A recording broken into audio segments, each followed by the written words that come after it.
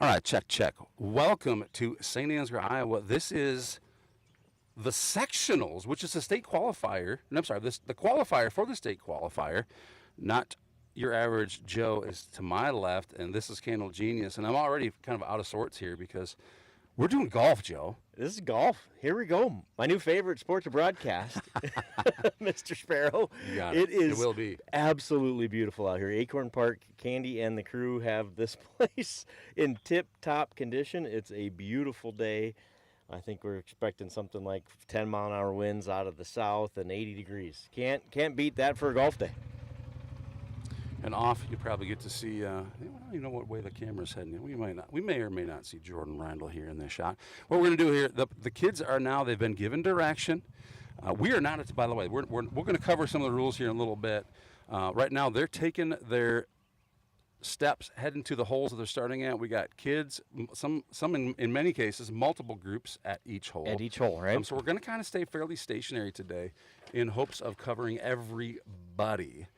So what we're going to do is we're going to take a quick commercial break. Thank you to our sponsors for making this free stream possible. Don't go anywhere.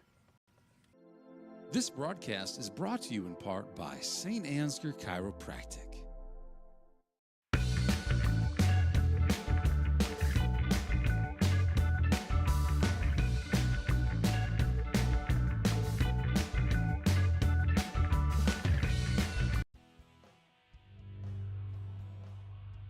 The score of any game is generally forgotten over time, but the actions of players, coaches, and fans are remembered.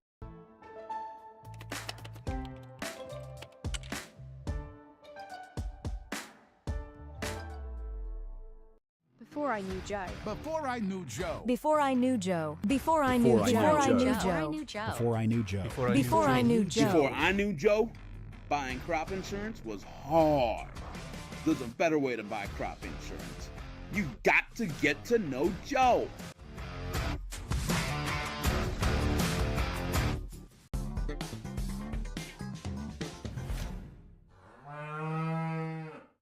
The worst place to watch a game is under the bleachers, said a wise fellow named Seymour Butts. With local schools going cashless entry only, you don't want to end up on the outside looking in because you weren't able to buy a ticket. When you add an FSB debit card to your mobile wallet, you'll have an easy, secure way to buy your ticket online or at the gate. So take it from Seymour and stop by FSB today.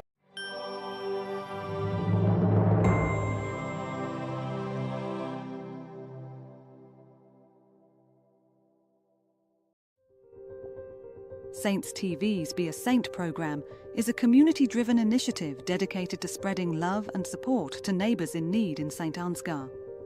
By addressing a variety of needs, from financial aid to emotional support, it creates opportunities for individuals and organisations to make a meaningful difference. Every contribution, big or small. You run a camera, you want me to? All right, I'm going to run a camera here. Yeah. You get the mic, and I got a mic. I'm going to be. Here we go. We are underway in St. Ansgar at sectional golf. Group 6A, I believe.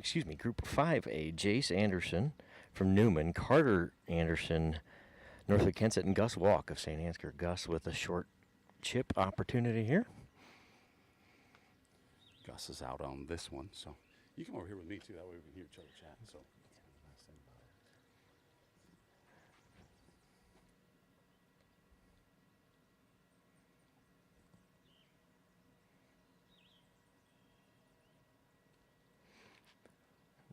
Nice putt, or nice chip from Gus Walk to within a foot. He'll have an opportunity at a par. That is a beauty for Gus. I'm sure he wasn't happy with that drive after it went over the green, but looking good now. This is Anderson, Newman Catholic, with the putter on the fringe.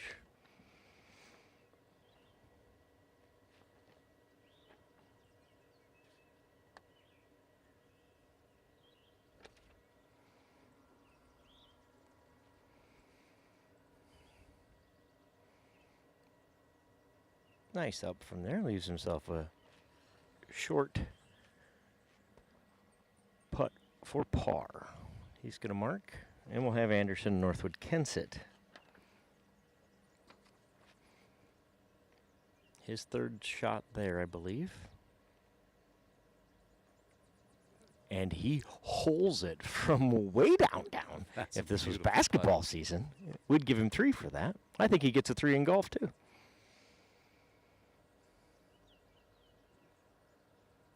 So 2 short great putts here start. coming. Anderson, Northwood Kenseth's going to go first. Or excuse me, Newman Catholic Anderson. There's 2 Andersons in this group.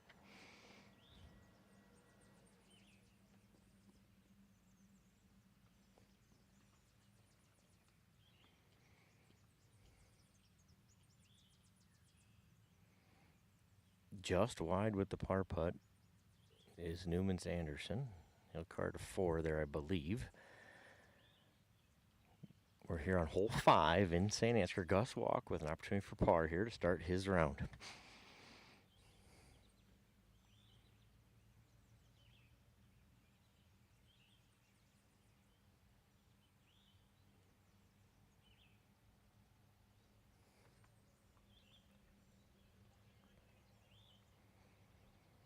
Walk getting his ball aligned.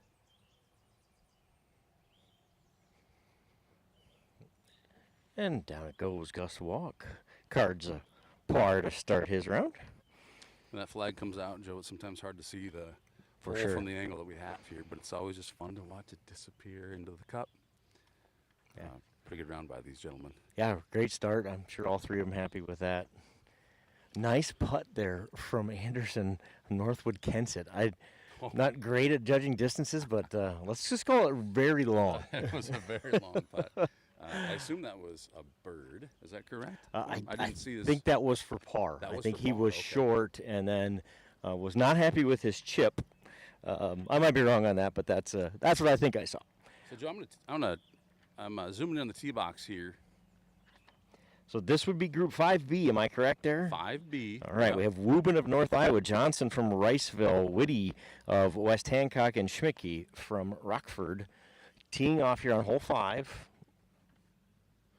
We have a pretty good spot here. We've got, we're kind of real close to hole 5, of course. That's where we're at right now. Right behind us is hole 9. That's a par 5, so we don't have any activity on that one yet. And then a par 4, hole 4. A little bit beyond that, so we're gonna do the best we can to keep the action going. In this case, I think the other 2 greens will liven up here, and it probably won't let up until this thing is over. But for now, we're gonna watch these tee offs and hope we don't get hit on this one. If you're looking for ball tracking, unfortunately, we don't have that for you.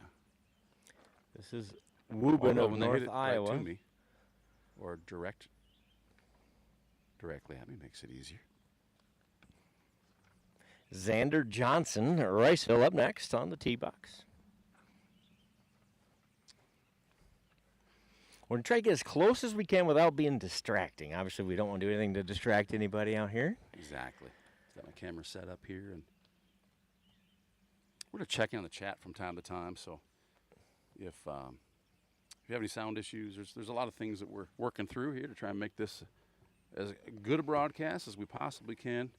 It is just a perfect day out here. We couldn't have gotten a better day for this. And to help us make it better, if we get a name wrong and you know the correct pronunciation, please help us out in the chat. You won't hurt our feelings a bit. Cohen Whitty would be one of those examples. W-I-T-T-E. I suppose that could be Witt or Whitty. West Hancock, he's on the tee box now. Woody's my vote. Where's he from? West Hancock? Yes. Just left off the tee box. He's going to find himself just off the number 9 green. A little work to do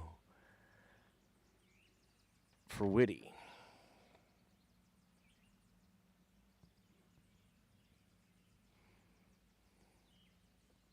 While these guys make their way to shot number 2, let's just take a quick look around the course here from the spot. We've got the clubhouse there behind the trees. Made some really nice upgrades here lately. Got a nice fire pit outside area.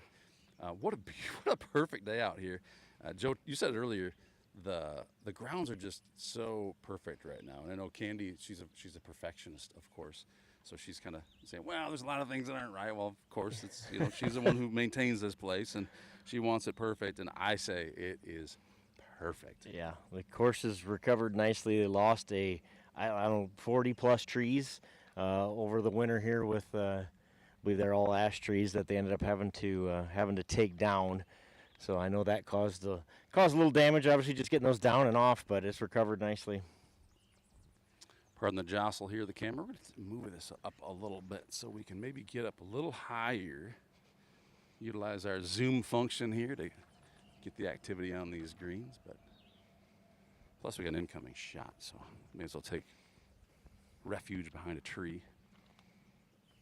That is a beautiful shot. Really nice chip there. I think that's the North Iowa golfer. A little tip, if you see two blue shirts, one is Northwood Kensett, one is North Iowa. We were told North Iowa has bags that say North Iowa, and they're blue. So I believe that was the North Iowa athlete there, of Carter Wubin, with a really, really nice second shot to give himself a chance for par. Looks like we're going to get...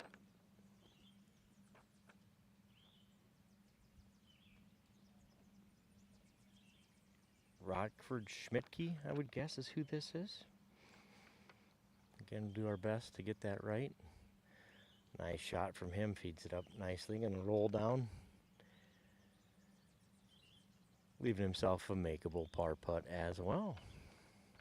Yeah, with none of these, I'm sure these guys are disappointed with their drives. Nothing ended up on the green after shot one, but these last two chips have been very nice. Make that three. That's gonna have to whoa up. Over he goes, Xander Johnson. I always make myself feel better in a golf shot like that by saying that I just didn't know my own strength. What do we got going on over here, Joe? We got...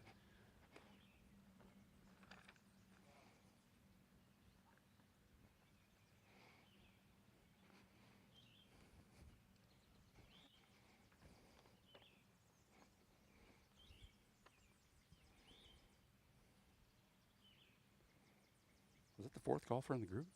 Yes. Okay. Yep. I didn't realize that his drive went over there.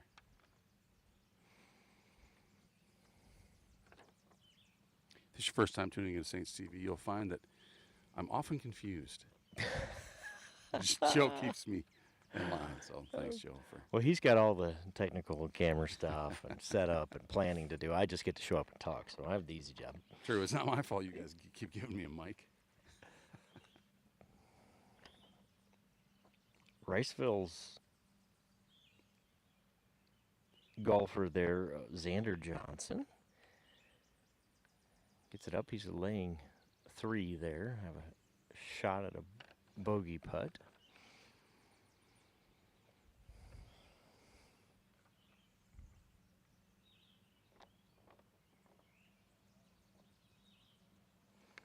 You know, it's kind of it's almost a somber sport out here, but Right. sometimes you get a group that are kind of chatty. Often that's not the case. Seeing some activity on the 9-hole behind us.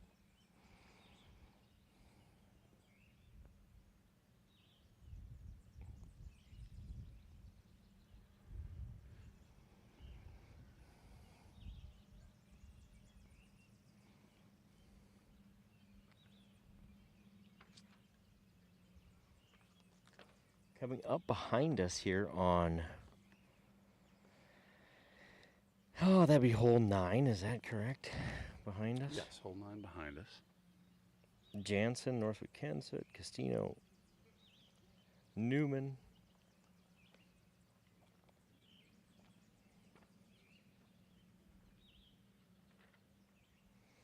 Back here on hole 5, though, Whitty, West Hancock with the chip.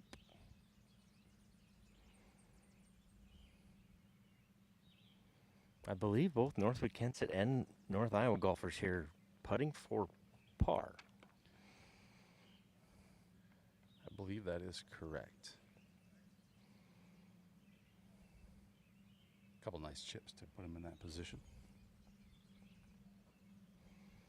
This is Whitty with the putter from the fringe. That would be my club of choice. Agree.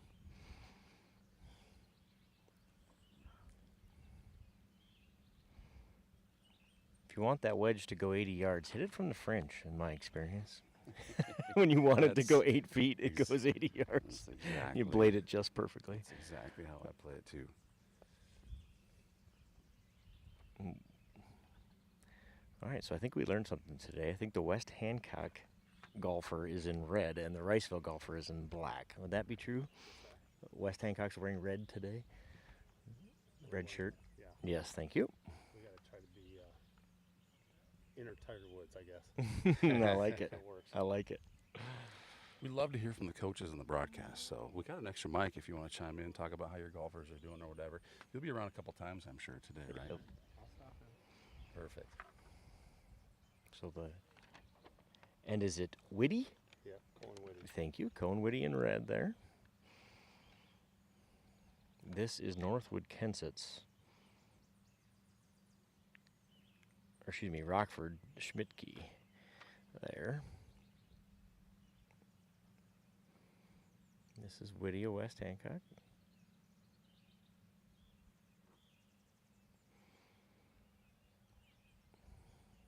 He's going to go ahead and finish.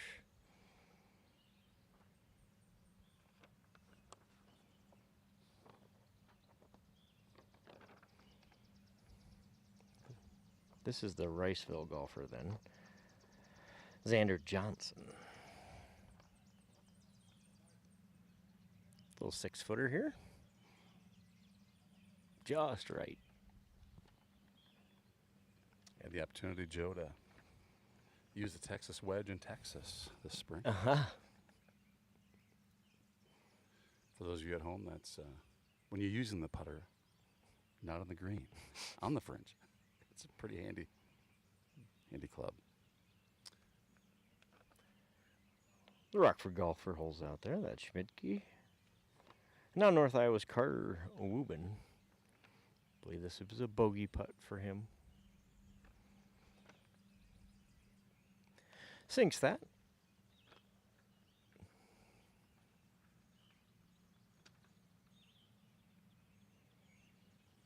And that's going to finish it for group 5B, right? 5B. Yep. We could take a peek over here at 9. Should be group 9A, right?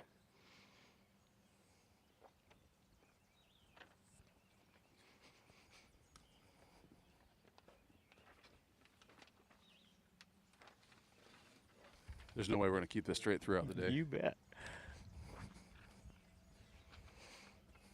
Unfortunately, I've got a name cut off on my sheet here, Candle Genius. I only have 2 names, and unless my eyes are deceiving me, I see 3 golfers. For 9A? Yeah.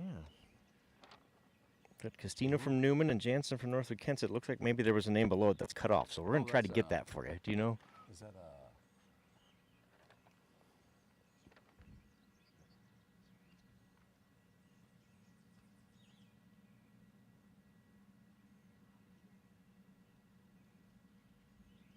Is it Brock? I think it is. Is it? Yeah. Without a baseball hat on, maybe. Do we got Brock right here? Get the camera on that.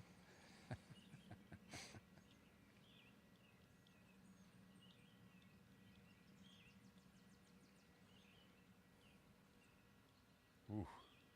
That's So that I see the Newman logo on the back. So the gentleman that's punting now would be Jeremiah Castino from Newman. And then that's Jansen, Northwood Kensett. Yeah. That is Brock. Confirmed, Gotcha. that's Brock. Thank you. Yeah. So that's Brock is the 3rd in that pairing. Well, we were sure we wouldn't have any lulls here once we got started, and yet Here we are. these guys are clearing out. Looks but like you know what? We never really finished our grounds tour, so we made it as far as the fountain, and then I moved the camera. But take a look at this course here. This is a hole 9 here. Just beyond that, we may be getting some shots here from hole 4, leading us to the clubhouse. If you've never been to Acorn Park, what a beautiful course. Some beautiful full-grown trees. Like you said, they cut a bunch down, of course, out of necessity, which has opened things up a little bit, but still a lot of shade. Just a beautiful place to play, surrounded, kind of bordered on one side or 2 sides by the Cedar River. Yeah, just an absolutely beautiful. If you've never played here, not an extraordinarily long course, but a challenging course because of how narrow it is and how many trees there are, or at least for a hack like myself. We're zooming in here, Joe. This is hole number 1. We're a long ways out, so if it's a little grainy, we apologize. If you recognize your people, fantastic. I'm going to guess that that is group 1B. 1B, so So- perhaps Hagen, Smith, and Abnett, and Bukema. On the tee box here at 5 is Group 6A, Hayden Johnson, Newman, Braden Hepner of North Iowa, and Griffin Haugen of St. Ansgar, is what my sheet says. We'll check that out. They are just getting themselves in position here. Here's the CCTV broadcast carts. I see Joe making a move to keep his. You don't want to self see out me of the when I see shot. cards. It's a beautiful shot, Joe. It's a beautiful shot. You think it's less beautiful with you in it? Yeah, I do. Middle-aged announcers are meant to be heard, not seen, right? I think so. That's why I'm on this side of the camera, my friend. I don't know how much longer I can keep using this middle-aged thing, but I'm going with it for a little while longer. But you think it's going to go beyond middle Yeah, age? I'm afraid I'm going to get old here one of these days, Mr. Sparrow, but not yet. I'm not ready yet. We're at a restaurant recently, and J-Dub, Lady Genius, pointed out that I'll qualify for the senior citizens. Well, it's not senior citizens. It's a senior menu. A senior 3 menu. more years, and I'll get myself a deep discount on some tasty vittles. Would this be Griffin Haugen, in your opinion? Probably a better view through that camera than I do. I think it is. According to our sheet, I believe that's who it's supposed to be. That would be the only red in that group. But So it should be your 4A group coming into 5A right now. Your 4A group, say Griffin? 4A group does not. Nope. So this would be. I see what I see what we did. I was on the wrong line. This would be Briggs Muth, I'm guessing. West Hancock, also wearing red here also today. red. Okay. So that would be Briggs Muth of West Hancock if this is 4A, and we think it is. There's a Riceville golfer in this group, Gavin Muller.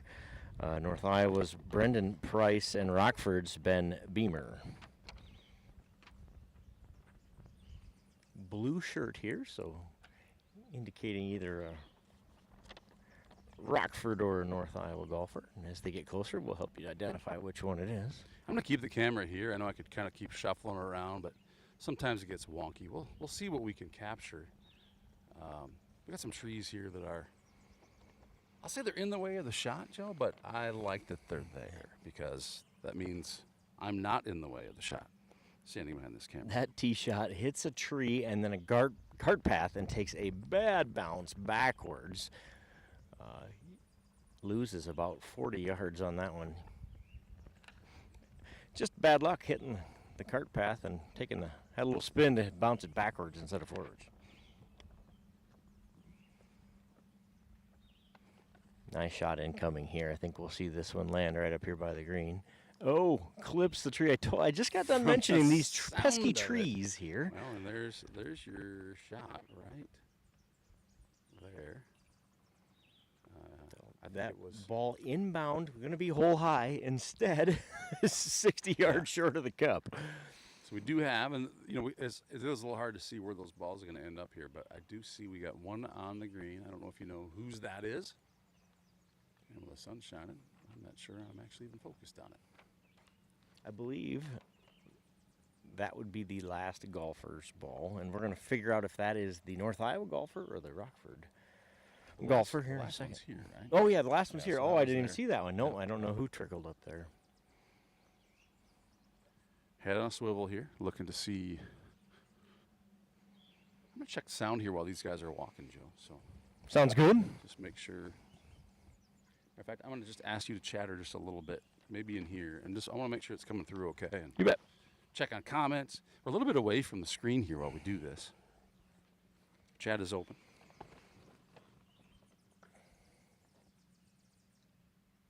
Again, this group we believe is Ben Beamer of Rockford, Muth, West Hancock, Muller of Riceville, and North Iowa's Brendan Price. So the last golfer was, in fact, Ben Beamer of Rockford. He's addressing his ball now. Chip going to be just short of the green. He's going to end up right in there. Don't have a lot of viewers yet this morning. We figured that the folks at work, we kind of got this stream listed a little bit late. So if you're out there and you're watching and you know that maybe somebody's kids are out there golfing today, let them know. We're trying to kind of hang out here, make sure we get a chance to highlight everybody a little bit today. This is not the professional grade that you get to see everybody and the shots are recorded and let's take a look at 9 and watch this putt go in. This is real deal stuff. And from a professional standpoint, you got to be paid to be a pro, right, Joe? You're right. That's exactly right. This is West Hancock golfer Muth in red. Looks like he is behind one of those trees. Has a shot, though.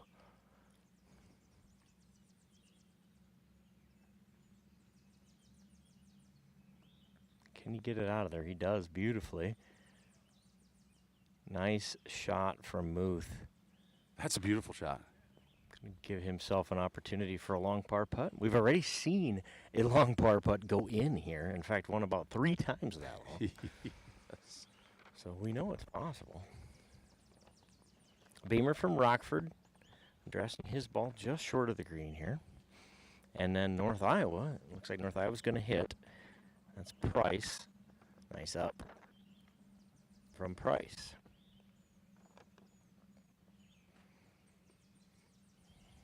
Rockford's Beamer now.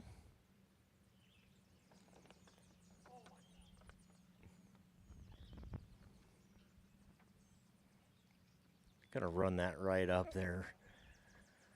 Leave himself a 12-foot putt. Couple nice shots on those last 2. All right, so the golfer who was on the green there from the beginning, that would be Gavin Muller, or Mueller, I guess, Mueller.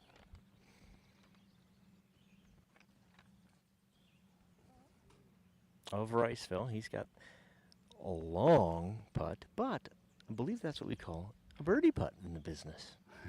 And base on the last group.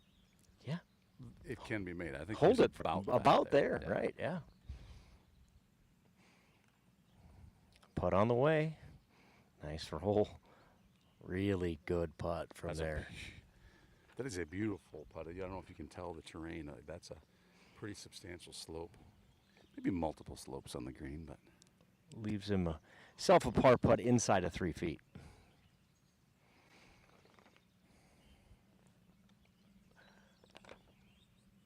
Looks like we'll get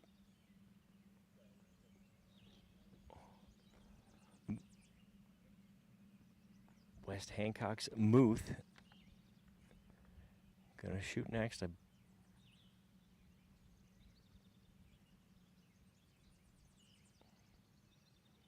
believe this is a par putt as well.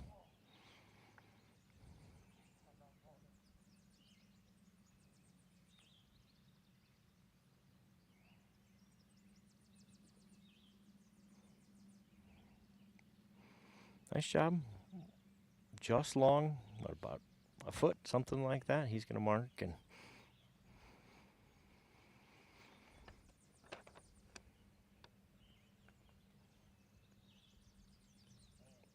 Beamer from Rockford with his putt just hangs on the lip.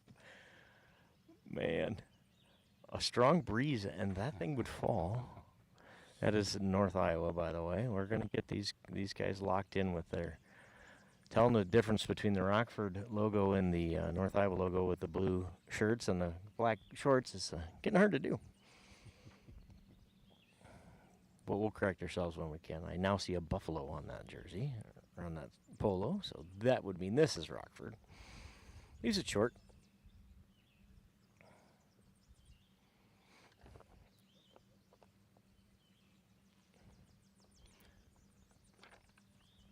Boy, that hole is not playing nice here today. elusive. Elusive.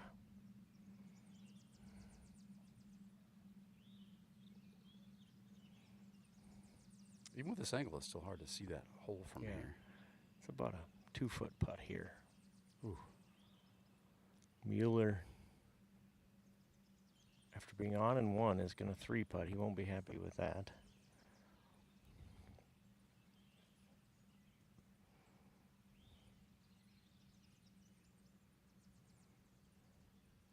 Muth of West Hancock now. Short putt.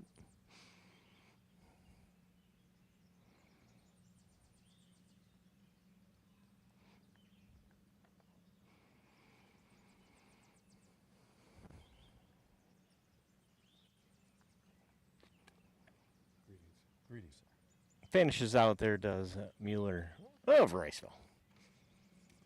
Joe, look what I found. Look what I you found to my right. The boss himself. Well, you know what? Sometimes we shorten. We call him average. Be Joe. anything. Sometimes Candle Genius needs to be shortened to Candle Genie. Right. I'm not even sure what that is, but we have Superintendent Mike Crozier with us. Mike, give me your take on this thing. How are you feeling about today for these Saints, this course, this event? You look amazing today. I kind of want to get you on camera, but we'll wait for now. We'll get you the second round. Mike Crozier, tell us what's on your mind. Well, it's nice. It's nice to have our kids out here playing at their home course for districts, and I think they'll fare well. And it's always nice for me to get out here when both of my schools are playing at the same place. Yeah, you get the opportunity to see both, right? That's great. So, it's coming out, checking out a little golf today. Course is in fantastic shape. We've commented on it a couple times, but I can't get over how well kept this place is. Candy told us today this course is, I wouldn't have guessed it, would you say 45 years old this year, this golf course. So it's matured to the point where it's in really good condition, but also has some challenges, right, with trees and irrigation systems. It says everything's 40+ years old, so you start to have to do some things maintenance-wise, and they've done a great job of getting this course back in shape after having to cut down a bunch of trees, due to that ash borer. So yeah, I don't think they've cut down enough for me yet. Yeah, we were commenting on that as well. But maybe I wouldn't hit as many trees this year. So. Yeah, that is certainly the most common sound out here is that golf ball versus tree sound. We call it tree bingo. One of the poor kids on the last hole lost that battle, hit this big tree on the right, and then hit the cart path and bounced backwards about 40 yards. Ooh. Yeah. It can be tough. Took a really bad hop. So I'm looking here, Joe. So it's interesting. We have our eyeballs on 4 of the 5 greens on this course. Or I'm sorry, 4 of the 9 greens. So 5 that we can't see. But there's not a single golfer on a single one of these greens yet. So we're going to head over to the number 5 tee box. We'll see some incoming shots. So we'll be working backwards at this point, right? So this would be Group 3A. Is there 4B? There is not. Okay. I just want to make sure. So we got to be here, right? With Harris of Rockford, Johnston, West Hancock, and Englebarts, North Iowa. That should be right. Do we have a blue, a red, or 2 blues and a red? We do. 2 blues, 2 3 red. golfers, 2 blues and a red. Coach over there. So we should be 2 pretty blues and a close. red. Yep. Does that match? That matches. That matches. Well, I think we might have 1 ball on the green and 1 just short of it. Couple pretty good shots in that. I gotta say, Eric, you're looking good. You're looking like a golfer today. Well, I figured I wanted people to think that maybe I'm out here playing and second guess before they hit their shots. Like, that guy out there hitting? I want to dress like a golfer for broadcasting golf. What a great day for it. For those of you who don't know at home, Mr. Crozier was the very guy who gave us permission to run the first Saints TV broadcast. We're so ecstatic to have been able to do that, and look what it's turned into. I'll say look what it's turning into, because more and more parents are jumping on board saying, hey, you know what, I'm going to be at this event. Let me broadcast too. And there's a lot needed out there. So let us know if you're a mom or dad and you have a 7th and 8th grade kid. Doesn't matter what sport. We have the ability now to get you a setup so that you can participate in streaming these games for the parents and loved ones who can't be at these events. Like, for instance, today. A lot of people are working today. I think it's been a great deal. when we started it, we never imagined it would be as big as it has been. And that first year we did it, I had a lot of comments across the state from our broadcast at the state baseball tournament, and they were just commenting on how professionally it was done and how such a good job that you guys did. So we're pretty proud of that. It's funny, we weren't actually going to run the sub-state game. And it was just a lot of pressure from folks who had been kind of watching us all summer and said, you got to do that, you got to do it. And I thought, I don't know that we have the skills or the equipment, and a lot of things came together to capture a really glorious game for these Saints. This is Harris Rockford. Nice chip from that young man. Going to leave himself a makeable par putt.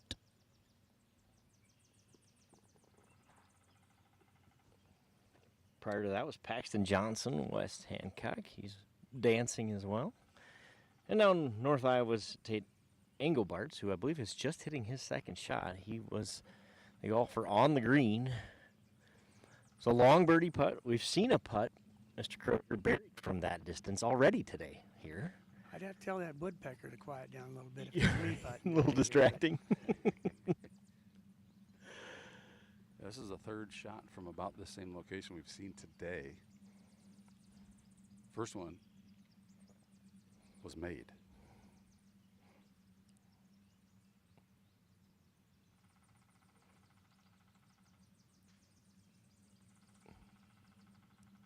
Engelbarts, North Iowa.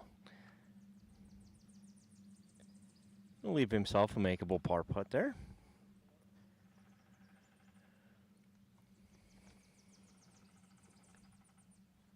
Camera seems a little off kilter. I apologize. Every time I move it, I got to level it.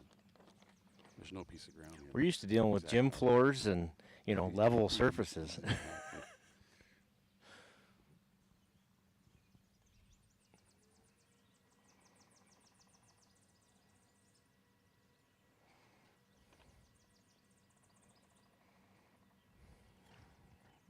Johnson, West Hancock, with the putt here.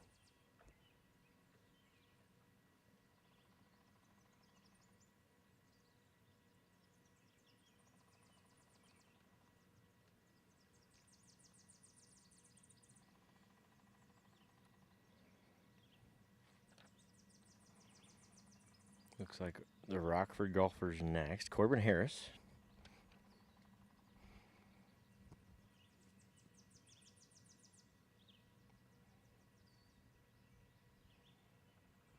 Just missed left there.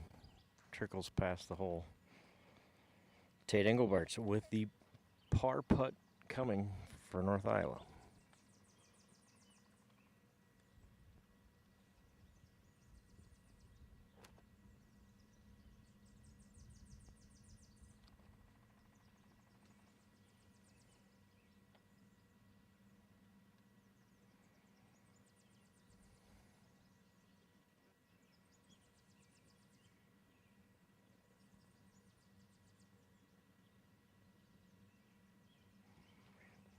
Just a bit strong.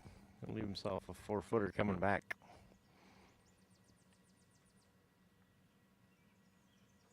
This green's been a little tricky today. this green's always a little tricky.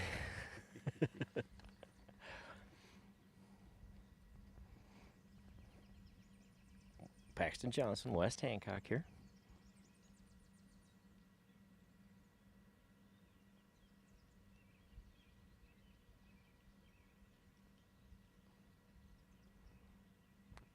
Leaves it short, and he's going to finish out here.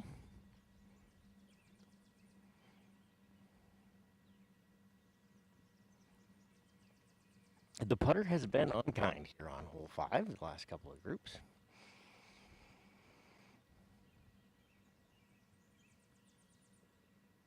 Mr. Crozier, I got a golf question for you. Let him finish up here, and I'll ask that.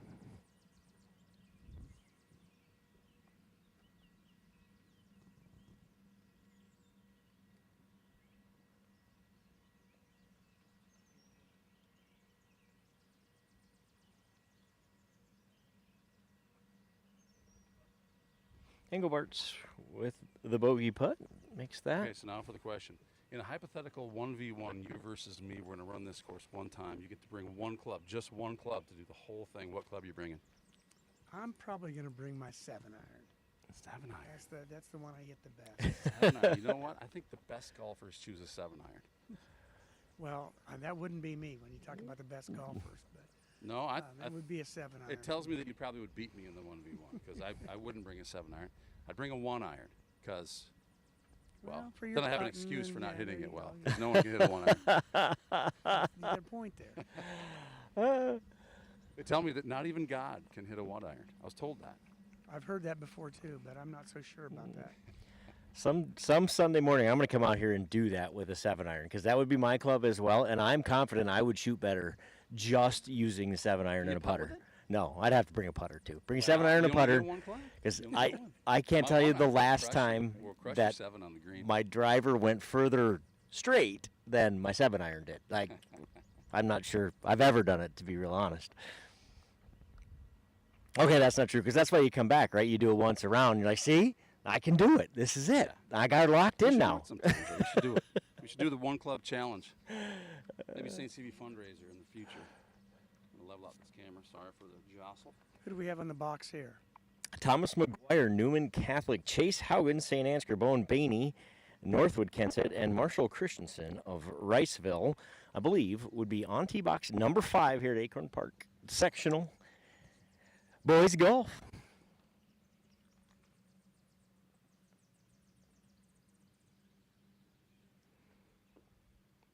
So that would be Chase's ball. Is that correct? Was that Chase there?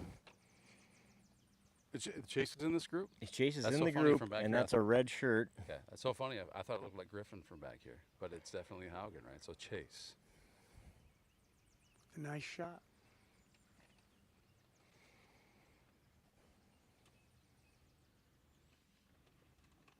We have 2 black shirts here. One of those would be Thomas McGuire of Newman, the other Marshall Christensen of Riceville. The red shirt would be St. Ansgar's Chase Haugen and Bowen Baney, Northwood Kensett in the blue.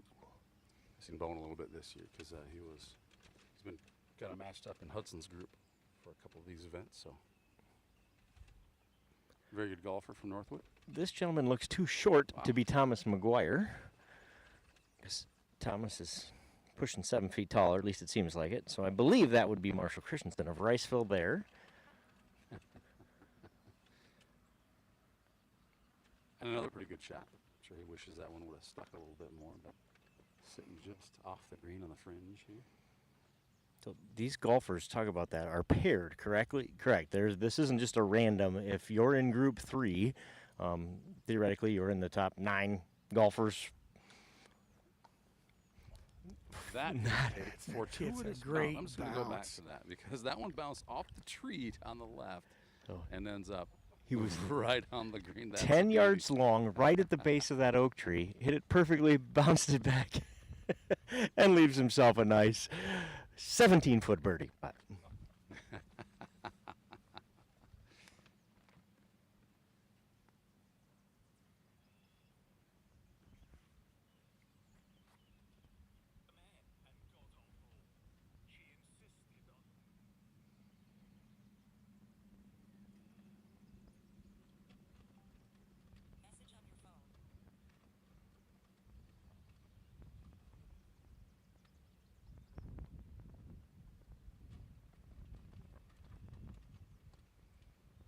Baney, Northwood, Kensett, with his shot off the number 5 tee box.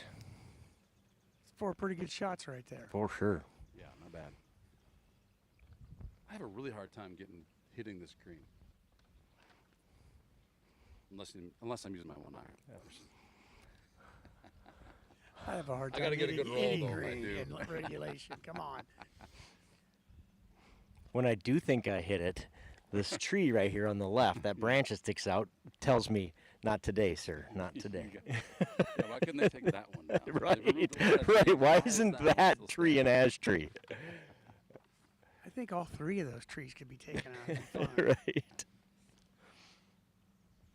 Well, there's a cart path here. It takes a bit of a hairpin turn. That's usually where I'm heading, is in those woods. Right? You're over in there. at least get it out of there. You got a little clear shot to the green. That's true.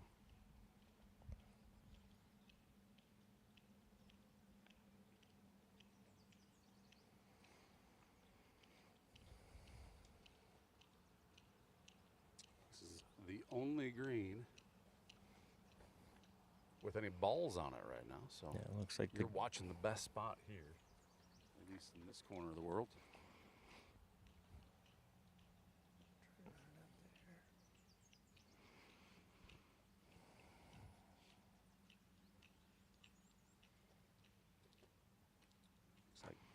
Chase Haugen, St. Ansgar, just off the green. Looks like he's got a wedge in his hands.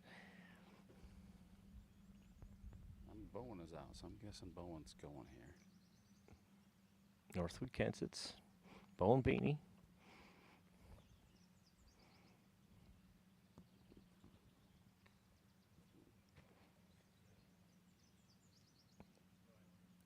Beautiful chip Nice from Bowen little Beanie. chip there for Bowen. That is a beauty.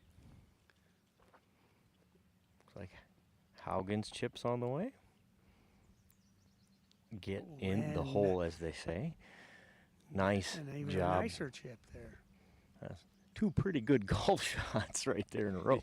Yeah, no doubt about it.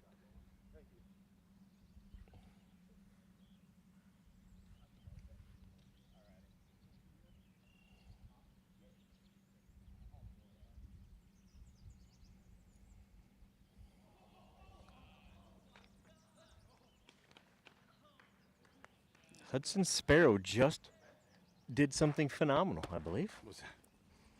Behind us, I think he just holed. He just hold one out. He did? From One out on 4 over there.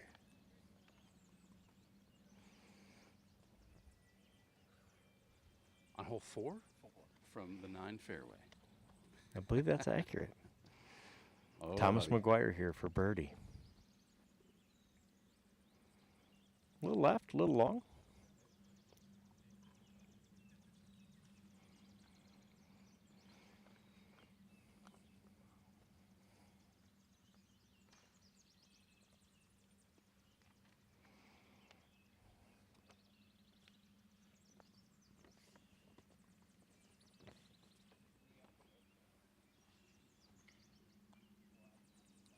Pretty sure I'll hear about not getting that one on camera. Yeah, you're going to hear about that one, sir.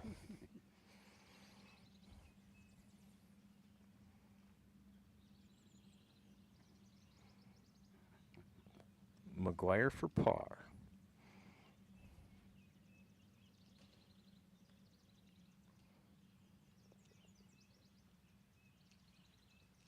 Makes that shot.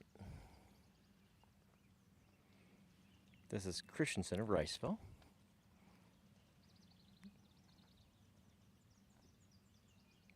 Tricky little 3-footer finds the lip.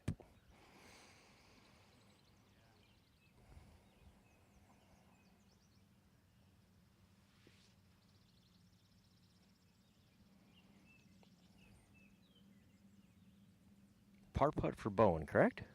Correct.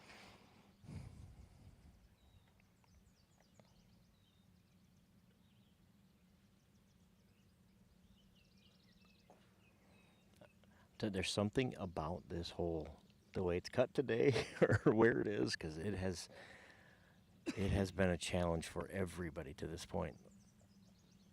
No putt is safe. Haugen makes his par. Nice hole for Chase. Riceville finishes up, and we have the update from over here on 4, I think. You want some? He's going to be camera shy, but we're going to get some information. Hey guys, I got to head out, but I could give this microphone to Coach Townsend right there. You're the soup. you get to call the shots, man. You're the CEO of this thing. For a 2 on 4. Hudson Sparrow cards a 2 on 4. Wow. Hey guys, thanks. Before I go, I just want to put out there that we had a goal of raising $1 million for this campaign that we're doing right now, and we're at about 900,000. So you know, Wow, little you're more, close. little more push through this project, and we'll meet our goal. So That's amazing. That is amazing. So you're basically you got 10% to go on this thing. 10% to go. Somebody else going to probably be picking her up here. That's a final push, man. Let's do it. That's going to be amazing. New weight room, what else we got going on with that? What's the money getting? The renovation of the industrial arts and ag, and then in addition to that, plus a new wrestling room. Actually, will be two new wrestling rooms because the old weight room will be turned back into a wrestling room. So we'll have 3 Awesome. wrestling rooms next year. But it's a smart thing to do, right? To take that existing real estate that we have and basically make some upgrades to it that are saving the school a lot of money to get this thing done for a lot less than it could have cost us. Absolutely. And the bids came in under budget, so we were very thrilled about that also. When does that ever happen? Bids came in under budget. First project I've ever had that came in Yeah. under budget. What a way to retire, huh? Yeah. Like just right now, mic drop. There you go. Thanks, guys. Have a good one. Thanks for Thank you, joining Mr. us. Crozier.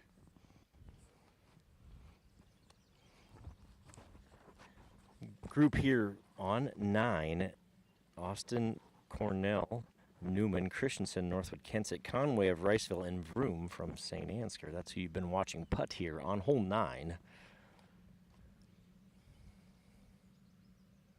If you heard the roar, we missed the shot, unfortunately, but that was the roar of Hudson Sparrow carting a 2 on number 4, par 4, number 4 here. So the eagle for Hudson Sparrow has him in what I would guess is good shape through 4 holes.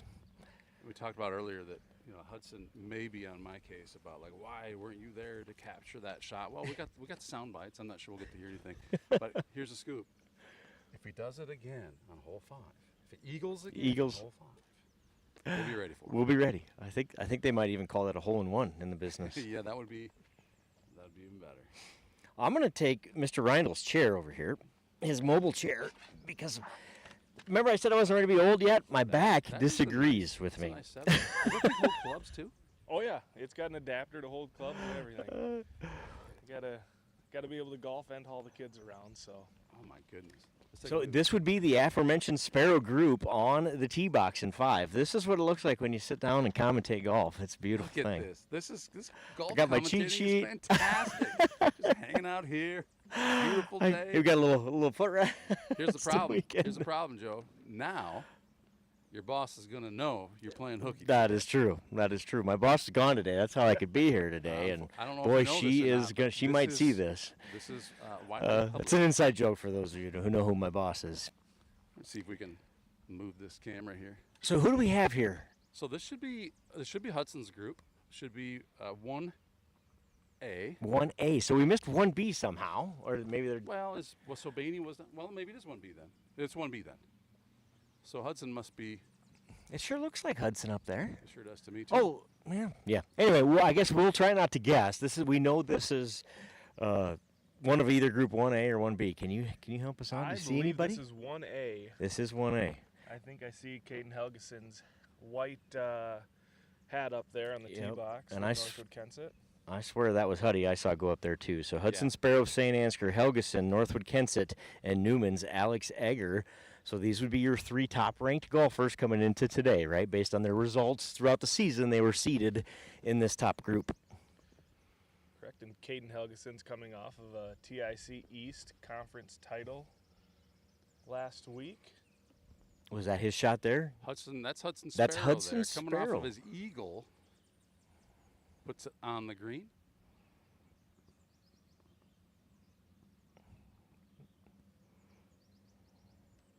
Who we got here, Joe? Black shirt, maybe? A black shirt would be Newman Catholic's Alex Egger.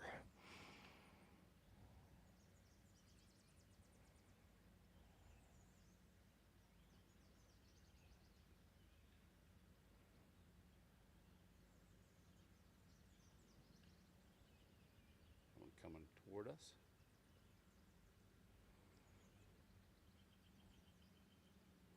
Just short, kind of in that swale there, short of the green. He'll have it's a nice place to chip from.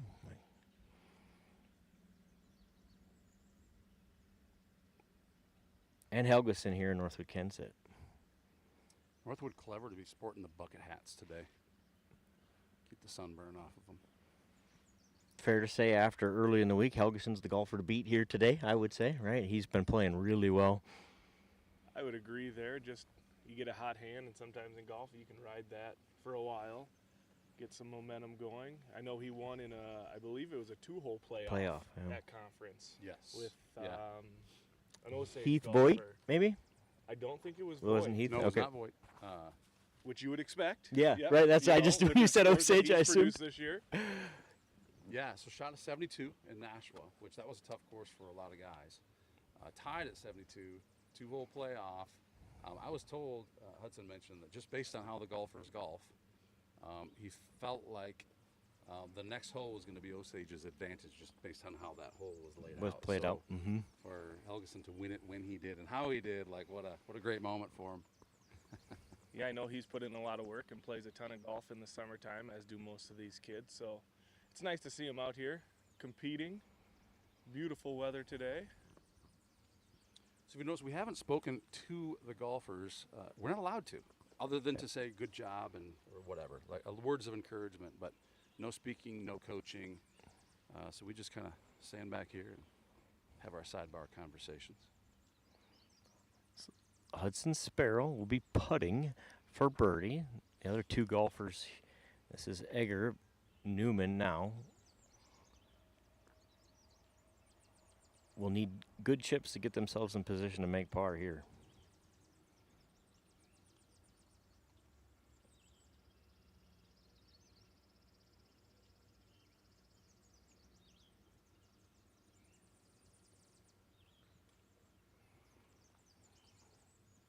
Egger gets that to check up nicely. Can give himself an uphill opportunity for par. You know, the other two golfers laid it up a little short here, but if you were going to miss the green on this hole, they're both in pretty good position with a lot of green to work with. Chipping up to this hole located in the backside of the green. Helgeson can't get it to release.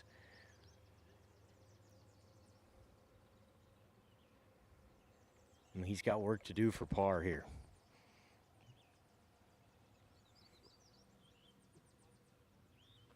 I believe he's out here. I think he'll putt first.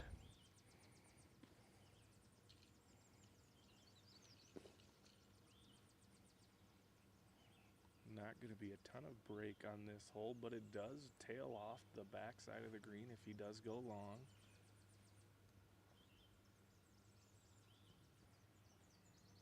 Nothing's been a guarantee here today.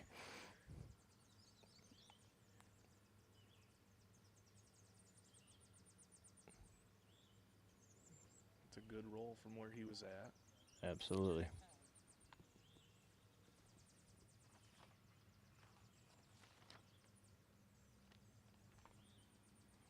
Hudson Sparrow with a long birdie putt here after shooting a 2 on par 4, hole 4.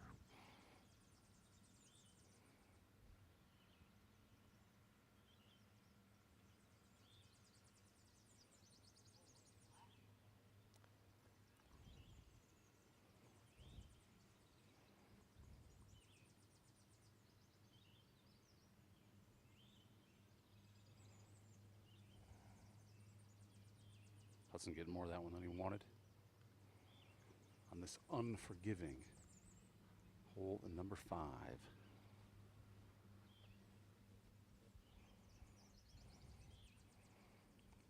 The curse of the long putt made by the first group is what we're going to call that, because we had a 50-footer made on this green on the first group, and I think the longest putt made since is about 18 inches. Nice tap. Yeah. After that, yeah.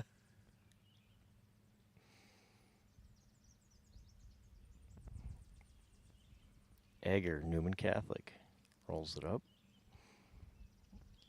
Looks like that broke just a touch right at the end there. Well, that'd be towards the river. Mm-hmm. Always towards the water, right? No matter what it looks like, that's where it's going. Yep. That 4 may have been for us.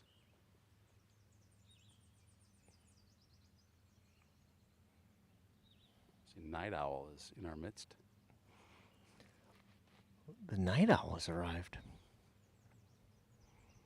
Just got out of bed, probably. Helgeson.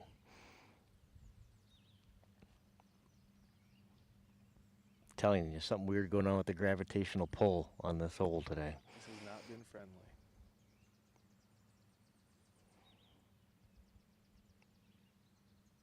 Sparrow for par. Doesn't like how he hit it.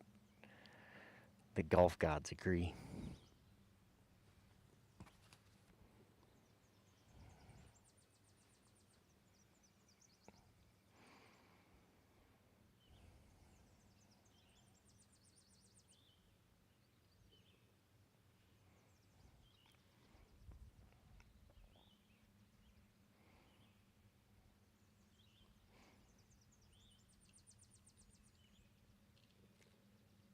Hudson taps in for bogey. Won't be happy with that 3-putt. No, decent drive. Just kick it off.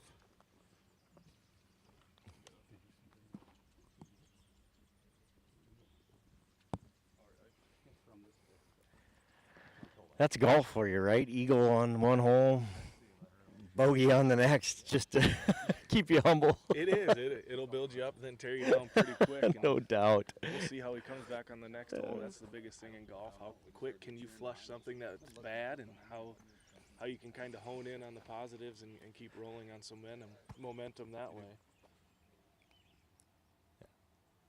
I guess that's why we all play the game, right? That's right. That's right. The highs are high and the lows seem way lower than they actually are. Yep.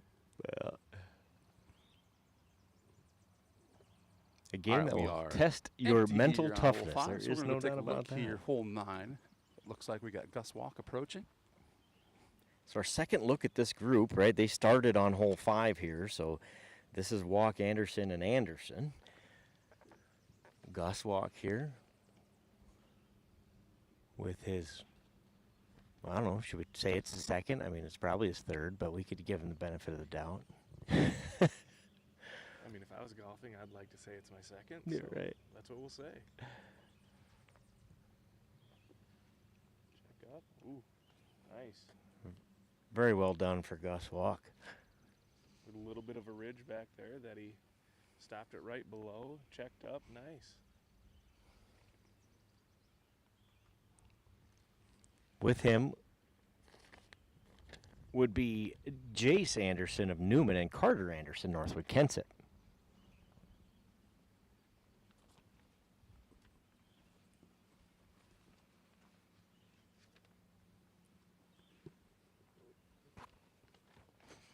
So they are playing 9. We switched holes here for you, so we are on hole number 9, which is a 442-yard par 5.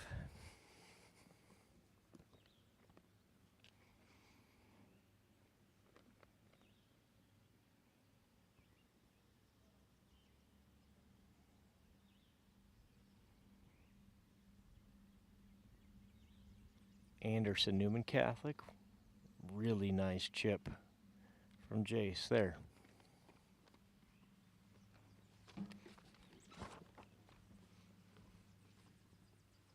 It was nice that the AD brought you a seat to sit in. Service with a smile here at St. Andrew Community Schools. You guys couldn't have found a better spot to post up for the day. You're in the shade. You're in between a couple greens.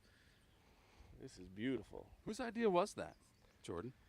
I would say yours. This is where you guys were parked. Jordan Reindl with a great idea. Like, hey, you guys should, like, that looks like a pretty good spot. And it's a great spot.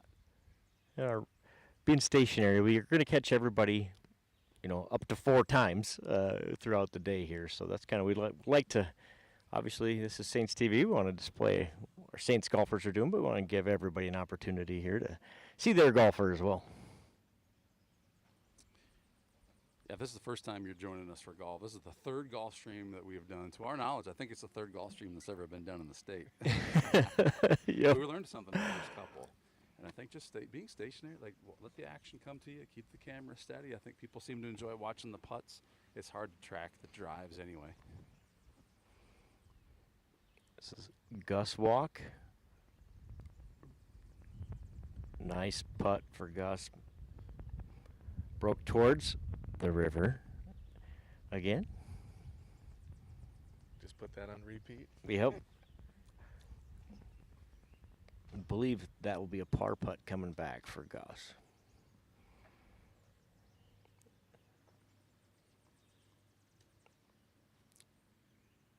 That group that just finished on 5, if you heard a golf ball hit a tree, that would be that group on 6. Somebody squared one up.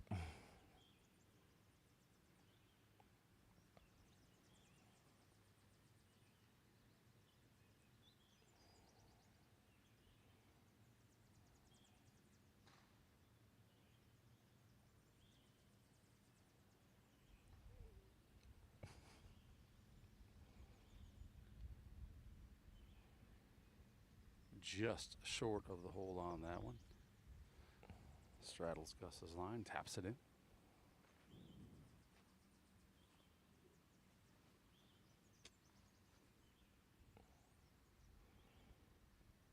We're going to call this a par putt. We're pretty sure. For Gus Walk, the St. Ansgar senior.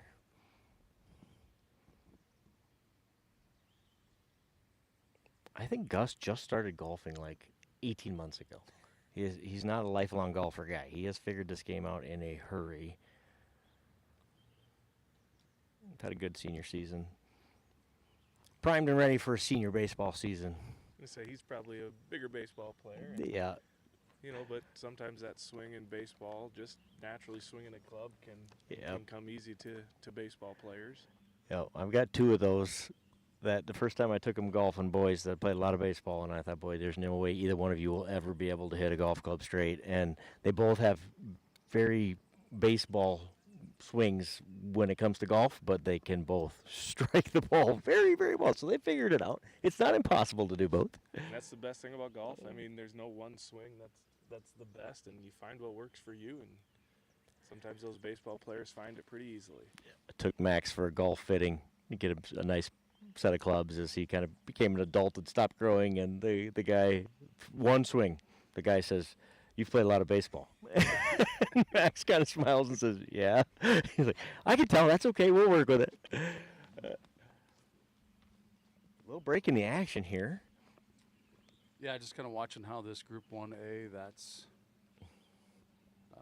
Hudson Sparrows group, kind of where they're tracking. I see a ball over there. That must be the one that hit the tree we heard earlier. That would be result of Hudson's Saints TV curse. That's a clear The shot. good news is I think he's got a line out of that jail. Doesn't every golfer think they have a line? That out is of the true. tree? That is true. I think you get 14 clubs in your bag. I think this is where he wants my 1-iron in that bag, but it's not in there. Keep it below the tree. He's going to need a little low Clear punch straight shot out of through here. with Yeah. a lot of velocity. Everybody struggles from the fairway, but we get in the trees and we think we can hit it through a 2-foot gap. Correct. He has a long iron out. Let's see how this goes. This is one of those you hit and hope to not hear an immediate thump. I think he got it out of there. I think running down the left side of the fairway. Beautiful gotta be happy shot. with that shot. Wow. It's nothing. Keeps it down. Hudson's been practicing. So a it turns lot out this some of year. us do have a spot out of that. Some don't when we think we do. Nice shot. Shots like that are what make Night your Owl's got a scorecard smile on too. his Not face getting saying, yourself in a "Lucky brother." big hole just off of one bad shot. Coming back, playing it safe, keeping it below the trees. Somehow he knocked it through those trees. Well, there's a wide open spot. I was like, don't do anything stupid here. I didn't say that. I just thought it. And then there's like this little area where it's like more towards the green, and you try to see it through there, and it somehow works. I love it. So he didn't hit it in the open spot, is what we're hearing. The commentary appears to be he took the small window that had a better angle to the green and somehow executed. Well, we get another lull here again. Which group is that, Coach? 1B coming up to Thank you. the number 5 tee box. We'll get the camera situated for that. The closest action otherwise is way over a hole number 1. Not even on the green yet, but let me get the camera going here. That would be the Gus I Walk see a group, I group of believe. them.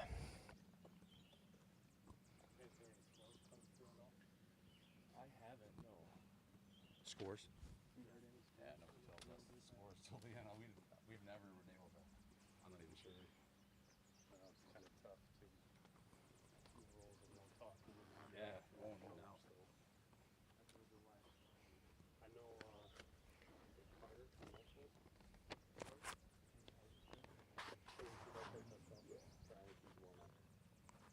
I know that.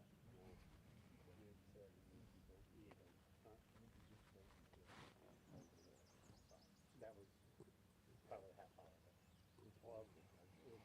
Group 1B, Kevin Hagan, North Iowa, Gunnar Smith of Riceville, Kylan Abnett, Rockford, and Zach Bucamo, West Hancock. So the best we can get you is shirt color. Here we know West Hancock's wearing red here, so that would mean on the tee box right now is Gunnar Smith of Riceville. They have the black shirts. So this is Smith, right? Yeah, there's some. We got North Iowa and Northwood in that group, right? Yeah. Or Rockford, excuse me, North Iowa and Rockford.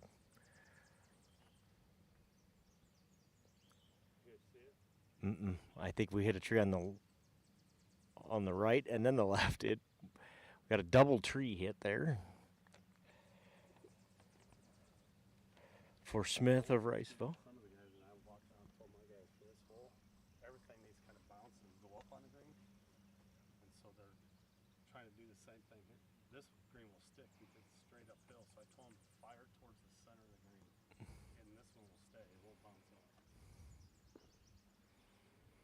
The green has been tricky for a lot of these guys. Yeah. This green is Yeah. really tricky.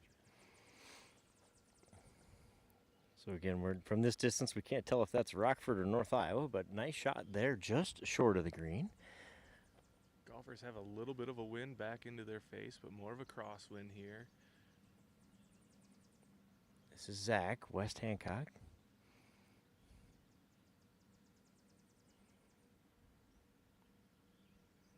Probably remember that name from football. Was an absolute dude for them on the football field as well.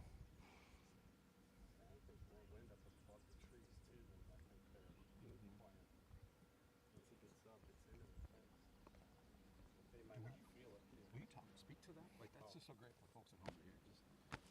Just tell them who you are and who are you and why are you here? That's our usual. Coach P for West Hancock over here at the par 3. And Buke just hit, came up short too, front of the green. I think the kids are having a hard time judging the wind at the top of the trees, so they're getting the ball up, and I don't think at the tee box, I don't think they're feeling it. So seeing a lot of balls come up short or on the front part of the green, so hopefully they can make that adjustment here. My coach must not have been very good because I just told Buke that, and he came up short. So. He's And like, what we well, love he was about having serious. you- It really is windy. What we love about having you here, Coach, and the coaches, is that you have an opportunity to talk to the kids, right? Is it up to they get to the green? Is that right? So you can kind of Yes. hear how Once things the are going. ball gets on the green, you can still walk and talk with them as long as they're not slow playing it up to the green. But once they get to the green, then there's no talking. And Okay. in fact, you can't talk to your golfer. Even if he gets done putting, the whole hole's got to be cleared before you can talk to the players again. Okay. Okay. And that rule changed.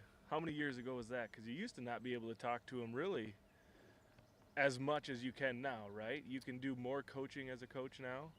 Oh, I think it's better for the kids and for the coaches. You know what I mean? And if you're following player here or there, kind of talk to them. And like, I have my top 4 golfers saying, "Follow me for 9 holes," you know.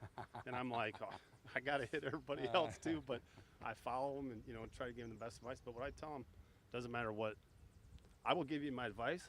You got to execute the shot. So I'm like your caddy. I can give you all the advice in the world, but you got to feel comfortable in hitting whatever it is you want to hit. Correct. And if it's not what I suggest, that's fine.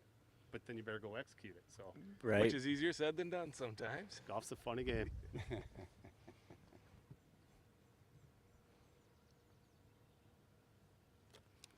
So the Riceville golfer there, the Riceville golfer, Gunnar Smith. hitting here. That's where that ball ended up. We heard it hit a tree, but we didn't know where it ended up. Oh, a little punch and run shot.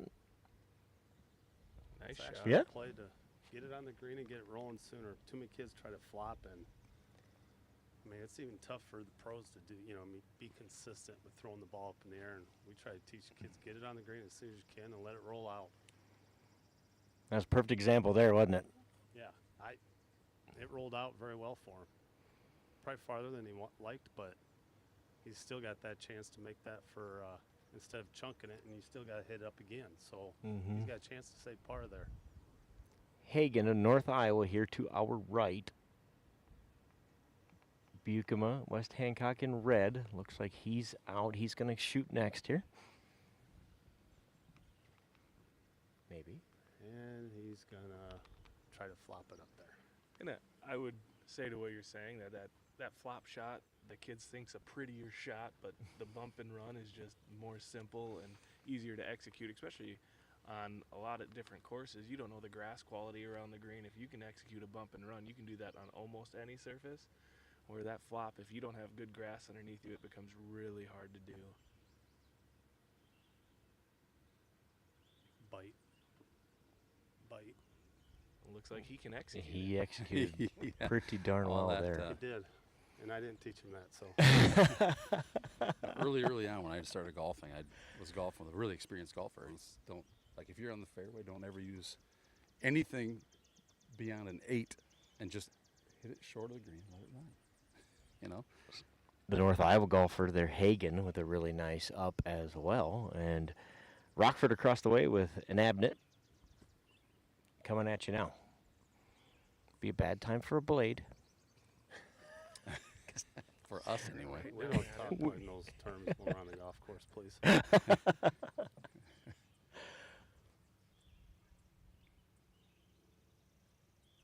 Good shot.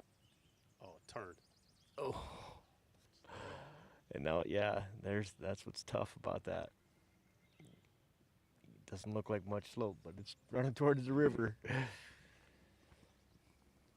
tell you what, though, course is in really good shape. I've walked around the chipping and putting around the greens. They shouldn't have any problems. Fairways look fine. If you keep it where you're supposed to keep it, you'll be in good shape, and you should be able to put up a good score.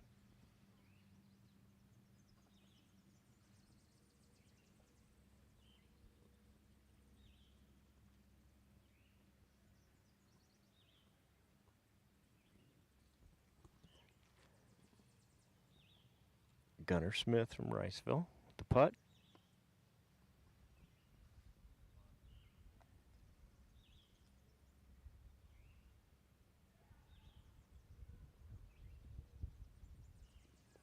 Was his par putt.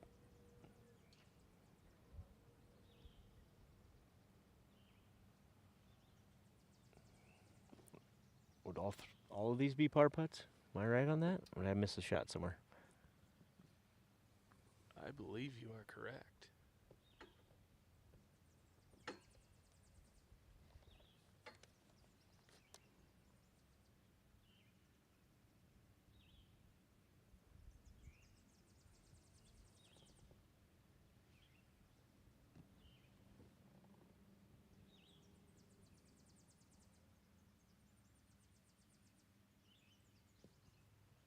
West Hancock's Bukema for par here. Hole 5.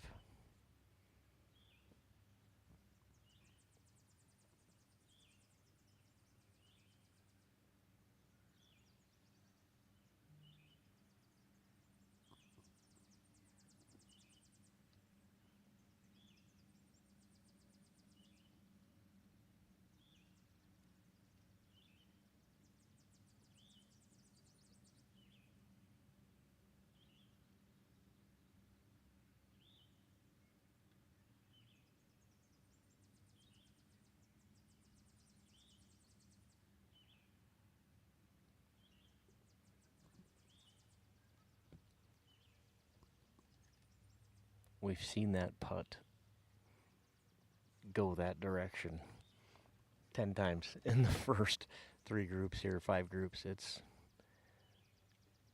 That's been a tough shot. For what looks like a short putt, it's a hard one.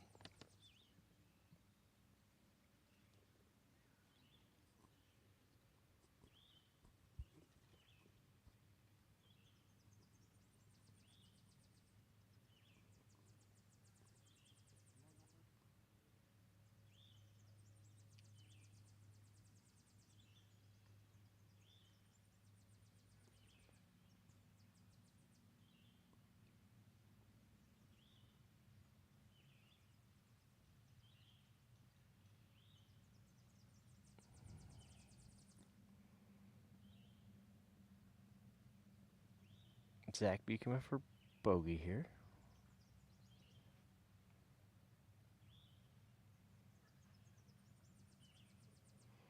He makes that putt. Give away to Gunnar Smith of Riceville. I think Bukema is +1 now with that bogey. +1 on the round. Thank you. Yeah. And we don't have a live score or anything that we can keep, but kind of talking to guys sounds like maybe something around even might be the leaders right now. So. Yeah, I'm going to go over here and talk to another player. Thanks, of mine. Coach. Yeah, thanks for joining us. Chiming in. Appreciate it. Stop back and Come on back. Please do. I love it. We love it. We love it. We'll take it. America loves it, man. Thank you. All right, so we had 1A, 1B through. So are we? Would this be Group 9? It should be Group 9. Stepping up to the tee box. We saw them earlier over here, didn't we? So that would have been Brock Rederath's group, yeah. I just finished up here on 9. This is a group of. That's not right, though, is it? Because we saw Brock here. Oh, yeah. So, yeah, no, this would be Group. We're going the other way. This would be Group 7. Do we have a St. Ansgar kid in there?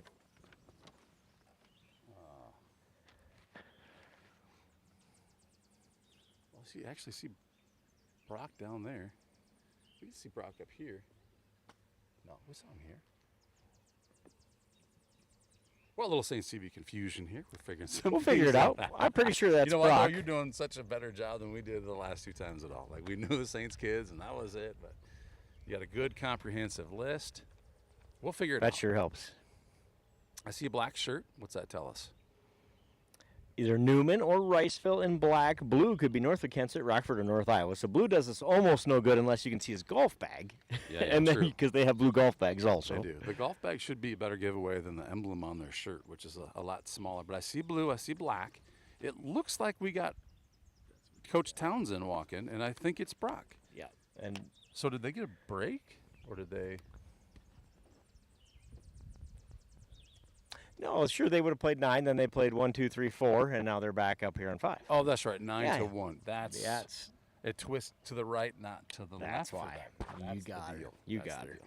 So this is Castino from Newman, Jansen, Northwood, Kensett, and Rederath, St. Ansgar. Which is nice confirmation that the mathematics of how this sheet should work is working just fine. We just had a little misunderstanding there, so thanks for sticking with us. Hey, if you're out there watching this stream, keep in mind this thing is made possible by our sponsors.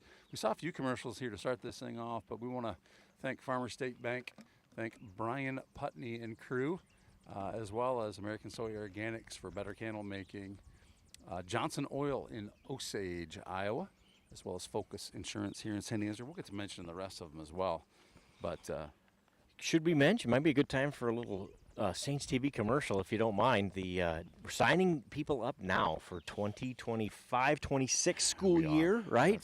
So if you're interested, if you've thought, that'd be a good cause to support and get some good advertising out for my business, local or otherwise, now is the time. Reach out and we can send a business class student, right, your way to help sign you up. Yeah, Mr. Squire's class has been kind of out and about and around, and we gave him the list of last year's sponsors. So they kind of hit that up, and then the kids did a great job of like, hey, what about these guys? These guys aren't on this list. They should be on this list. And we're a pretty small crew here. We do what we can, but we don't.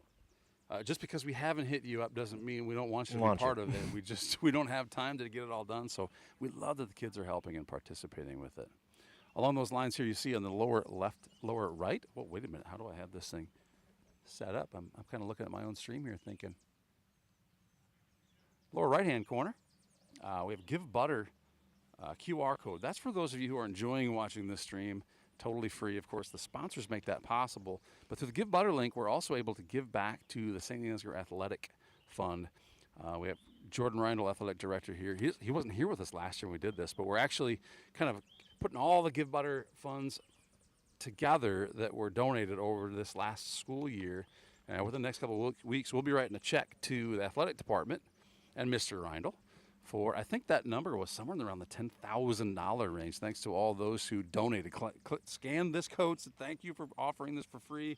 I'd love to be there. In many cases, a lot of these events are $6 a seat, and a lot of people would give at least that, many much more. Some great donators out there. Every couple months I get a check for a couple $100. It's just people appreciate it, and that's why we're here doing it.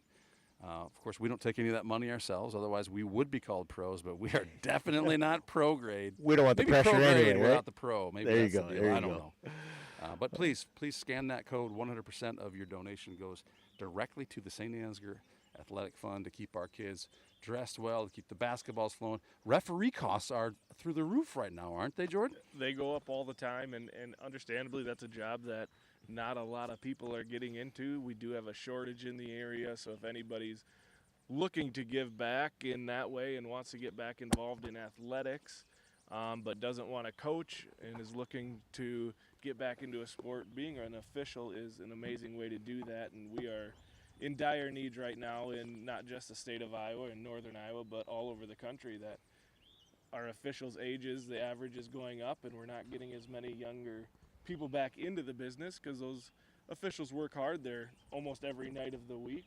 They're putting in a ton of time. So if you are interested, you can reach out to me or go to the North Iowa Officials Association website, and they have information that way. But as far as the Give Butter goes, I can't tell you how grateful the athletic department in St. Ansgar District is for everybody who does chip in. Any amount is greatly appreciated. Great no shot. amount is too great or too small. There you go. There you go. That, by the way, it might be our best approach shot here on through, our best tee shot of the day from Jeremiah Castino. He is hole high of the birdie putt. That shot there was Jansen, Northwood Kensett, and this is St. Ansgar's Ritterath in the red.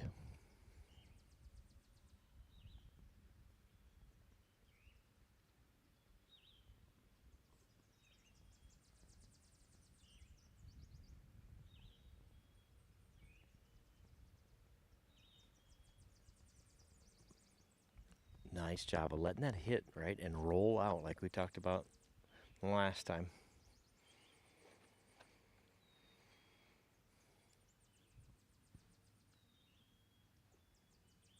Jansen from Northwood Kensett does the same. And nice shot. Almost holes out here on 5. Good That was job. a nice shot.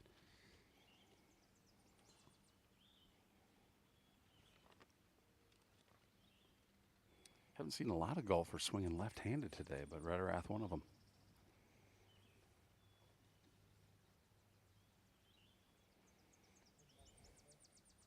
Castino with a birdie chance here at 5.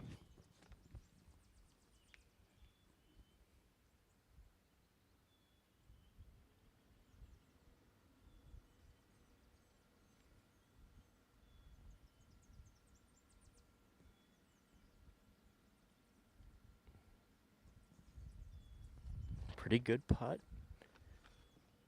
Speed is really hard to judge from above the hole here. We've kind of been seeing that all day. We haven't had a lot of first putt stop within that foot mark. Everything seems to be going past the hole. It's hard for these kids to read it right now.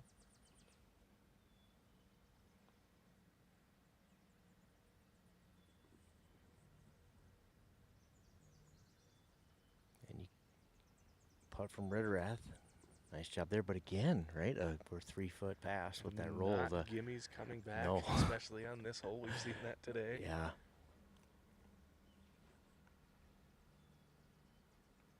Course is dried out. Of course, that probably, you can tell the speed has definitely changed throughout the day here. A lot of wind, almost 80 degrees.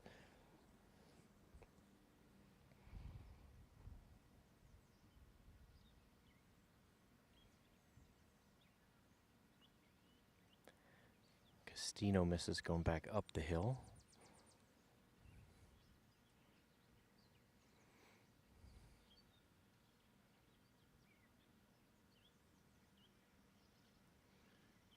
We've seen a lot of kids miss here long and have troubles reading it. It'll be interesting now that they get to play 18, how they adjust coming back on their second time through. on these holes. It's kind of nice being in this one location. We get to see those adjustments. Rear Wrath finishes out there. That's a great point. I hadn't thought of that. And often at a traditional regular meet, right? They're playing 9, so you get one look at it and you're kind of done. Today, it'll be interesting to see what adjustments are made. And we talked about the wind on this hole, and it is when you stand on the tee box and look down here. Sometimes that flag's not moving at all. But if you look across to the next green next to it and that flag's whipping, this hole's kind of protected in here. But you get the ball above the trees, it moves around in the wind. Do they get a break in between, Mr. Reindl, and these? They play 9 and we have a lunch and go again, or what's the structure like? I believe they play straight through. Straight through? Kind of like a grab and go type meal. They're going to eat it, but not where they're going in and sitting down for a half hour, 45 minutes and getting back on the course. Gotcha. Top 3 teams advance plus 2, the next 2 highest finishers that didn't qualify as a team, right? Yes. So we're, the math in terms of exactly how many advance changes based on how that all works. But top 3 teams. So we don't have anybody real close to hole 9, but we got the ball.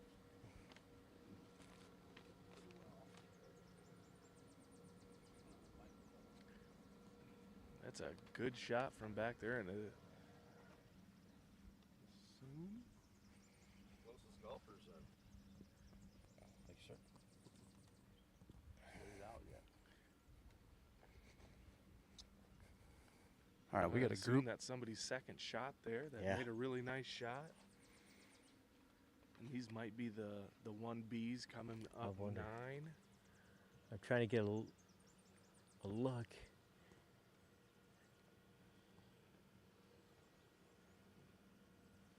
I don't recognize. Well, no, because they'd be right behind 1A, who's probably on 7, I'm guessing right now, right? Oh, sure, yeah. We haven't seen 1A come from 9 yet. So it's coming our way a little bit.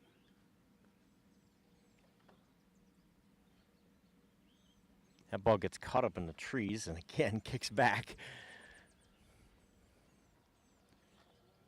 It may have been caught up in my teeth had it not hit the tree. I saw it coming at us and lost track of it, but again, a couple of blue shirts out here. Zoom in the best we can.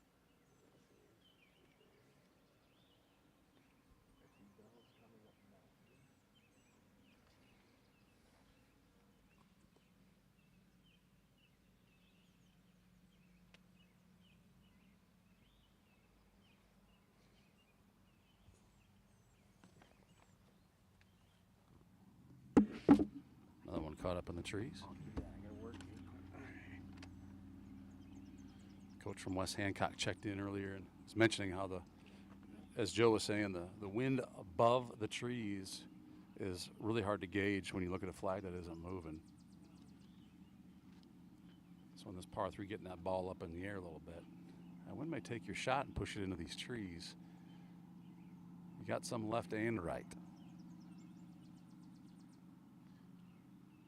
I don't know, as they walk up here, if you can get a quick look at this flag compared to that one and show the viewers. Great point. So here's hole 9 flag. You see that one moving around quite a bit. And it's not, 30 yards away, maybe? Yeah. To this guy here who's not really giving us an indication that there's any kind of wind at all. We see group after group coming up short on this one, which isn't terrible. No. It's where you want to miss.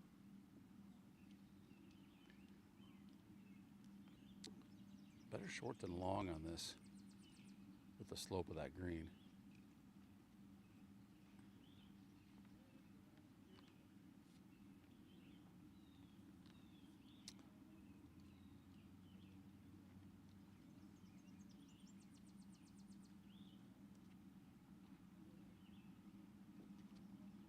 Jordan, do you have who this group is here? We got a North Iowa, right? Which would make that a Northwood. We got a threesome here and I think we have a North West Hancock? Iowa, Rockford, and West Hancock. Rockford. I'm going to see if I can figure out who they are. So we'd be working from the bottom up, right? So is it Gray, yep, Gray, Fox, and Dolman. Is it that group?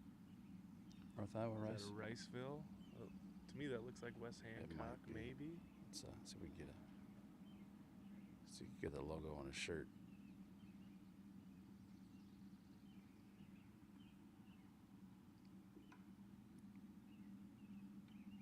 We had a quick glimpse, but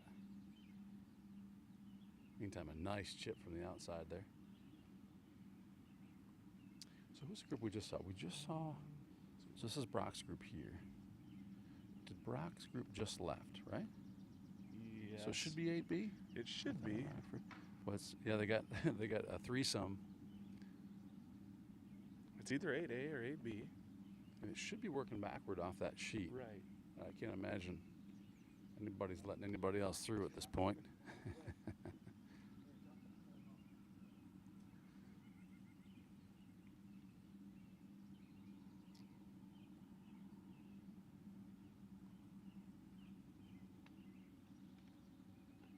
If there's a threesome on 4, which there might be, that would tell us this is the. Yeah, I'm gonna say that this is. If you're home watching this, we believe we got Braden Gray, Tyler Dolman, and Cameron Fox. Thank you. And if we're wrong, apologies. Name Wizard is back. Sorry, day job call. Thought I'd better multitask. Proof that multitasking doesn't exist. Joe had to step away from one task to do another. That's very true. All right, so this is group. Do we identify? We decided it's 8B. 8B. But you may know otherwise. Do you know anybody in 8A or B? Because we just saw Brock's group. I don't, We but should I be think it's working 8A. up. We should be working because we up. got 2 blue shirts. Well, also 8B is the same. No, that's black. Yeah. Oh. So this is Kramersmeyer of North Iowa, Peterson of Rockford, and Fish of West Hancock. I see. I thought that was a Rockford over there. Okay. There you go. Joe's got us corrected. You can't leave us like that. Sorry, We're basketball. off on an island without you. Oh, that is what this hole has done to these golfers today. It has been There are no guarantees. a battle putting here at 5 in St. Ansgar. That one lived all the way around the cup. And that one, with That a was great close, shot, yeah. tried to lip out. It's been tough today. I feel a lot better about my putting on this screen now, I can tell you that, because I thought it was just me.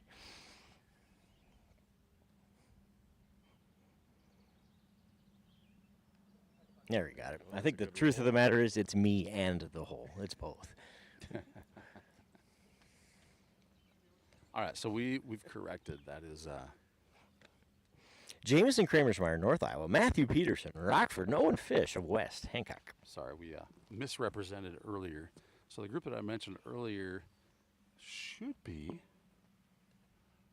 on hole 4. We'll get the camera on them just to give us a little clarification. So on hole 4 there, as we get the camera moved into position, should be Tyler Dolman of Riceville, Braden Gray of North Iowa, and Cameron Fox of West Hancock. So the truth detector here, or the fact checker, would say we should have a red shirt, a blue shirt, and a black shirt. Well, and that's what we have. And All so I was right. reading that list, and I was thinking, well, we're working bottom up at this point. And I saw that Riceville. In my mind, it said Rockford.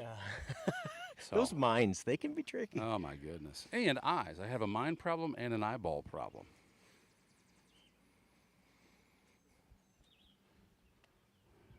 So that's that group right there. Let's take a look. We're on. So we'll have a little break in the action here as that group is finishing on 4. The group you're pointed at right now is the group on 9. Well, we're kind of positioned here at Acorn Park between greens 9 and 5. So 5 is that short par 3. I do like this spot, Joe. It's a great spot for us.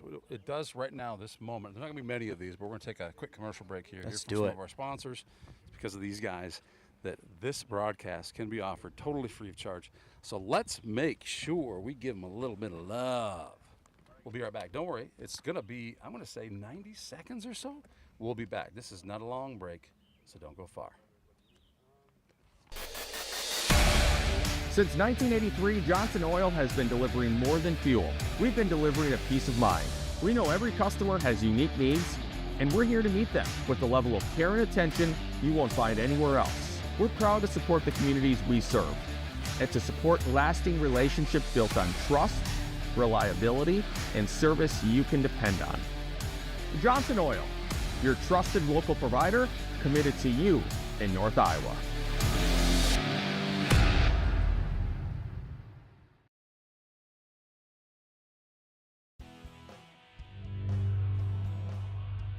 The definition of sportsmanship is the quality of showing fairness. Respect and generosity towards the opposing team and officials. The things you say and do are a direct reflection of your school and community. Please stay positive and enjoy the game. And enjoy the game. Enjoy the game.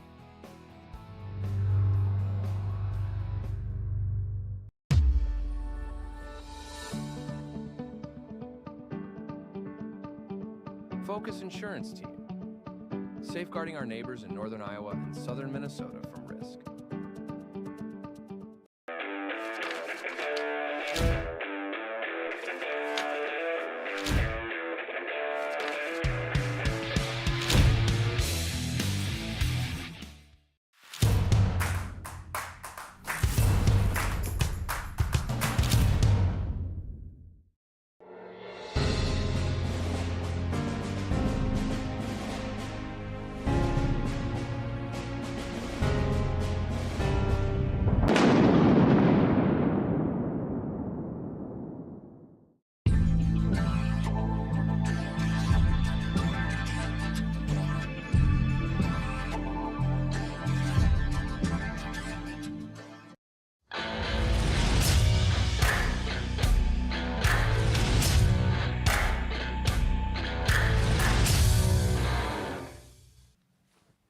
Thank you, Adams Painting and Drywall, for your contributions to keep Saints TV free to watch for those who are unable to cheer from the stands, or in this case, from the greens.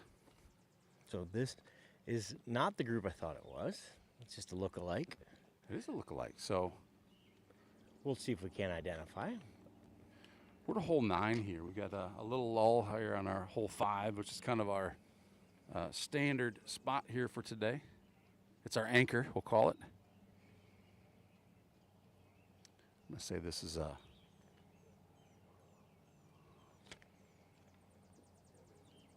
50-yarder. Might not be even that far, but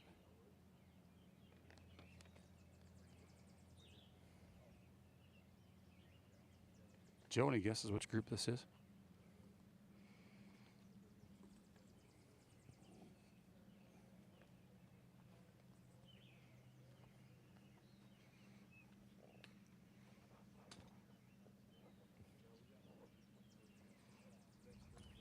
Sit. Yeah, that's.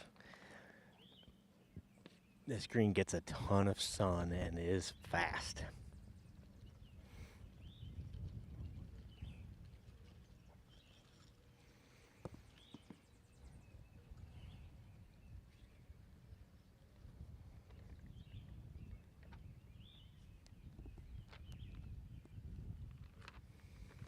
I believe this would be the group consisting of Englebart's, Harris, and Johnson. Johnson, West Hancock, Rockford's, Harris, and Englebart's from North Iowa. See this over here, Joe? Is this a group of kids playing hooky? It would appear we have a student section cheering group. I see a Zaid Shell, maybe a Griffin Brum, maybe a Brad, also known as Braden. Can't tell who's. There's 2 more. We'll identify. Perhaps a Dietrich, maybe. Hopefully, we're not telling on them for play. We gotta hope there's no administration Right. watching this right now. These kids will be expelled just days before the school year ends. Looks like we got Corbin Michaels, Connor Mullenback. Look at them all. Is it possible we could hold some of those baseball players back and play them again next year? I shouldn't say next year. We'll give them one more year of One more, eligibility of sure. high school Just ball. yeah, keep them coming. Maybe. we got some publicity this week with some of last year's seniors marked as returning, and I'm hoping that that means we can do that. Like, oh, if they think that guy's a senior this year, we'll take him back for another summer. Might be a little bit of wishful thinking. It might be. I don't think Carson Sparrow's eligible to play again, but we'll take him. And there was a little social media post about top returners, and he was listed on it, but I think that might have been a typo. That was a putt that nearly went. Great read. Just passes the cup and rolls downhill. Perfect example of how hard this game is. Do everything right, man. right? Hit it great, and still. You think about those pros out there that consistently can hit under par. Yeah, you still see those guys hitting out of the sand too, don't you, Joe, from time to time?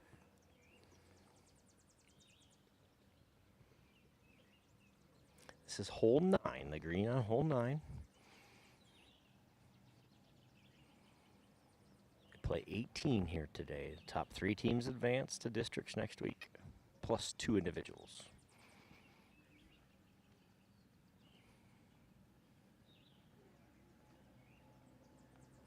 Man, it's fast.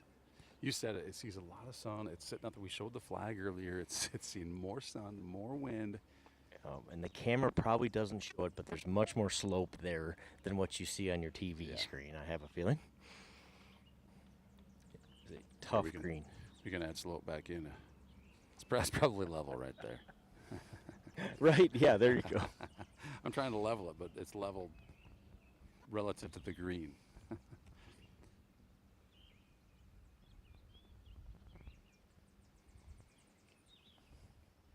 Nice. Some of the students to come out. Looks like maybe they're taking this opportunity on their lunch break to come cheer on their golfers.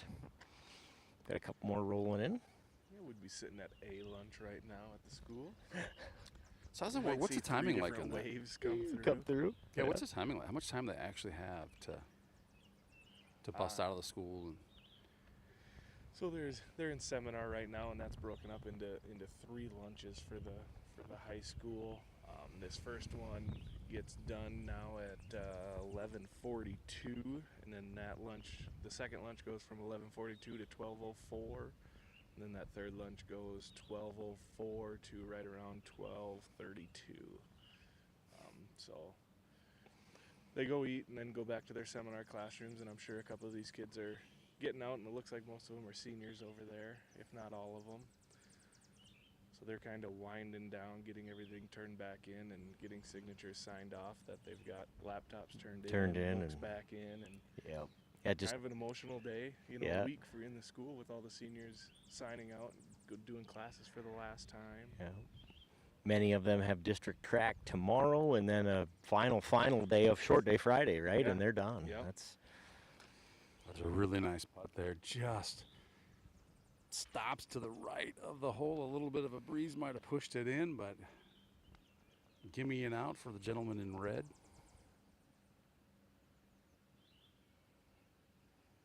Not give me an out. That's a different sport. It's a gimme, and he's out. Hard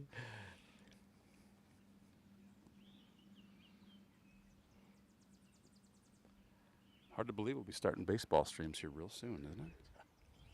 Yeah, first games. There will be games in Iowa starting next Monday already, and most 1A teams wait that week of state track, let that play out. We need every athlete in every sport, right? So we're sharing them, and it's hard to take from one and not from the other. So yeah, you don't see a ton of small schools playing this week. Yep. So it'll be, I think the 26th, Saints square off against the Northwood Kensett Vikings in a doubleheader. Both varsity games will be play each conference team twice, and so you're gonna see both Northwood games on the first day of the season. And then we'll play them in the first round of the playoffs, just because they always do, right? This is how it works. It's easy for the state. You're close. Yeah. This is Jackson's room over on hole 4. Little chip, little bump and run. Looks like he's good shot. We do have action on the tee box here on 5. We'll see if we can't get you. There's Jackson's entourage as we move back. Got to have an entourage, right? going to have to put up some ropes and keep the spectators back here pretty soon.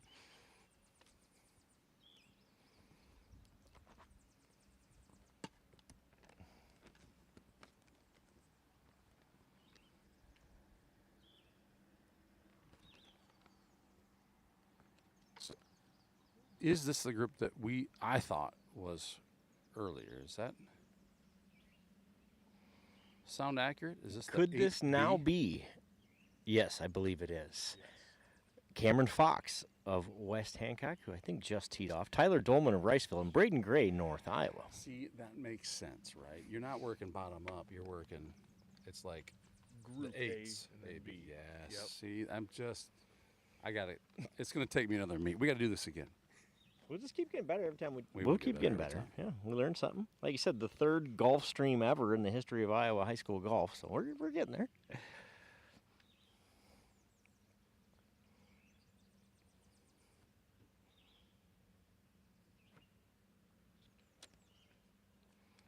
Well Looks struck like a decent there. shot. Braden Gray ends up just short of the green. So the deal here is, Joe, check your calendar. If the Saints finish first or second, right, so the team would advance to the state qualifier, which would be a week from today, I believe, in Mason City. If conditions are favorable, I'm not sure what that means. I think we'd broadcast in the rain. I may be asking you to come back. Check your Take schedule. this card out. It's got a little tent Yeah, on it. that's right. No rain shield. This is West Hancock's own fish here. Correction. Cameron Fox. Cameron Fox. Not to be confused with fish, it's a fox. That's kind of funny.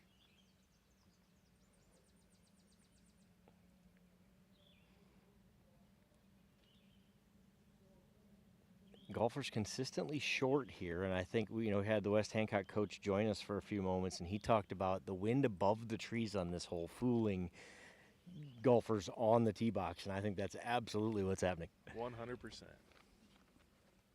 And then the green has just been punishing. So you get the pleasure of, well, I can't quite get it to the green because I think there's almost no wind, and in fact there's a 20-mile-an-hour wind above the trees fighting the golf ball. And then add to that, the green has been very tricky putting-wise today.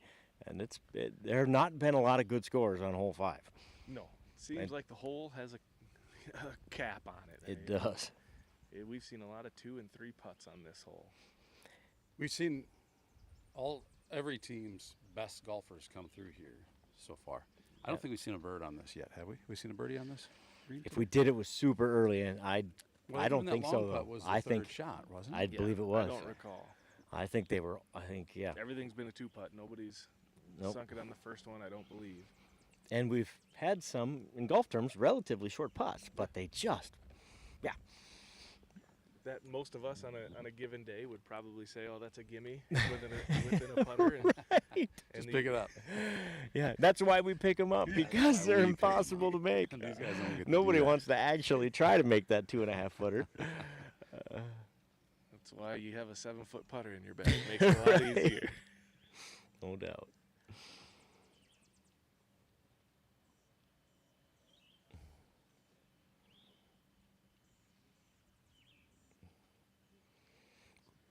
These guys approach. I'm just going to check and make sure we don't have any comments on the stream. Everything's kind of new here, and one of those is that we don't actually have our eyeballs on the computer during the stream. So, haven't had any chats saying that the sound hasn't been coming through. That's a good sign. Braden Gray has the wedge out. He's in blue here. Fox from West Hancock is going to shoot first. Those two are playing nice cart golf.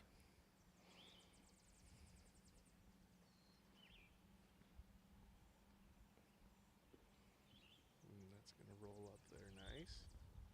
Got it on that top elevation there. Flattens out. And that appears to be the angle to putt from. If you end up on what I'm going to call the west side of this hole, you're in trouble putting downhill. Nothing's gone well that direction versus putting from the north. seems to be the advantage there.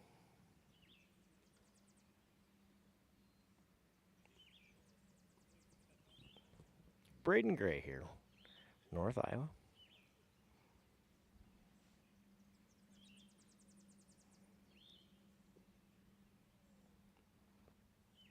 Good shot.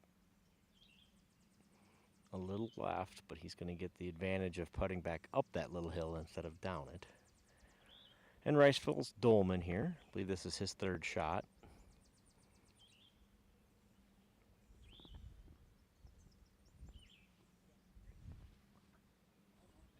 The sun is impacting our ability to see what's going on.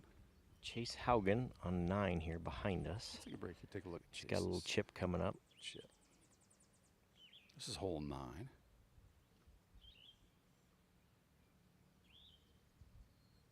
Solid shot from Chase Haugen.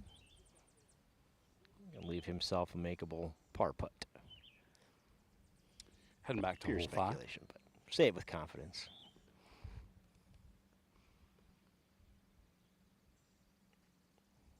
We haven't gotten, you don't get official score updates. We try to ask coaches as they go by if they happen to know where kids are. We heard of a player, Helgeson Northwood was 1 under early, but it's been a while since that update. We know Bukema, I believe, was even after this hole from West Hancock. Hudson Sparrow has an eagle on the card. We know that on hole 4. Was that official, or did we just assume that? Was it? That's official. We got that Okay. from a coach. Told us that, yes, that was, in fact, a 2. From the opposite fairway. Yes. Well, Through that's the what it tree. takes. It's sometimes better to be lucky than good. Good, yep. And it helps if you're both. Correct. Yeah, the real special days are when you're both. Yeah. Dolman Riceville with the putt here.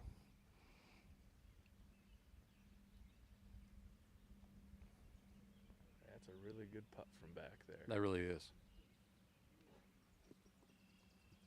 And Fox of West Hancock got a pretty good look at what his ball might do with that. See if he can take advantage.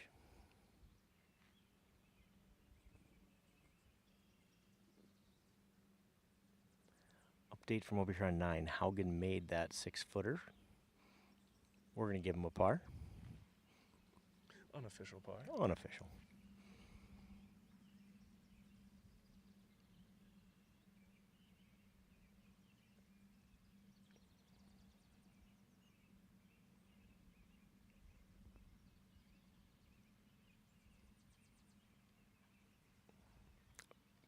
Fox's putt is just long.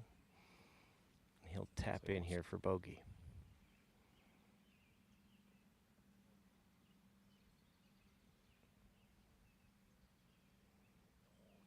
Dolman gets out of the way. And here comes Braden Gray.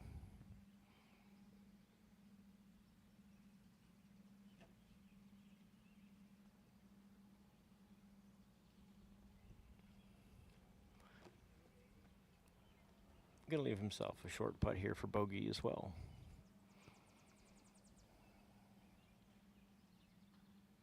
And he buries it. You've seen a lot of guys overshoot that putt. This green being the way it is today, so that's a good little series there.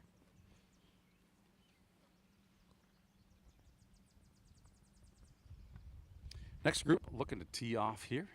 Austin Cornell from Newman Catholic, Brady Christensen, Northwood Kensett, Danon Conway of Riceville, and Jackson Vroom, St. Ansgar, on the tee box on 5.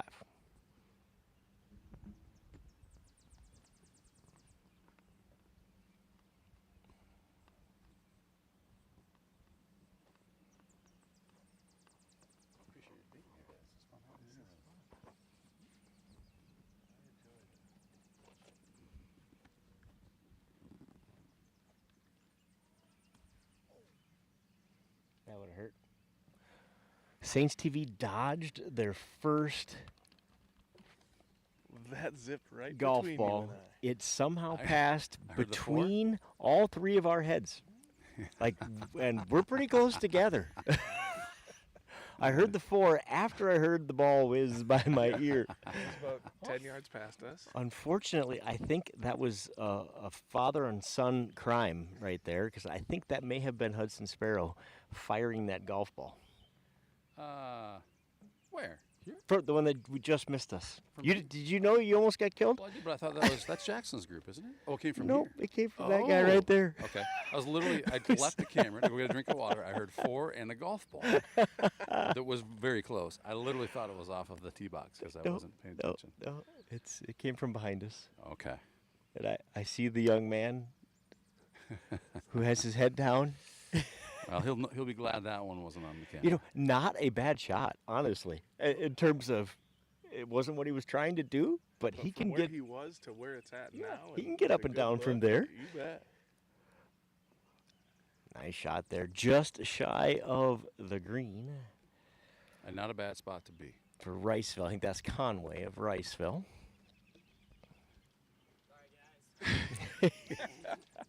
We're in your way. Yep, our bad. Yeah, well, off my head, and where is it? That big tree up there. See that big tree right there, straight in the middle. Oh. You're just on the other side. I can see it from here. I actually think you're in that gap between the big one and the little one where you can get through.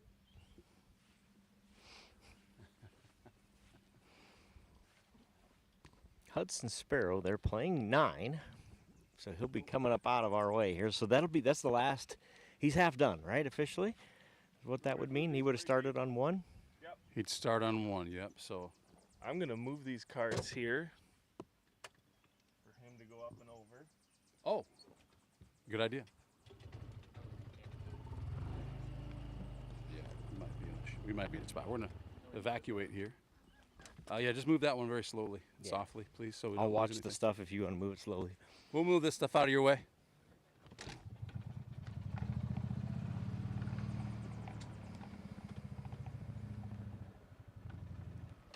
Is that good, or do you need more room? Okay.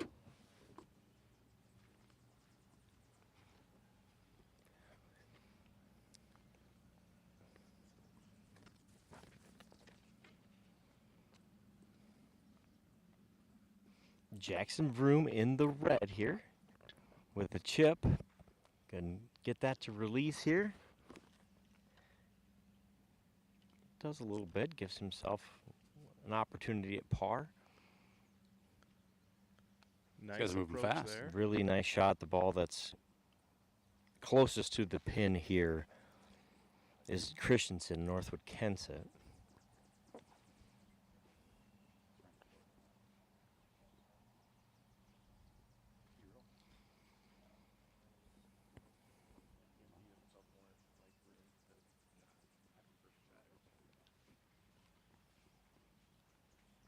Hudson Sparrow saves himself from the rough over there with a really nice bump and run. Has a long putt left, but he is on the green on 9 there. This is Conway chipping here on hole 5.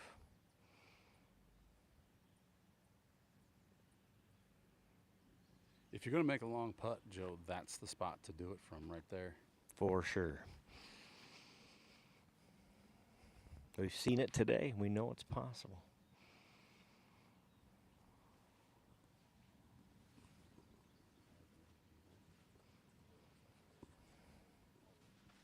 Conway putting here for Riceville.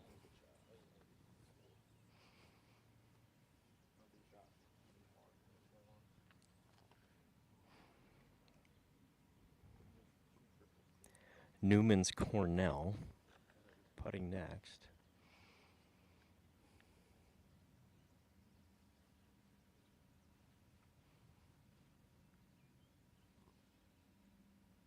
Nice putt from Cornell.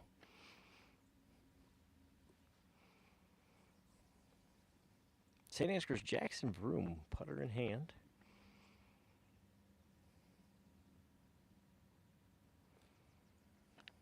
For par. Oh.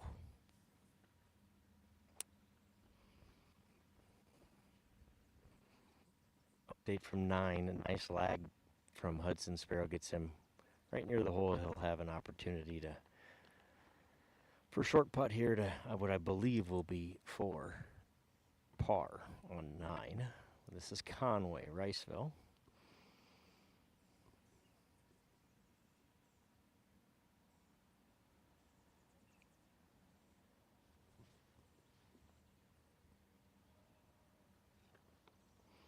Putting on 5, Christensen, Northwood, Kensett.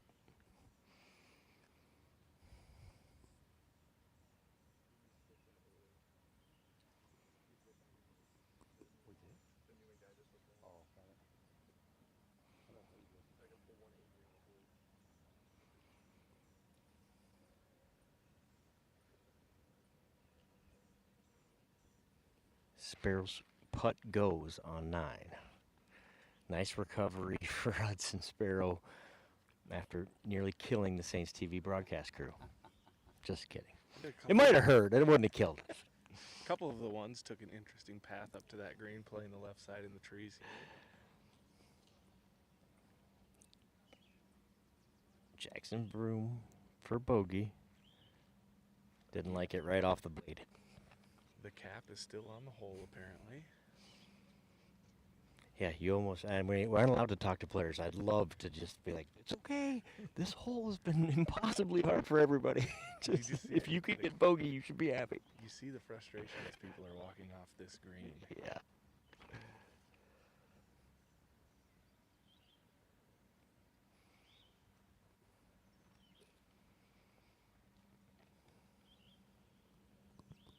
So we know that Group 1A is officially halfway done, which should mean everyone else is pretty close to that, right?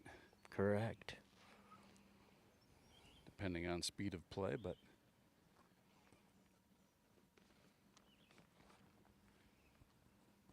so a little huddle going on there at the clubhouse.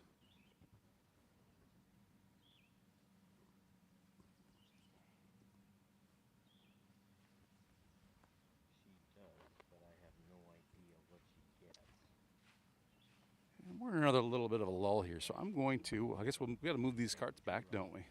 Probably should. Okay. The tech cart.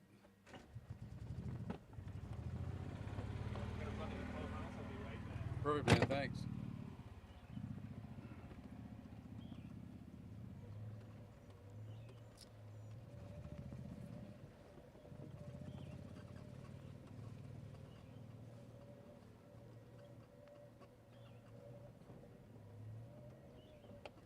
Behind the Saints view right there.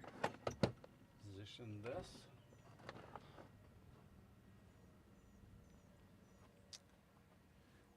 We're taking a little commercial break here. Thank those Saints TV sponsors who are helping us to keep this stream free to watch. So thanks for joining us. A couple minutes, we'll be back after this message from our sponsors.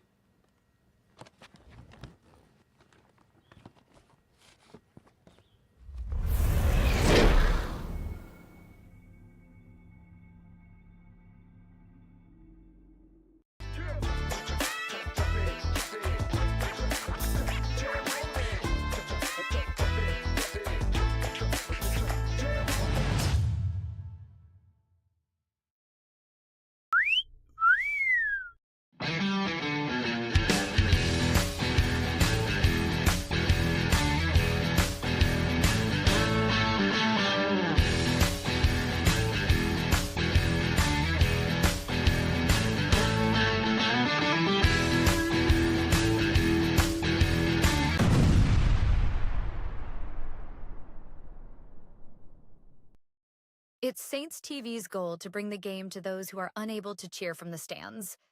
Watching the stream is free. Creating it is not.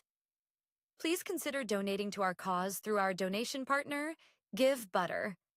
100% of your donation goes directly to the St. Ansgar school system, where it is used for the education of our students, the equipment used to create these streams, and the athletic department so that our students can keep competing in the sports that are near to their hearts. Thank you for supporting St. Ansgar, and thank you for giving butter. This broadcast is made possible thanks to the generous contributions of the advertisers you see here, as well as the Foundation for the Enhancement of Mitchell County and the Saints Legacy Fund.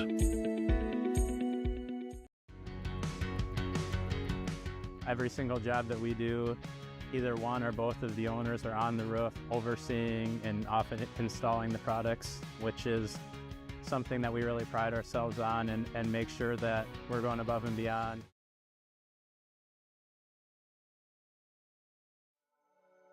Thank you, Patterson Seed in St. Ansgar, for your generous contributions to Saints TV. For more information on how Patterson Seed can help you get higher yields, contact Mike Patterson at mike@pattersonseed.com.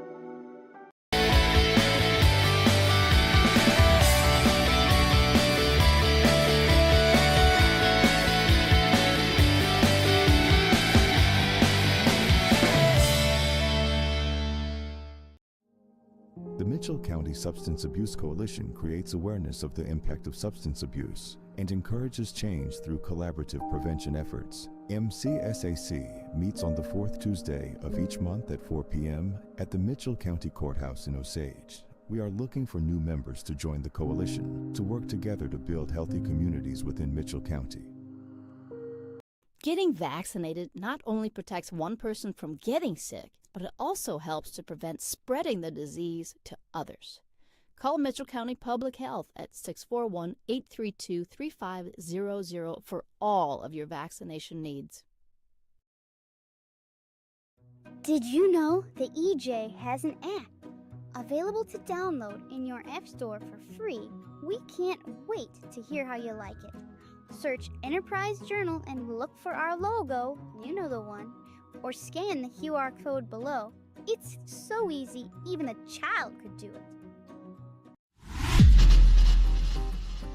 The Canine Cabin Kenneling and Pet Services proudly supports our Saints athletes.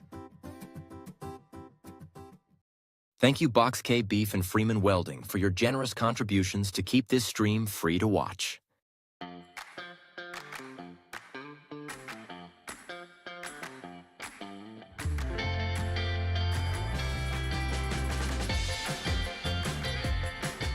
It's been a wonderful experience having our kids come to We Saints. Each child is taken care of like they're our own kids. I'm really excited about the future for We Saints. We're excited to get a grant for this expansion, and we'll be able to take 50 more children once our expansion is complete. Our community has been incredibly supportive, whether it be from donations or people just banding together to help out with small projects. The staff are friendly, the atmosphere is great, and there's a great daily structure.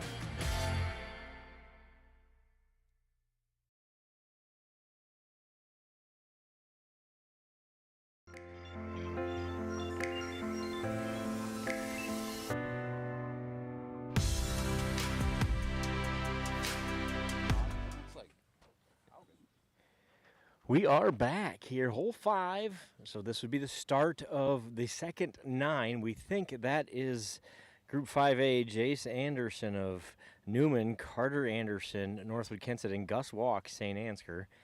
But we'll confirm that when they get a little closer. Anderson, and Walk.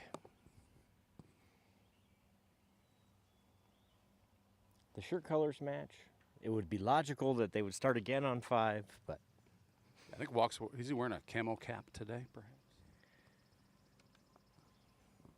So Walk is just left of the green. Anderson is on it. Nice shot. That might be the best shot of the day. Here off the tee box on 5. And the ball takes an interesting bounce to their left, but does manage to stay on the green. So we missed one. Did we miss one tee off? I feel like there should have been one more. Maybe it's just 3 in this group, eh? Yep, there's 3 in this group. We must have missed one. I didn't see it anyway. Ball here as they approach. Right, where are you, little buddy?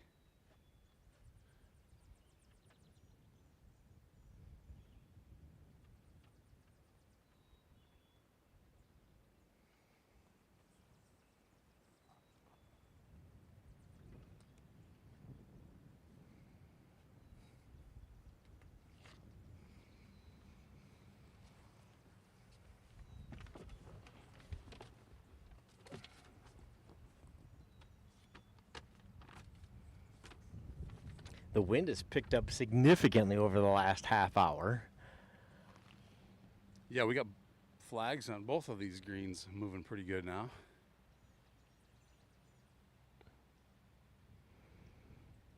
Definitely not Gus Walk. So it is. That is Griffin. I thought it Griffin looked like Haugen, Griffin, you're right. Hayden Johnson, and Braden Hepner are your 3 golfers here.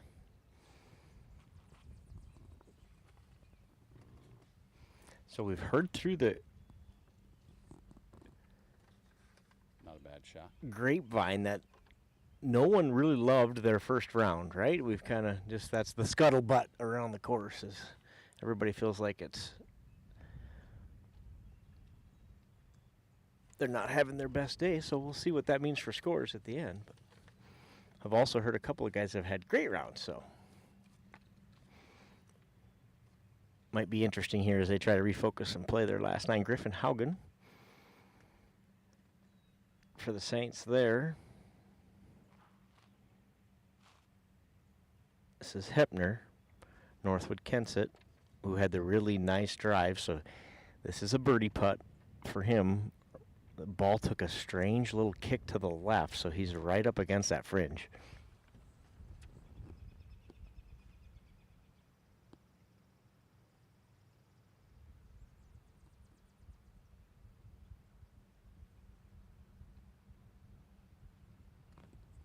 Birdie putt on the way.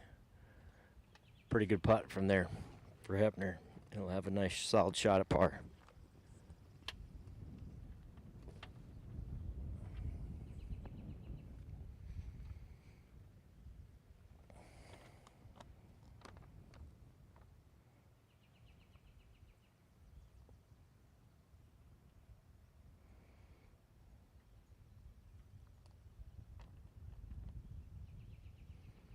Johnson, Newman Catholic,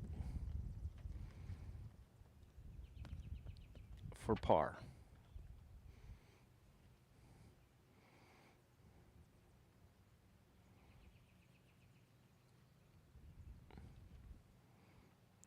Par putt coming from Haugen, Griffin Haugen.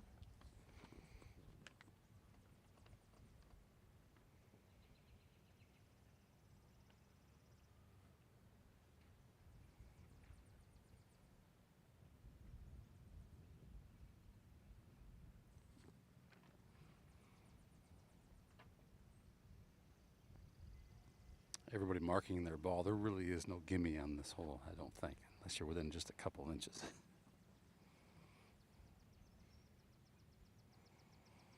Yeah, you better take your time and think it through here.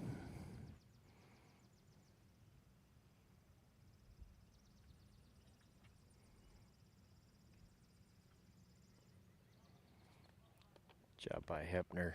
Gets his par.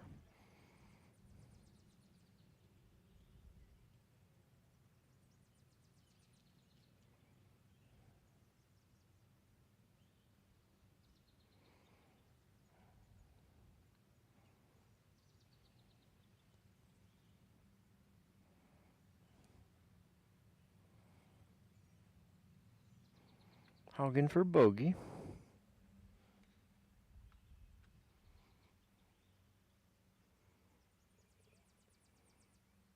Sinks that putt, and on to 6 they will go.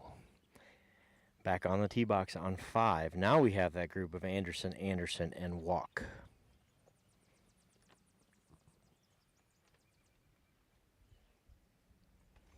And you can see how we could be confused. Red shirt, black shirt, blue shirt, following each other. How dare they do that to us? How dare indeed. We thought we had a system figured out.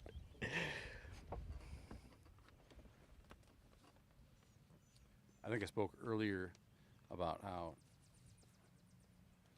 when J-Dub and I did the stream in Northwood, we were trying to find Haugen. We couldn't find Haugen anywhere. Well, he was wearing, I think, a yellow sweatshirt and a camouflage cap. And, well, Gus is wearing the camouflage cap today, so no wonder we had him confused. Anderson, Northwood Kensett, short but straight. He'll be able to chip from there.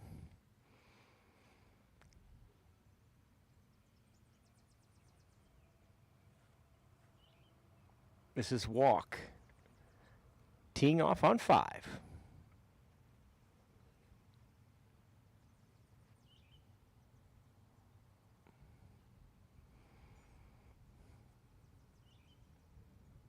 It's like Sparrow teeing off on 1 while Walk is here on 5.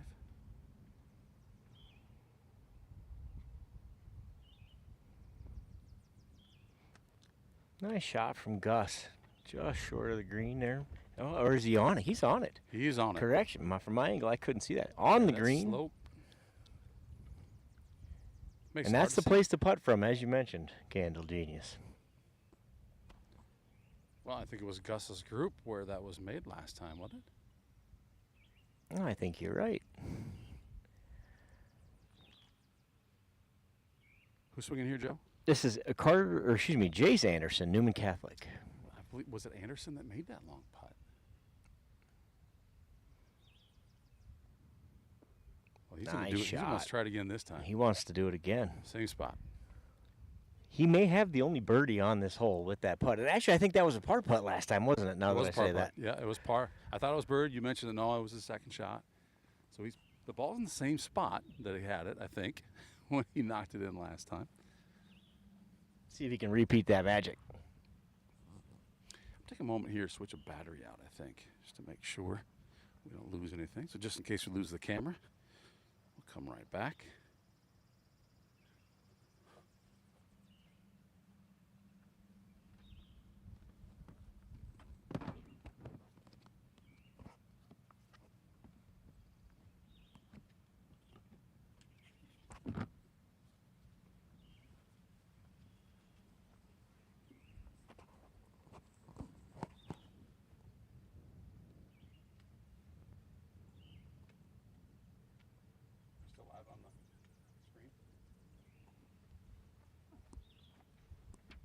Yep.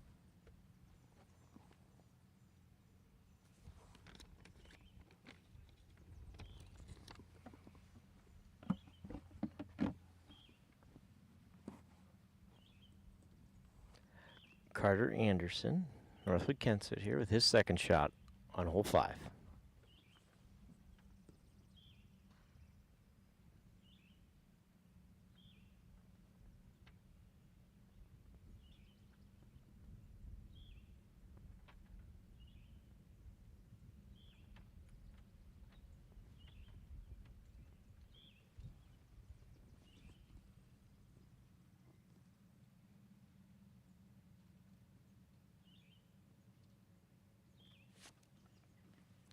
So Jace Anderson, Gus Walk, both putting here on 5 for birdie.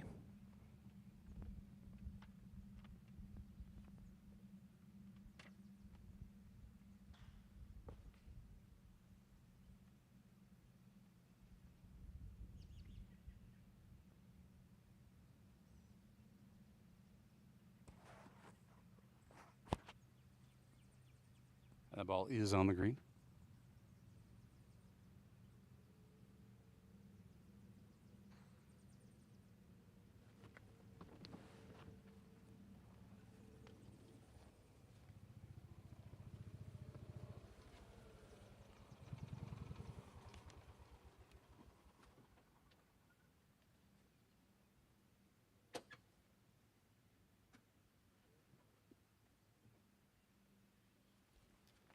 Did the bug stop biting, or? Yeah, now is they're the- back, so my stuff wore off. I don't know. Yeah. My bug spray must be wearing off.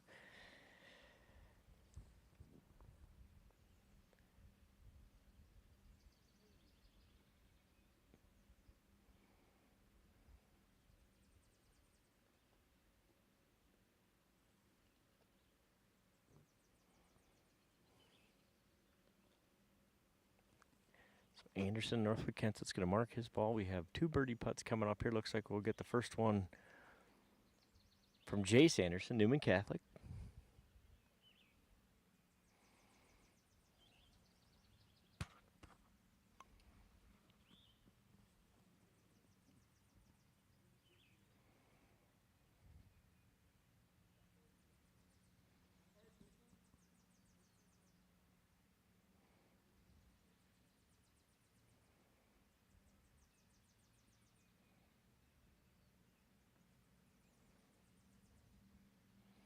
Anderson's long birdie putt has a chance. Pretty good putt from that distance. That really is. You're seeing shots a lot shorter than that go a lot further than that past the hole. Seems to be his shot today. Gus Walk for the Saints, the birdie attempt.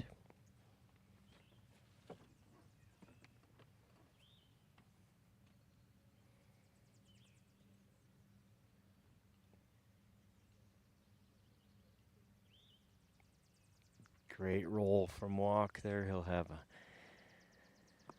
I'm not going to call it an easy, but I'll say short putt for par. Because nothing has been easy on hole 5 today. I can't really see Walk the for hole. par. The flag in it can't see the hole, but Walk finishes it up. He gives, we missed Gives it. us the tiger fist pump. Hey, Joe, we missed the fist pump on that, so hopefully Gus gives us another one. He'll give us another one. He puts the pin back, probably. We were just zoomed in a little too close.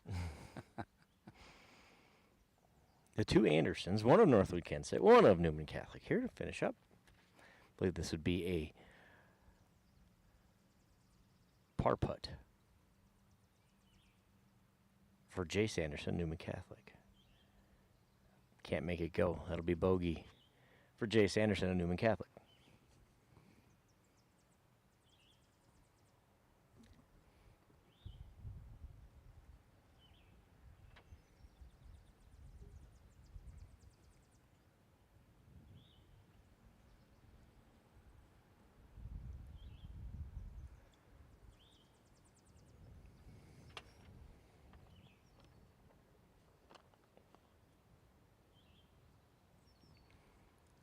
Carter Anderson there finishes up Northwood Kensett.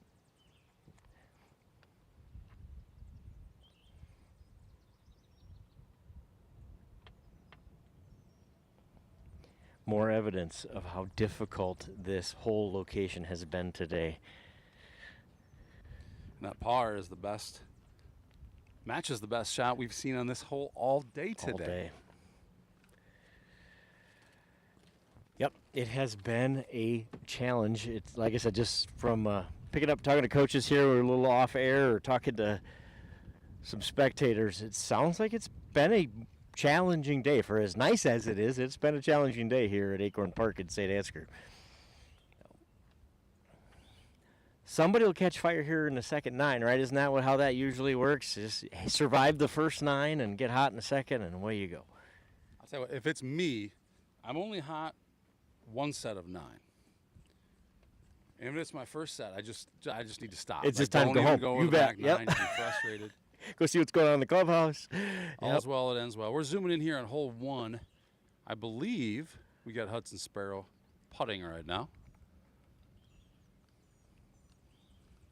And based on how he's looking at the ground and marking the ball. And marking the ball, it did not go in.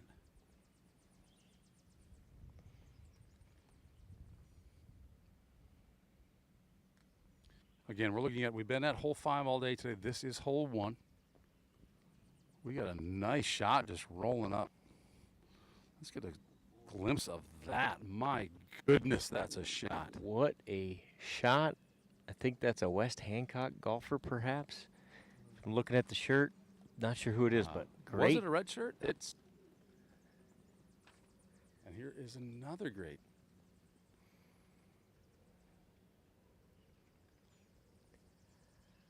So I'd anticipate that this is group 9A. Okay. I mean, maybe, because I guess do the A's and B's flip? The A's and B's must have flipped, but there is no 9B. So. Okay. So the red shirt would be Brock Rederath. That is Brock Rederath. You bet it was. For sure. And it appears now to that be he's the a little case. closer, I can tell you that is in fact true. Yep. And I believe that's his ball. We're going to find out as we watch him go up to it. I thought it was a red shirt that hit that beauty.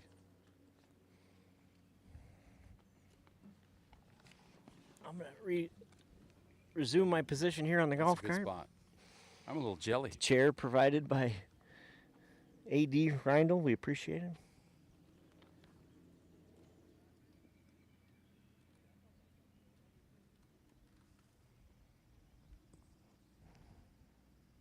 That's the kind of shot that keeps you coming back for more golf. Oh. And you're like, yeah, 125 out, 3-foot putt, you bet.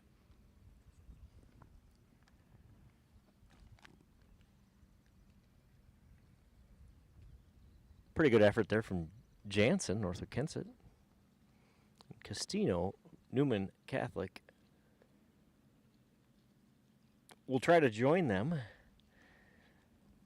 in that 10-foot circle.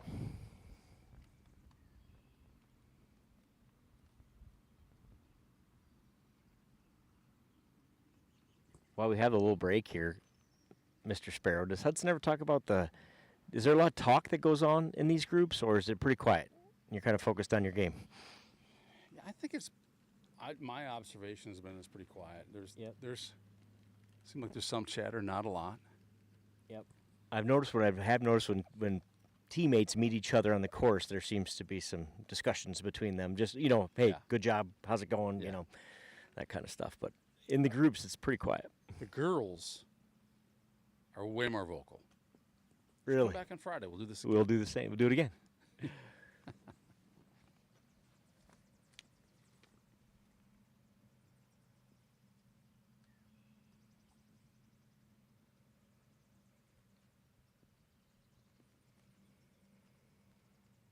Jansen putting on 9 here. Their second time through hole 9 with this group. So we are on what we'd call the back 9, I guess, or the second 9 since they're playing the same 9. You mentioned earlier, Joe, that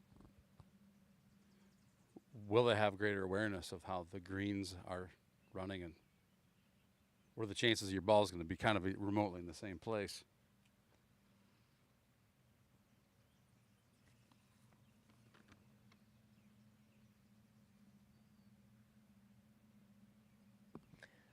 Good job, Brock. Briterath makes the putt. Castino just lips out. I think that was a good read, just a little too much juice on that one. Golf juice. There's only like 17 things you have to get right every time you putt, right? Or something like that. I think I've seen the science behind it of like all these muscles and all this alignment and all that. And it all has to be perfectly correct for the ball to go where you think it should. If you missed it, Brock Rederath puts that within a few inches of the cup from, I'm going to say, over 100 yards out. Taps it in. We don't know what his score is because we don't get to know these things, but I'm guessing a pretty good hole for Brock. Yep, definitely a good golf shot. As we seek action, I see Gus Walk not where I would want to be if I were Gus Walk, teeing off of hole 6. He's wandering in the trees somewhere between fairway of 6 and fairway of 9. Where'd he go? Where'd he go? There he is, the elusive. And he's looking.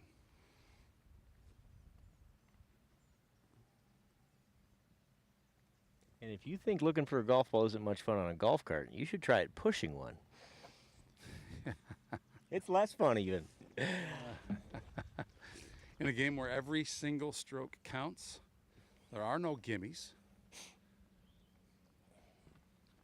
And there will be penalties if that ball can't be found. That adds the excitement.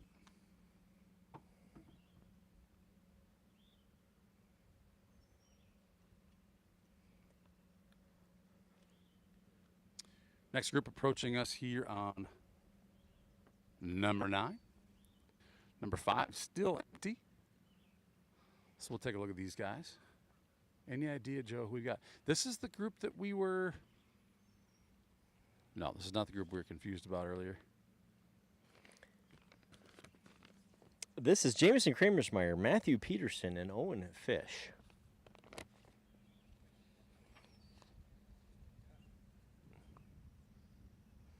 Like, if you call that guy over there that's looking at us Jamison, and he acknowledges, then we'll know that we're right. But I'm pretty sure we are.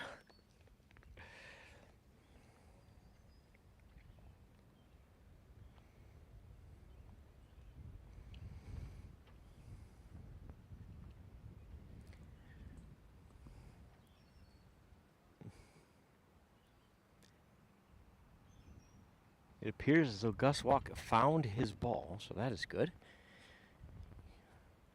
He's hitting a shot behind us here on 6. As Let's we go take a look at watch. that shot here. These guys are still locating. This is Gus Walk on 6. If he found it there, that's not too bad. Doesn't like that shot. No, I didn't see where it went. I don't know if you saw. Did you see where it went, Joe? Yeah, it came off low and left.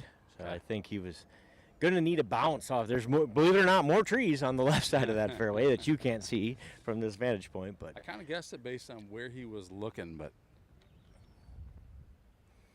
move back to hole number 9 here. We've got 3 golfers going. I see one on the fringe, 2 on the.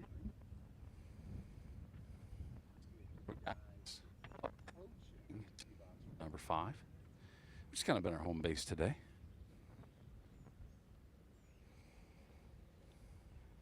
near the hole there is Peterson of Rockford. Kramersmeyer chipping,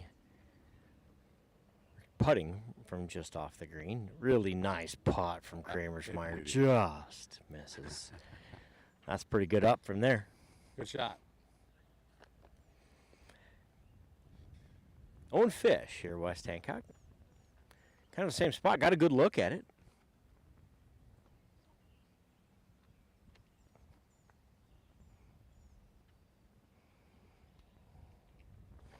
Leaves it just short. Didn't look that much slope there, Joe, but you saw that ball stop and then roll backward. Yeah. That's what we're dealing with here. This is hole 9. We talked earlier about how much sun it gets, how much wind it gets. I got to believe this one's just a little bit faster. Matthew Peterson of Rockford.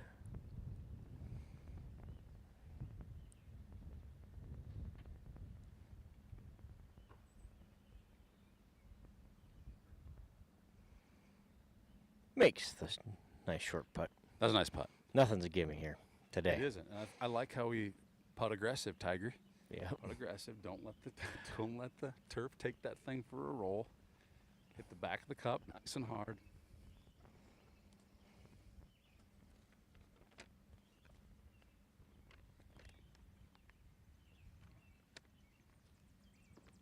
Good finish for these gents. All right, we got a group here teeing off on number 5. So would this be group 4, correct? Does anybody recognize? No. Who do we just see? Group 5. We just saw 5. Okay. Yep. So we should be working this way. So Ben Beamer of Rockford, Briggs Muth, West Hancock, Gavin Mueller of Riceville, and Brendan Price, North Iowa. I like Mueller when it's spelled like that. I like if it's Mueller. wrong, let us know. Let's we'll go check Mueller. the chat every so often. We don't usually when we do these things. We got the screen right in front of us. The chats come in. We drop them onto the broadcast. Not quite so easy this time. But I like not being stuck to the computer. It's nice to be able to wander here a little bit. Speaking of chat, let us know how it sounds. A little different sound setup. We didn't want to wear headsets in 85-degree temps today. That one's going to roll nicely. Very well done. That's a beauty. He's got to be using a 1-iron. Got to be. Yeah, He hit gotta that be. nice and straight. It bounced about 60% of the way to the green and just kept on rolling right up onto the green. That was Mueller of Riceville. Nice shot by that young man.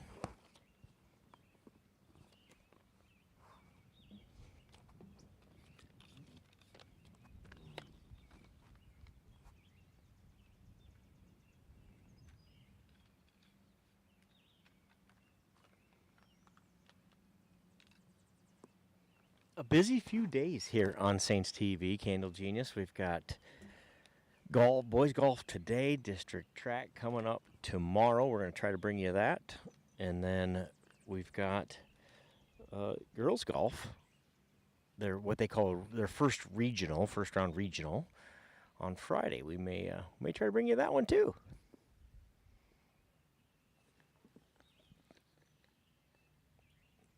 Nice second shot there from Muth of West Hancock. Just onto the fringe.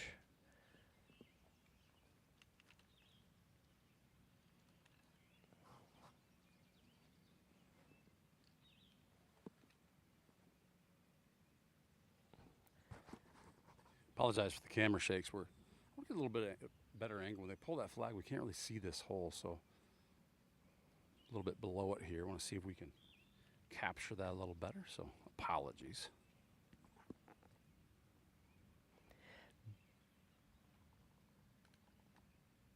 Beamer and Price both chipping here. I think we're going to get Price first.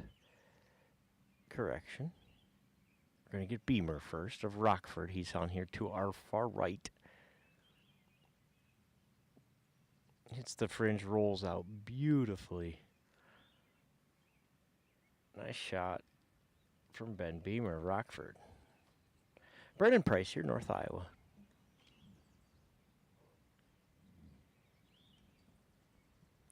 Gets a little too much of that one. He'll be off the other side.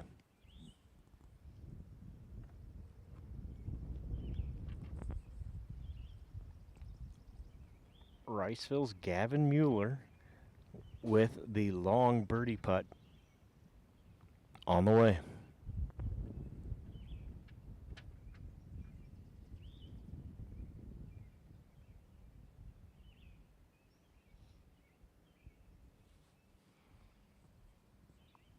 Leaves it short.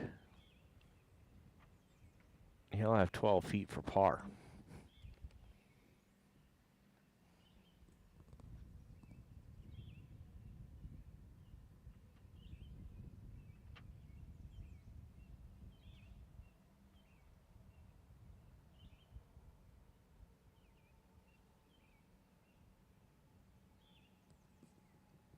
Price in North Iowa. There. This is West Hancock's Muth. It's a fantastic read and a great putt. And more evidence of how hard this game is.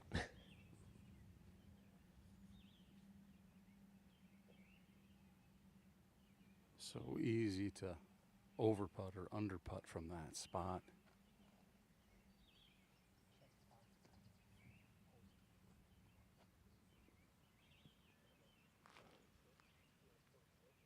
Really nice putt there from Beamer, Rockford. He'll pull the flag for Mueller, Riceville.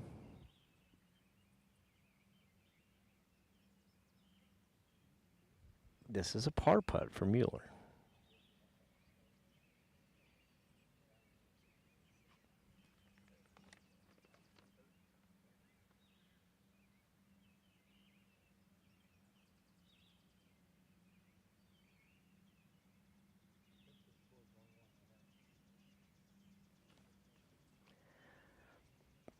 Brennan Price there, North Iowa. Back to Mueller.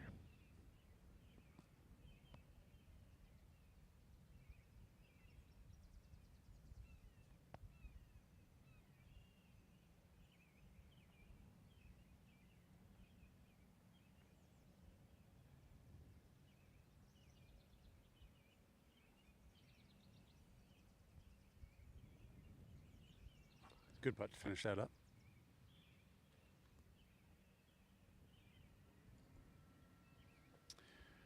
You know what I'd love to do, Joe? I would love to just get this camera right up on that green, or at least on the fringe to get that shot. You can see the cup coming. I believe the rule's 20 feet from the kid. I don't think I'm going to be within 20 feet. 20 feet. So it's probably not a chance I take, especially since this thing is out there for the world to see. So we'll play it by the rules. Sorry if you're at home watching this and you can't, like, where's... How come we can't get closer? Right. Yeah. Just watch. Just wait for the ball to disappear. Then you'll know. And then you'll know. Maybe we need one of those, like, mechanical arms with the counterweight on the back, and, you know, the camera can be. We're not within 20 feet. The camera is. I like it. I like it. We can get one from the Happy Gilmore set. I think that one had an accident in that movie, didn't it? That's the thing that crashed. Hey, if you're out there and you want to donate to Saints TV, that'd be kind of a nice thing to have. Yeah. The happy, if you could get the very happy If you Gilmore could get that'd the be kinda one fun. from the movie set, yeah, that'd be extra bonus points. But we'd take any at this point, right? Yeah, we would. That's true. That's true. Heck, we'd take a $6 donation on the QR code to start. And that'll, Yes, we would. If you missed it earlier, we are getting ready to write a check to the St. Ansgar Athletic Department. That's 100% of the donations given as people scan the QR code that you see in the bottom right hand of your screen. That's to keep these streams free to watch. And it's the folks at home would just appreciate that, right? But of course, it's the business sponsors that we see that are making, we've got a lot of equipment we buy. There's a lot of things that we do here on Saints TV that takes care of the equipment side of what we do. And that includes more streams, more parents who's, hey, I need to set up. I'm going to be going to my 7th and 8th grade game. And by the way, if you're one of those parents, let us know. We'd love to get every single sporting event streamed here on Saints TV. And there's a way to make it happen, but that way includes you, because Not Your Average Joe is above average, but he can't do everything. He can't do all of these events. So scan that code. 100% of your donations will go to the St. Ansgar Athletic Department. If you're a business out there and you want to contribute, thank you for that. We appreciate a lot of businesses, and more all the time, are helping us acquire the equipment we need to do more of these streams so that more eyeballs can see their kids playing when they can't be at the game, or in this case, at the meet. Right? On the greens. You bet. And I think that's a great way to just kind of clarify how all that works, right? The sponsorships, the businesses help us pay for equipment, and the making it all happen. If you donate via that QR code, that money goes directly to the student athletes at St. Ansgar. That's where that money goes. It's going to go into that athletic fund to pay for officials and uniforms and equipment and baseballs and all of that stuff that it takes to make all of these programs work that our kids get so many benefits out of. So We're going to take a 40-second commercial break. I'm going to adjust the camera. We'll be back here with more teeing off on hole number 5. This broadcast is brought to you in part by St. Ansgar Chiropractic.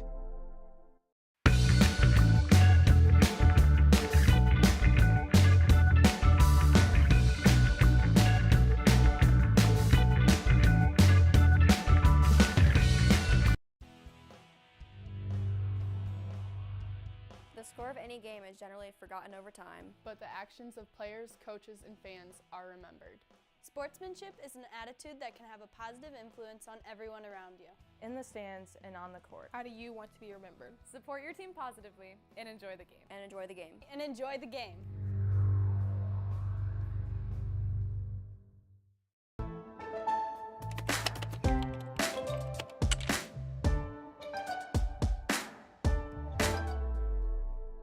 Before I knew Joe. Before I knew Joe. Before I knew Joe. Before I knew Joe. Before I knew Joe. Before I knew Joe. Before I knew Joe. Before I knew Joe, buying crop insurance was hard. There's a better way to buy crop insurance. You got to get to know Joe.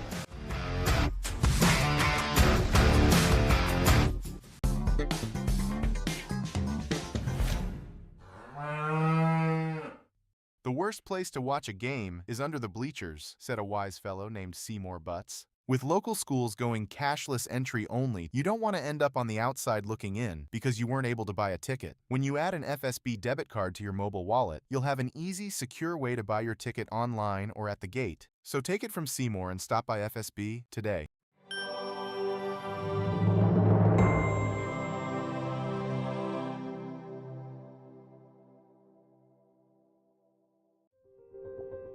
Saints TV's Be a Saint program is a community-driven initiative dedicated to spreading love and support to neighbours in need in St. Ansgar. By addressing a variety of needs, from financial aid to emotional support, it creates opportunities for individuals and organisations to make a meaningful difference. Every contribution, big or small, helps transform lives and fosters a culture of kindness and generosity. Together, we can create a brighter, more compassionate community.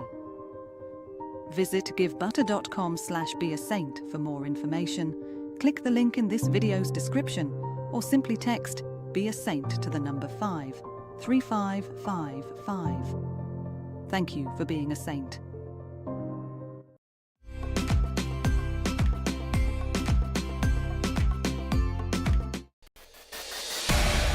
Since 1983, Johnson Oil has been delivering more than fuel. We've been delivering a peace of mind. We know every customer has unique needs, and we're here to meet them with the level of care and attention you won't find anywhere else. We're proud to support the communities we serve and to support lasting relationships built on trust, reliability, and service you can depend on. Johnson Oil, your trusted local provider committed to you in North Iowa.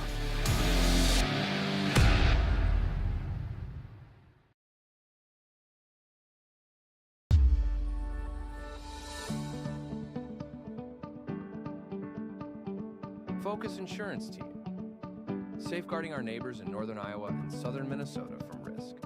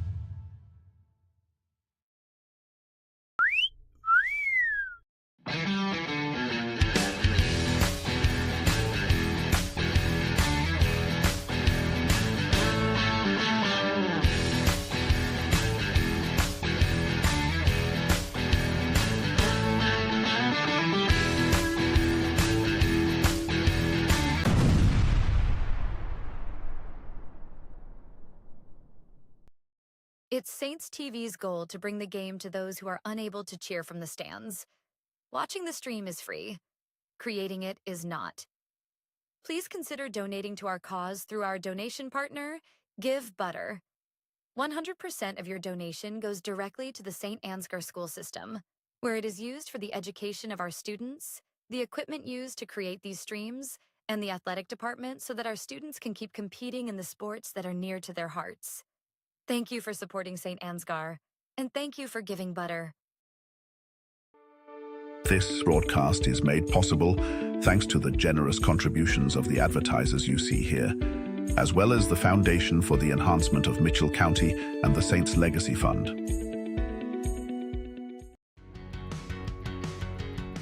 Every single job that we do, either one or both of the owners are on the roof overseeing and often installing the products, which is something that we really pride ourselves on and make sure that we're going above and beyond.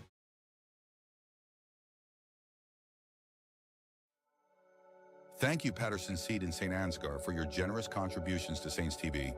For more information on how Patterson Seed can help you get higher yields, contact Mike Patterson at mike@pattersonseed.com.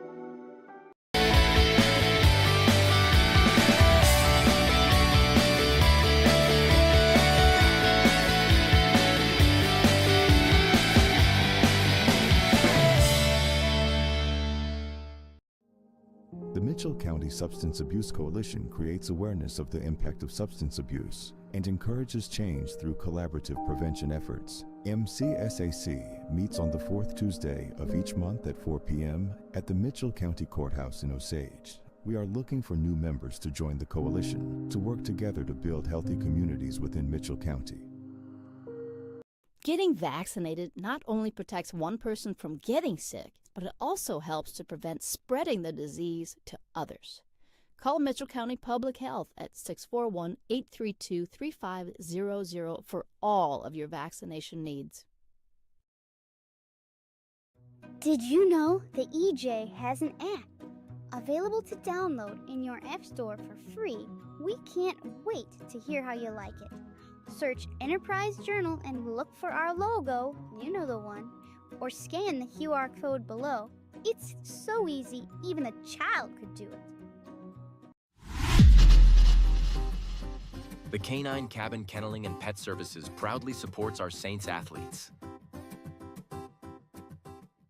Thank you Box K Beef and Freeman Welding for your generous contributions to keep this stream free to watch.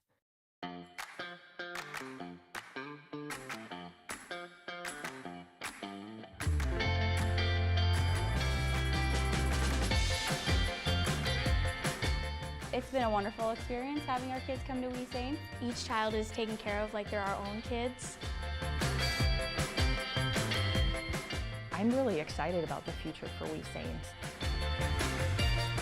We're excited to get a grant for this expansion, and we'll be able to take 50 more children once our expansion is complete. Our community has been incredibly supportive, whether it be from donations or people just banding together to help out with small projects. The staff are friendly, the atmosphere is great, and there's a great daily structure. All right, Kennel Genius here with Not Your Average Joe. And we got Coach P here with us from West Hancock. We are got a whole new set of dudes coming up here to tee off on hole number 5. It's a par 3 with a really tricky green. The best we've seen on this today. We've seen a few pars, but mostly bogey and beyond. This is a tough green today, but you would think that after they played it once, they would make some adjustments to it and try to get it more towards the center of the green instead of trying to let it hop up. Corbin Harris of Rockford, Paxton Johnson, West Hancock, and Tate Engelbarts of North Iowa in this group, we think. Well, you referenced earlier, Coach, about just the difference in wind above and below the tree lines, and we were watching the flags. This one was moving, and the one to our left is straight. This one's kind of coming at us. Pushed it nicely. It's another good ball. Front edge of the green. And holes all the way in the back. That's tough. We saw one putt made from about that spot from the first group today. See, and I think the wind's picked up even more, so. We commented on that too. I think it definitely has. Saved by the tree. So I know the first time Pax just came up short on the front edge, and I asked him when he swung. He said, easy 9. I said, you're going to have to actually hit that 9 because you got to get to the center of the green. So if it was me, I would probably go to an easy 8, but they're a lot stronger and hit the ball better than I do. We've had one golfer over hit here, I believe, and he hit the tree and bounced within 10 feet. So yeah, everybody's been short today. Quite a shot. Hit the tree back here and bounced.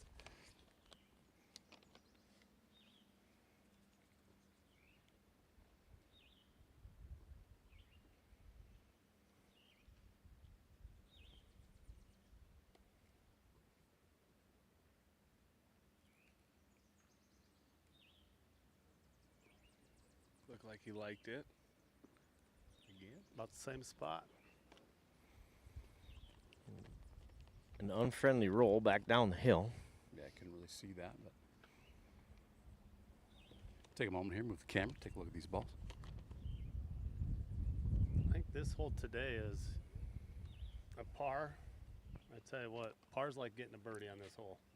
So yeah, it'll be interesting when you're all done to calculate the average score on this hole. It's going to be over 4. Oh, for sure. Yeah.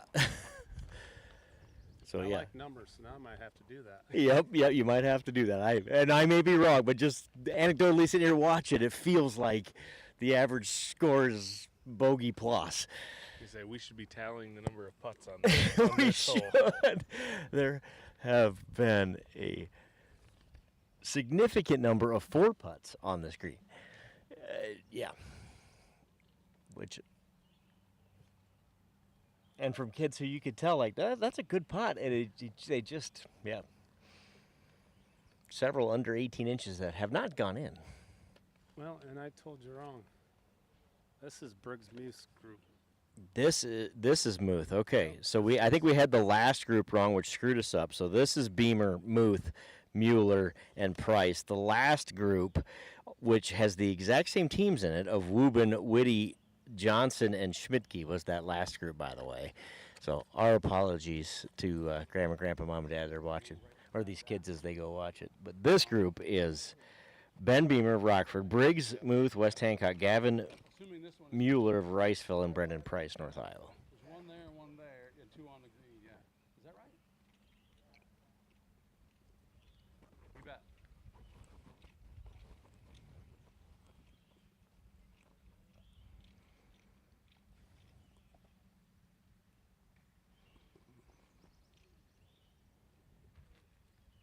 I should have been able to figure that out. Paxton's like 6'5" and Briggs is like 4'5". So. It's funny how that'll get you, though. I do the same thing.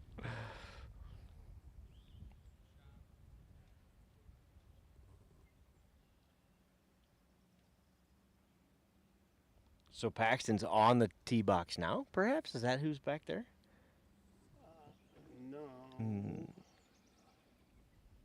That's not That's my the- group. Well, someone else is walking up now to it too. So We got a little congestion here at 5. I think we had People are quite a getting their break. food. Yeah. that's gotta go. It's gotta go. You're uphill.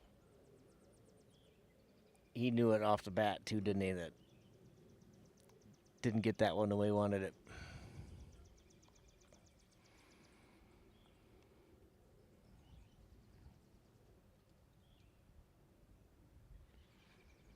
So this is Mueller, Riceville. Chipping from the tree there.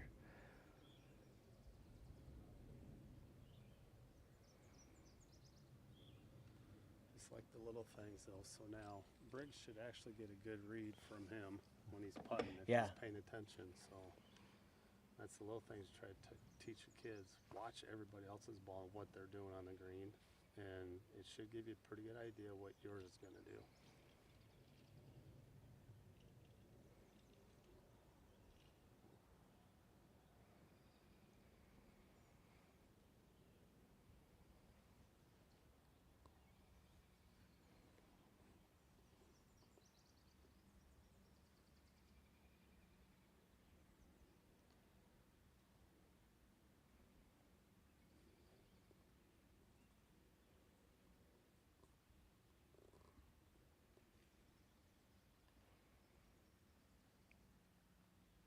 North Iowa's Price here.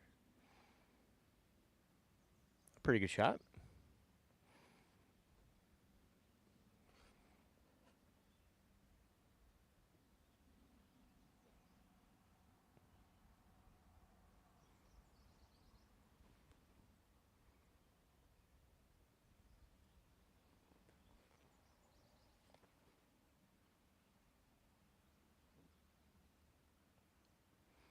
Rockford's Beamer. The good lag putt there. It's actually a pretty good putt. 'Cause if it goes past the hole, we've seen it already. Just keeps coming right towards us. Yep. Yeah, you missed that long, and you got a 6-footer coming back at least.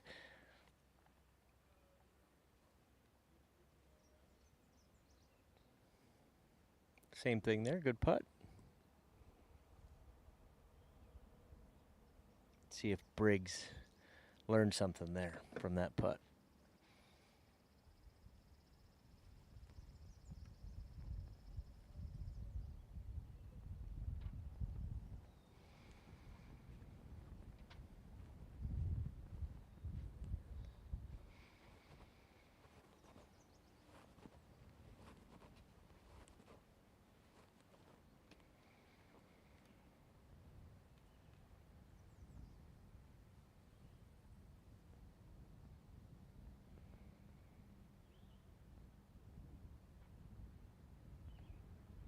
For par, Briggs Muth on hole 5.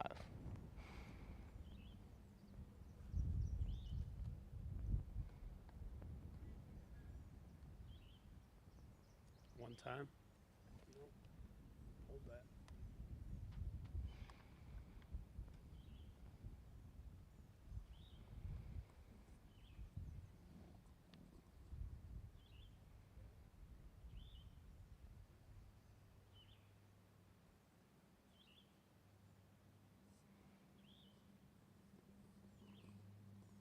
very nice putt. Very nice putt. That's Price from North Iowa.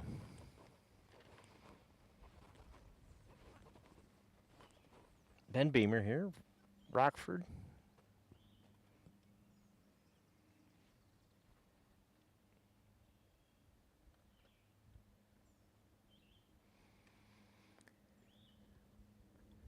There we see it again. That is Paxton's up there. That group getting ready to tee off. Tee off, okay, good deal. So we know who's coming next. We got a little out of order here with lunch break and just kids coming back. I shouldn't say break really, but grabbing food and getting back on the course. So try to get names right as often as we can. It's not always easy.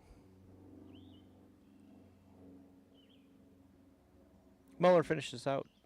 Mueller, excuse me, finishes out.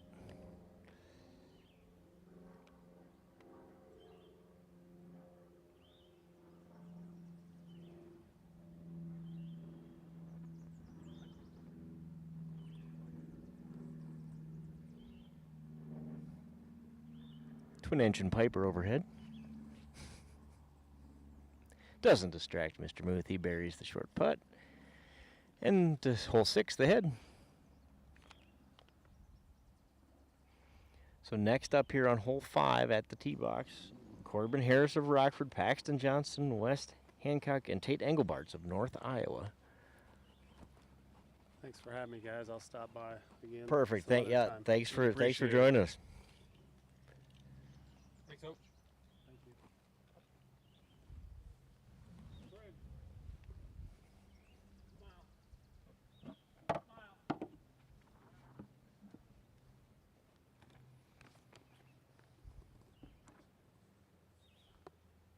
Yeah, we did have 4. I couldn't find the last one. One was in my pocket. So,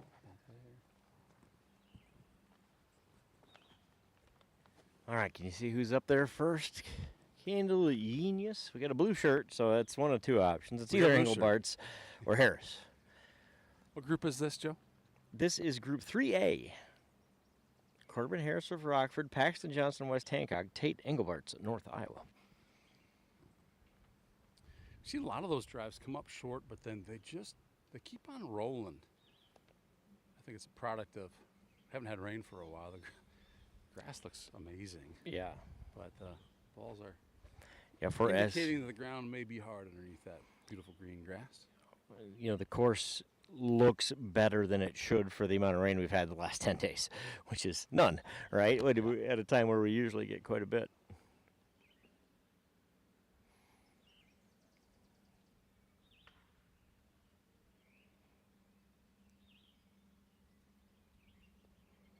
Ball just right of the green from Paxton Johnson. Definitely listened to the coach's advice and clubbed up a little bit because he was not much short. He just ended up right.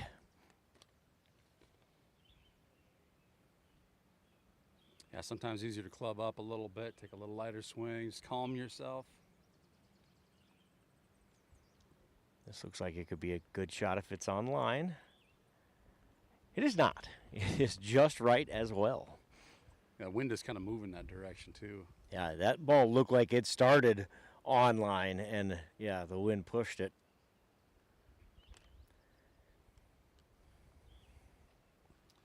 So I'm going to play around with the camera angles here a little bit, guys. I'll have my mic with me, but I'm not positive that the sound is going to come through clear. So I'm just going to rely on you guys doing the talking.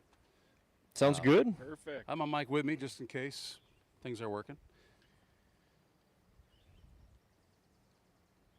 This hole has definitely been deceiving throughout the day. If we had one of those fancy trackers that they show in the PGA, I think we've only had one ball on the pin high here.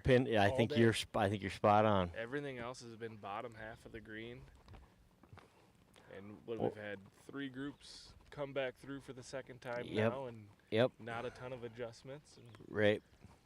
We'll see when the ones come back through, 1s and 2s, how they make adjustments and improve this second 9. Our 1s and 2s should be the next groups here coming through. So Like you said, just probably more experienced golfers. You expect a few more adjustments out of those groups. We'll see if that plays out. And honestly, as much harder as the wind is blowing now than it was 3 hours ago, they may be getting more club and still ending up short. Right. And they might make the adjustments and don't execute. Yeah, it happens too. You're exactly it's a right. Very difficult game.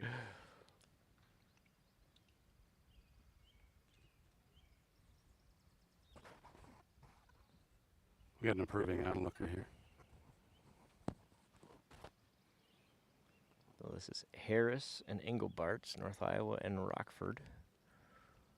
In the blue, Paxton Johnston, West Hancock in the red.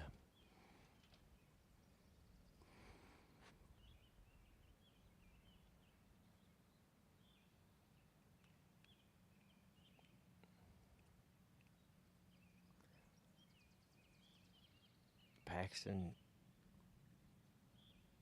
gets a little too much of that one or blades it a bit, and he'll be chipping again back over. A little fun fact for you, Paxton Johnston's dad is, you ever watch that long drive stuff on ESPN where they hit the ball 480 yards? Yeah, he's one of those guys. No way. He does. He participates in those. We've learned that today, talking off camera to a couple of folks in the gallery here at Acorn Park, and we learned that today. So I didn't Google to fact check that, but that's what we were told, and I buy it. We trust people. Like, can hit a 3-wood from his knees 300 plus yards, I was told. So that sounds like fun. I'd like to play golf with that guy. In fact, let's play, best ball. And I'll just putt. Which is not my strong suit anyways. And mine either, but it certainly isn't hitting it 400 yards. Yeah, correct.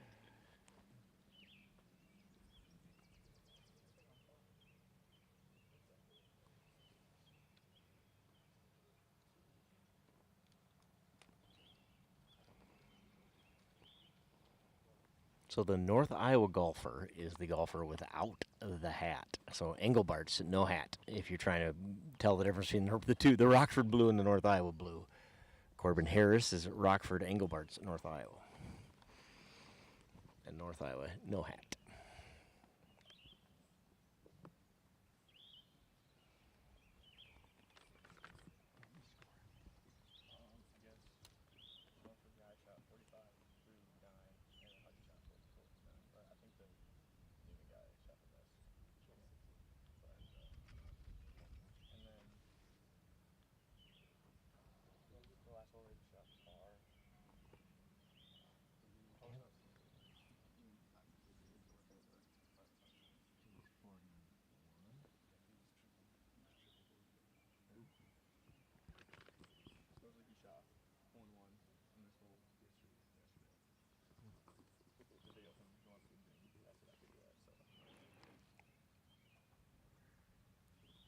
Johnston with the putter here. He's going to mark and get out of the way.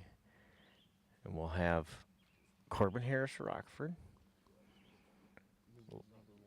Long putt.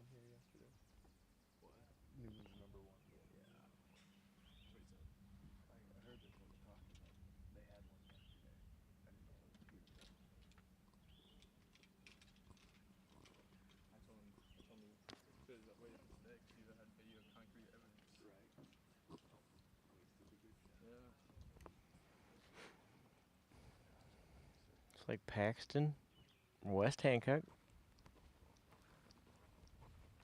Long putt here.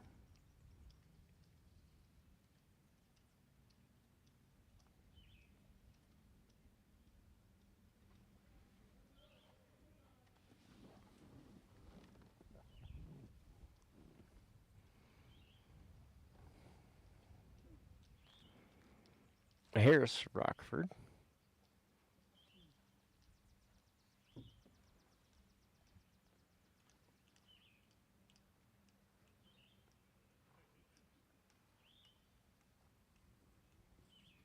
And Engelbart's North Iowa.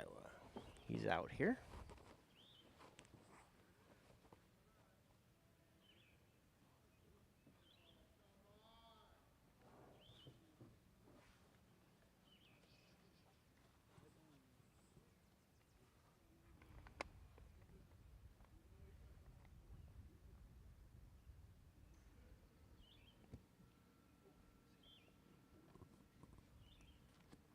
This hole continues to punish golfers. This green has been doing it all day, and it continues here in the second round.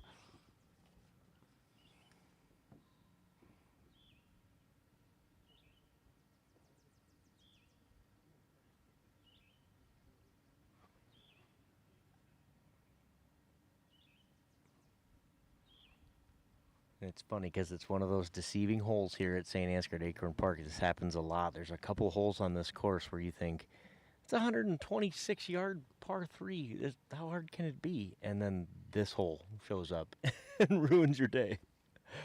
And then 2 holes later, you have number 7, which is waiting for you. Right. That if you don't get your head on straight by the time you get there, it can end your round. You got about 14-yard window you got to hit on that hole if you're going to try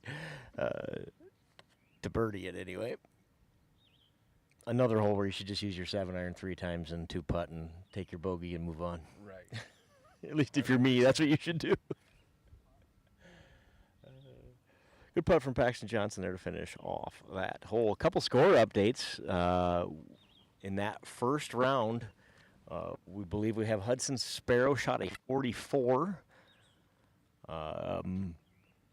Egger from Newman Catholic, we've heard, shot a 41 in that first 9. Helgeson shot a 45, Northwood Kensett. So those are all unconfirmed and hearsay and perhaps completely and totally wrong, but it's better than not having a number, right? Chase Haugen hitting now, it looks like. Chase Haugen. That would make sense. This would be Thomas McGuire of Newman Catholic, Chase Haugen, St. Ansgar, Bowen, Bainey, Northwood, Kensett, and Marshall Christensen of Riceville. So you should have 2 black shirts, a blue shirt, and a red. But we have, I think they're kind of jammed there's up. multiple. We got 2 blues, 2 blacks, 2 reds, 3 blacks maybe. So I believe that is Group 2A and 1B all on that tee. So I think we're getting 2A here first, or we should be anyway. So Chase Haugen officially hits the longest drive so far of the day from this tee box. The second ball to go past the hole today. Yeah, he doesn't get the fortuitous bounce off the tree, though. So. No.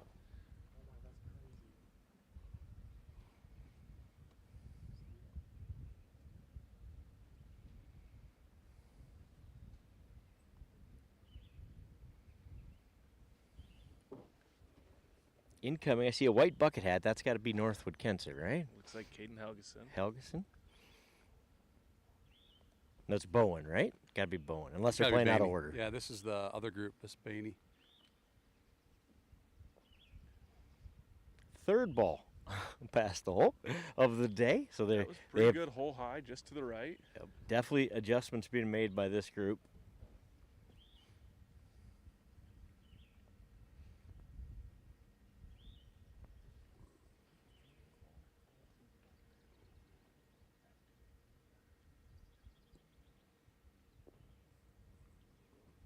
That's a good shot. That's a really nice shot. I believe that's Thomas McGuire, Newman Catholic, with that shot.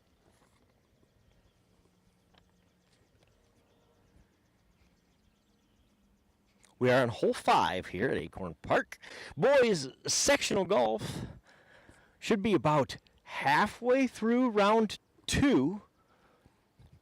So we'll bring you all the coverage here from hole 5. We'll catch hole 9 when we can. The green is right next to us. And then we'll bring you results when we're done. Go ahead. Yeah, I'm sorry, Joe. I didn't mean to interrupt you. We got a couple here, 3, I guess. 3 guys here on hole number 9 as our golfers from hole 5 are approaching the green. It will be the Gus Walk group, as we're calling it, with Jace Anderson, Carter Anderson, and Gus Walk.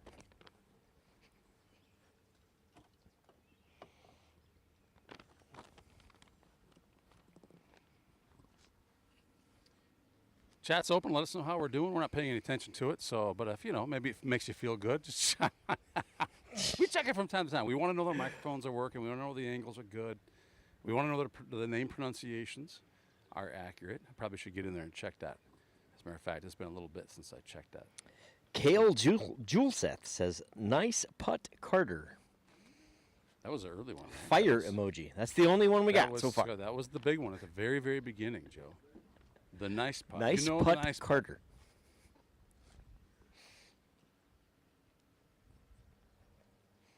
And don't forget the fire emoji. We take all comments. We love them.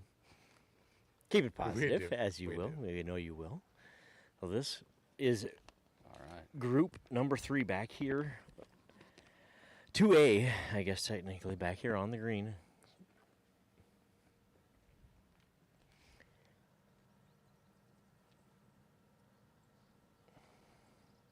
Christensen of Riceville with a great up from there. What a chip.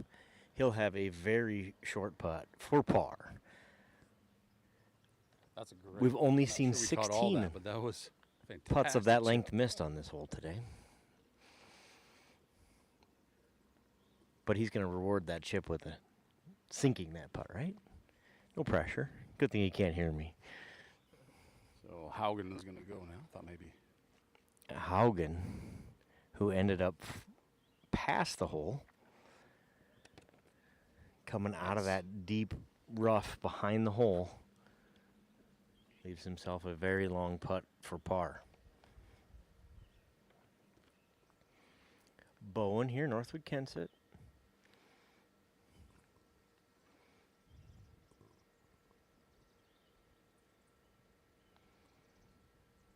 Nice little bump and run for Bowen Beanie. I felt like he caught the ground a little bit on that, but maybe a bit of a blessing because that was a really nice shot. Leaves himself a 4-foot putt for par.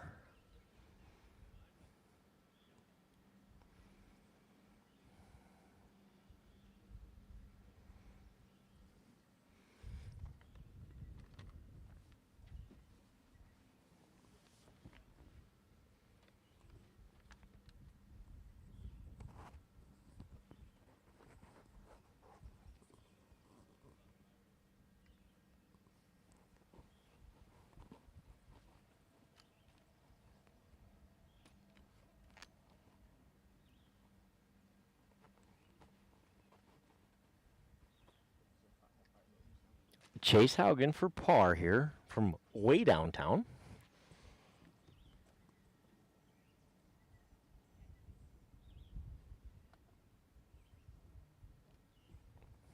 We've seen that repeatedly today, too. If you miss long, you're going to have your work cut out for you coming back because it's rolling well past the hole. Tricky shot here coming from McGuire as well. Birdie putt, but he'd be smart to leave this one just short, in my opinion, because we've seen it do this over and over and over again today. I guess the benefit of we get to sit here all day and watch the same green, right? We've read it. We've read it a ton, and we can't say anything You're right. to the kids. You'd like to You're help right. them out a little bit, but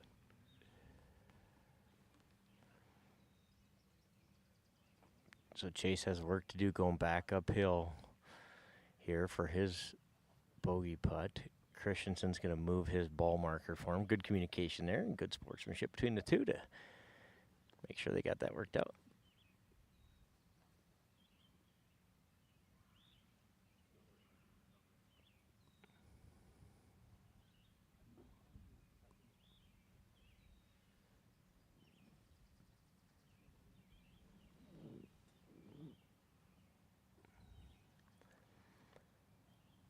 Par for McGuire. Ends up short. And he'll tap in for bogey. Ends up left more than short, I guess. We can see the hole about as well as you guys can. So we're guessing. We're waiting for the ball to disappear.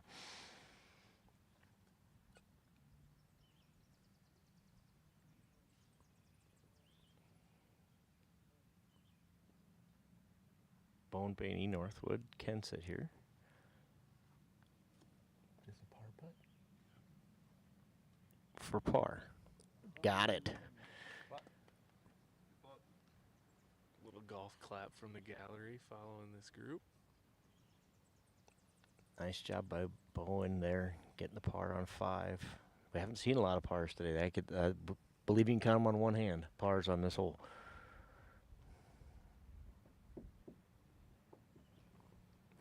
Chase finishes up, won't be happy with that one on his card.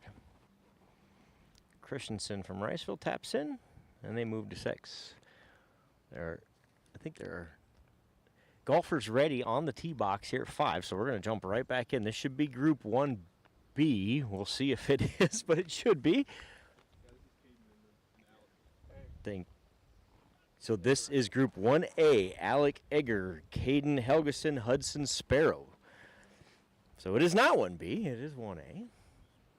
The flag is still, but the wind is definitely picking up right now. Yeah. With these guys on the tee box, this is a tough one to read Yeah, for them. look at that. That flag is totally wrapped up and still, and it is, I can tell you, it's howling down You here. look over at 9 and the flag's just whipping, and it's not doing anything right now.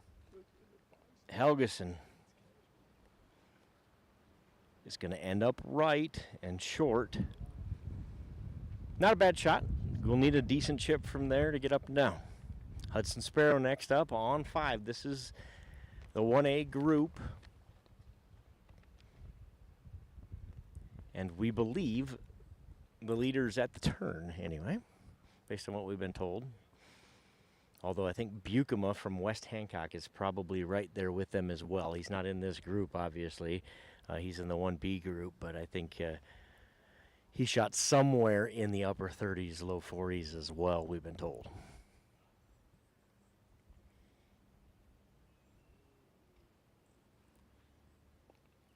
Hudson Sparrow. Aiming for dad again, misses, gets a bad bounce off a tree, and ends up just shy of the number 9 green to the left. Work to do for Hudson. Egger's turn on tee box. Rumor on the street is he carded a 1 on this hole yesterday in a practice round.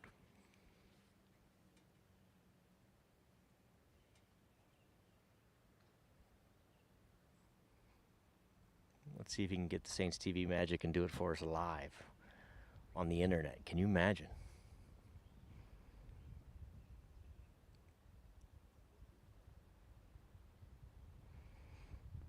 That ball's going to end up right as well. So the last 2 groups have been consistently right. Is that wind related? I think it might be. I would say yes. Hudson had the right idea. Hit it left, just maybe not quite that far. Well, let's say trees are 80% air, and he does have a talent for finding the 20% that's not. That's what he was trying to do.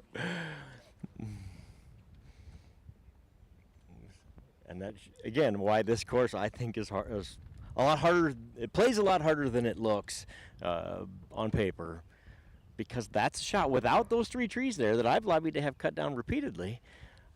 That ball's hole high. He's dancing, shooting, putting for birdie, and away we go. And instead, gets a bad hop off a tree, and he's got significant amounts of work to do. Yeah, I try actually to thought it save looked like a really good shot coming off the club. Yeah. And especially with the wind blowing the way it is. Yeah, the wind would have pushed it. Next thing you know, we're here in 4, and there's a tree protecting us, but it's all right. Good chance to make an epic shot from the fringe of hole 9.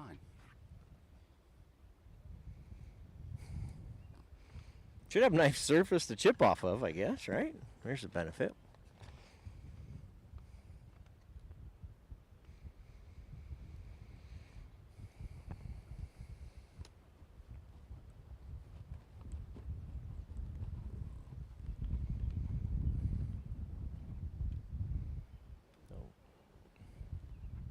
Looks like Egger is going to chip from our left here. Candle Genius. No. Now he's going to wait. Now they're looking at Hudson. And Hudson's going to go ahead and go. Here we go.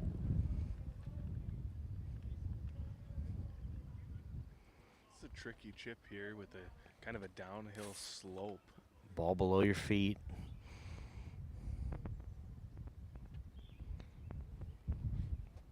Check up. If that hits 3 inches Shorter. hits that fringe, that stops basically Almost. by the hole. You got it. You got it. Not a bad shot, just needed it to land, like you Missed said. by 3 inches. Alec Egger here, Newman Catholic. His second shot.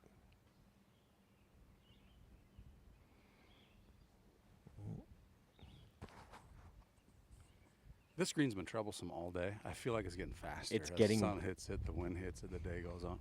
100% it has changed, and not for the better in the last hour in terms of scoring, not for the better.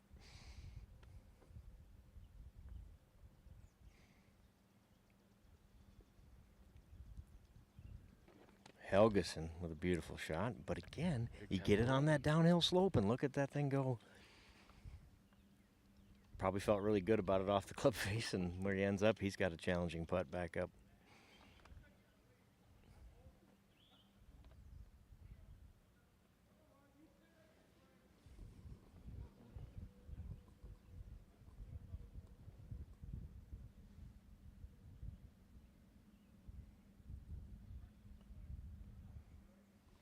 Egger, nice chip. Gets that to release nicely. Not a ton of green to work with getting that up and down there. That was nicely done.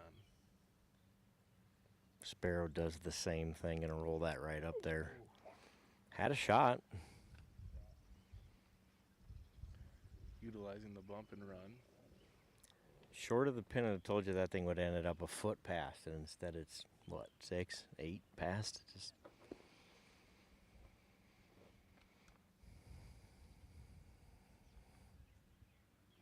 so we think that this group is amongst the leaders as we stand here right now.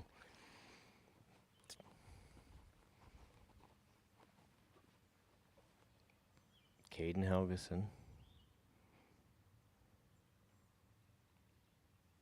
Putting for par. Got it. Nice That putt. is a great putt. The longest putt we've seen on this hole by far since the very first group came through. The longest made putt, I should say. Great putt from Caden Helgeson. With 4 to play, he's got himself in contention.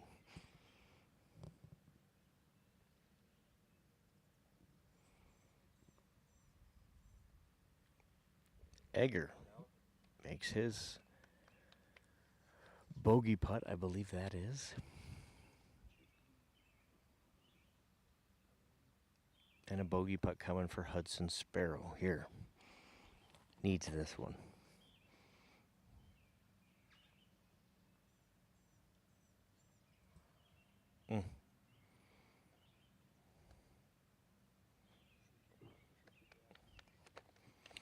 Sparrow shoots a 5. Won't be happy with that. So he has to regroup as they head to 6.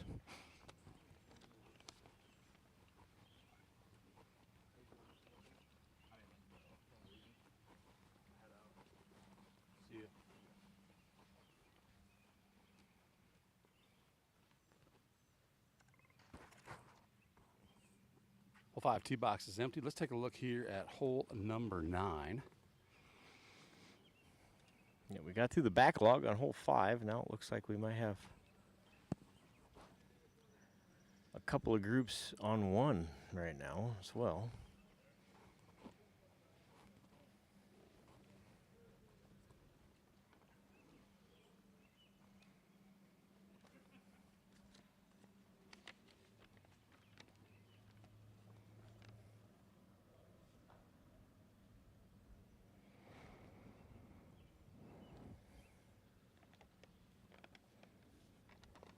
So here on 9, I think this is your group of Whitty of West Hancock, Woburn, North Iowa, Johnson, Riceville, and Schmidtke of Rockford.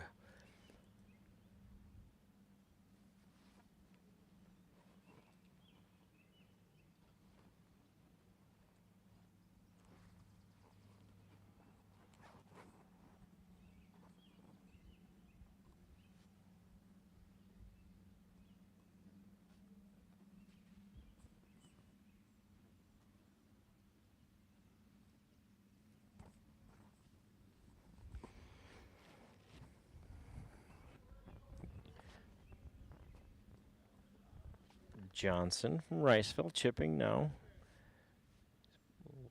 Past the hole.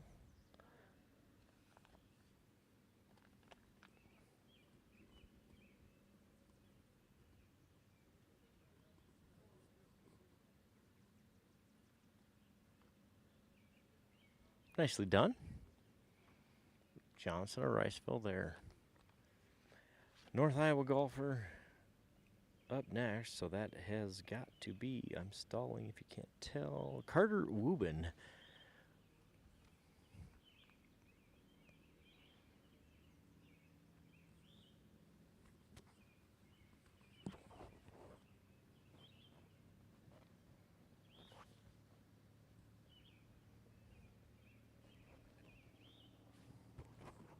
Why, they seem to be teeing off on 5 again. I don't know what these guys... 5 is, we're back in action on 5, and this would be Group 1B. Hagen, North Iowa, Gunner Smith, Riceville, Calvin Abnett, Rockford, and Zach Bukema of West Hancock, and we... And that's got to be the best tee shot we've seen on this hole. I think so. If we were playing closest to the pin, he wins. I'm not sure who that was. Here's one coming right at us. Not a bad shot. Easy up from there. Well, easy for me to say. I'll say, Joe, when you're on the tee box and you hit that shot, it feels a lot worse than it is when you get here. You're like, you know what? It's right. really not It's not so bad. I can play that. I think that ball's right. Yep. By right, I meant right on. Nice shot there by either Hagen or an Abnett. This is Bukema, West Hancock. Again, through 9, there's talk of him being the leader through 9. I heard 39 potentially there on that front 9. We will fact check all of this at the award ceremony, which we will bring you live right here on Saints TV. In probably, what, within the hour? 2:30-ish? Yeah, I would say by 2:30 we should know what everybody's scores are and who's moving on. Top 3 teams advance, plus the top 2 players not on one of those 3 teams. And most teams should be through 14 of 18 holes so far. Something like 4 to play. Bukema with a beautiful shot. Little backspin on it. He'll be putting for birdie. So we have 3 birdie putts here in Group 1B. And 1 birdie chip.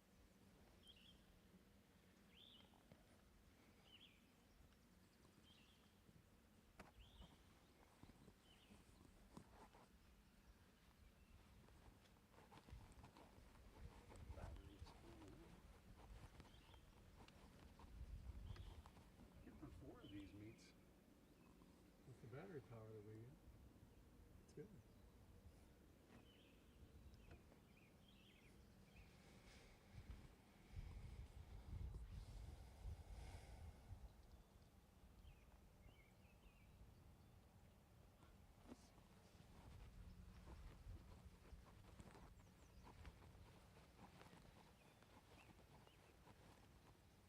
Winds have officially picked up. Mine shows 15-mile-an-hour winds from the southeast, right at 80 degrees.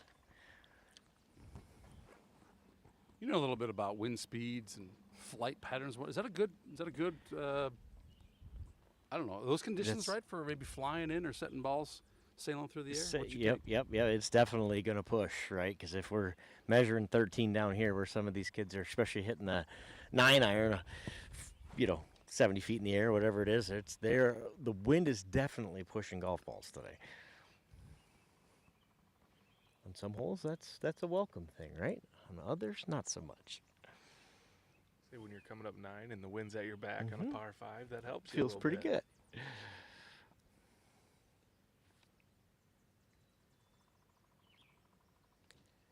North Iowa's Hagen here with the chip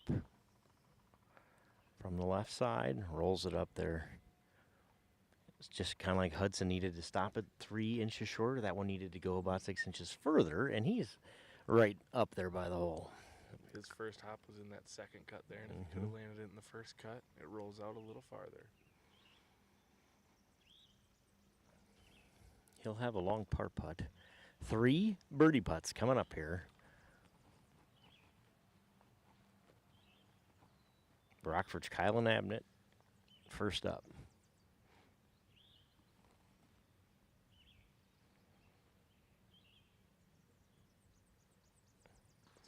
good roll. We've seen some very, very challenging putts here today. That is a great roll on this green today. Still some work to do, but he gives himself a shot to putt here. If he overshoots that, he eliminates that opportunity, I think, you know, based on what we've seen. Off the back of the green. Yep. Zach Bukema, West Hancock.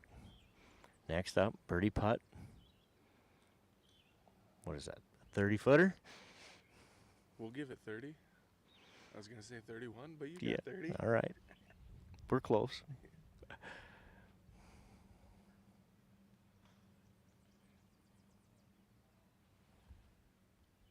It's going to come off pretty quick because it's quick downhill. Just on that slope. Going to break to his left.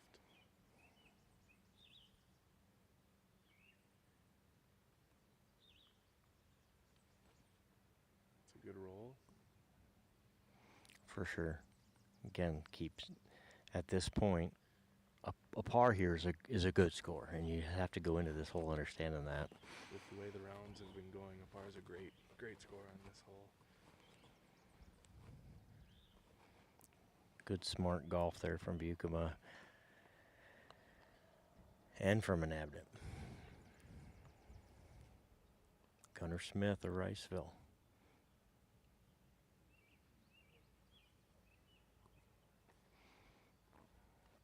His birdie attempt is long.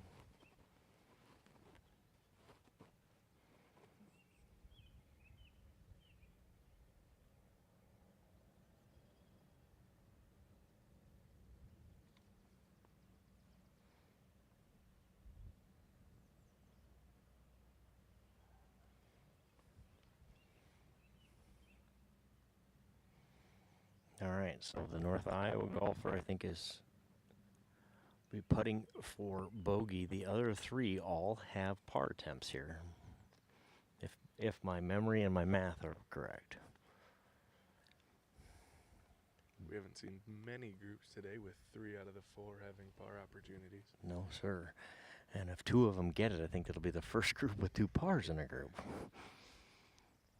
Looks like Bukema's going to get the first shot at it.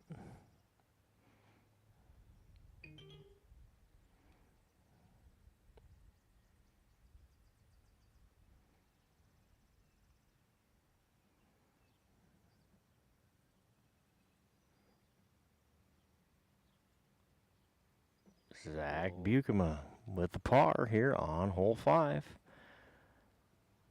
His coach talked about the adjustments he wanted to see for round 2 here, and we definitely got it there out of Zach. Good hole. Zach Bukema. Smith. Another good roll. With a great putt. Saves par there. I'm sure he wasn't happy with that first putt and saves it with a great second putt. And he's got par.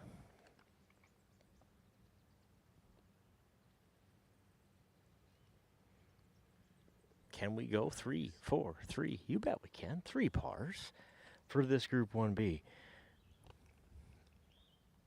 Hagen with his bogey attempt here.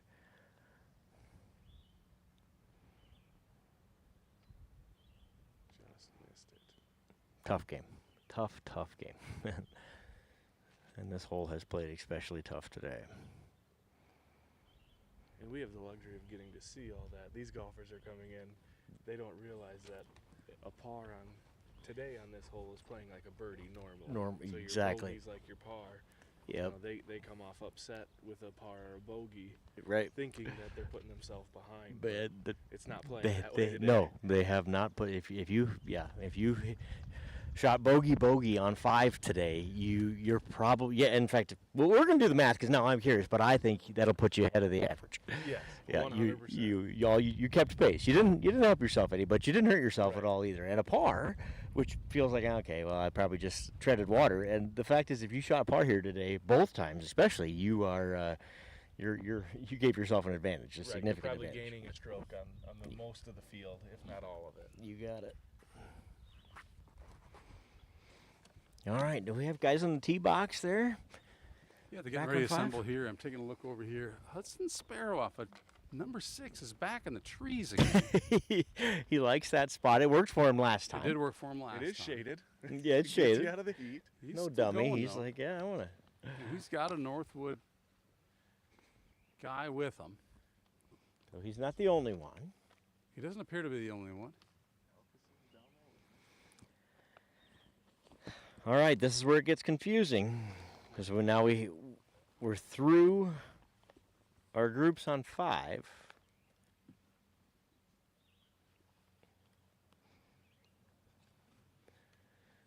So who haven't we seen here on hole 5?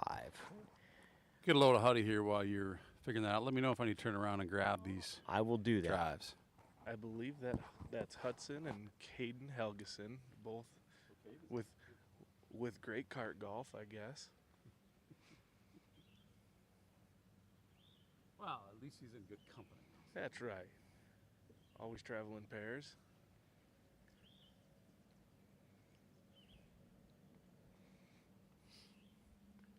That's a very similar location to his last time on this hole, right down in that same area. Heads It up, really- guys.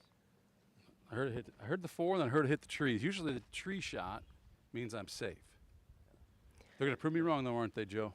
Yep, they are. 4, a tree, and a shot to the head. So we're going to try to Triple confirm as this group gets closer, but I believe this is Braden Gray of North Iowa, Tyler Dolman of Riceville, and Cameron Fox, West Hancock. So this would be Dolman.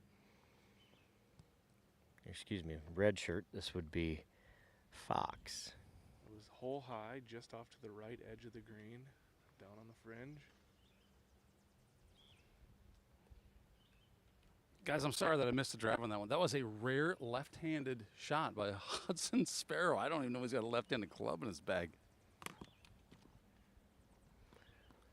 Tough roll there for Fox, who hits a tree and kicks backwards again.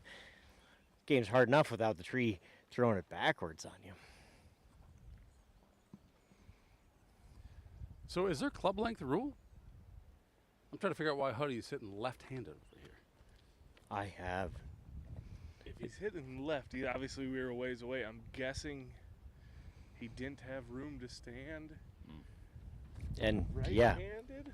and then I assume these are USGS rules, which would mean there's no, hey, I get to move that thing so I can stand, right? Play it as it lies. Sure. Right. All right. Yeah, exactly. That's tough. Exactly. Well, he'll be glad to know we got that one on video. I saw Coach Parks down there from Northwood. He was standing in that area, so if I see him again, I'll have to ask him. That'd be worth finding out kind of what the rule is, what went down, etc. I cannot see the battery level with the sun the way it is. 3 holes to play, we believe, for most groups anyway, here in St. Ansgar at the sectional golf tournament. 3 teams qualify plus 2 players not on those 3 teams. They will qualify to participate in what the boys call the district golf meet to qualify to go to state. That meet is next week on Wednesday, question mark? And that's in Mason City? Yes. At Highland? Exclamation point. It is in Mason City.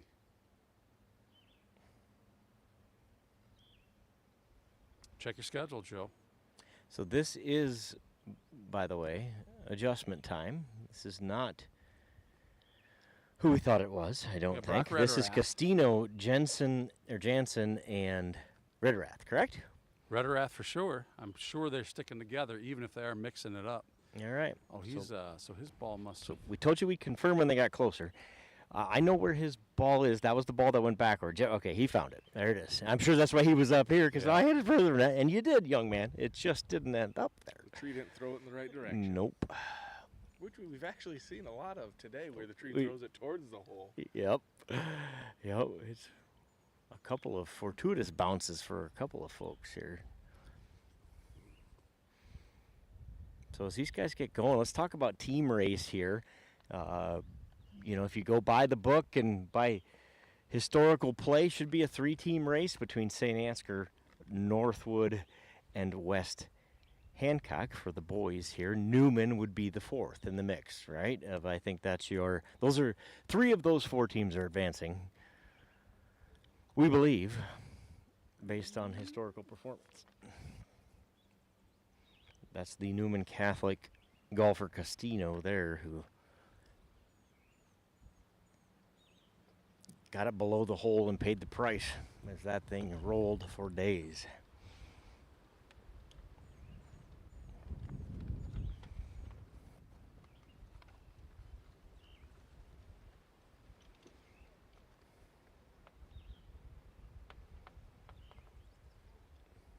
All right, Randall, I need you. You got young eyes. I'm struggling. There should be a percentage in the very top right corner there. 59. Thank you. Yeah. I want to see if you can see it over here. Just to be sure. I don't want to lose that. Rederath's third shot here upcoming. Long putt for par.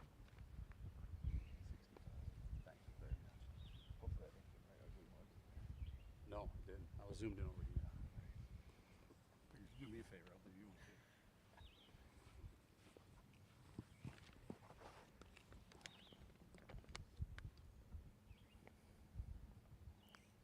Castino, Newman Catholic.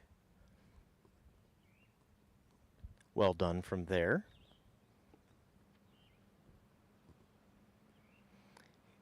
I'll have a shot at bogey here.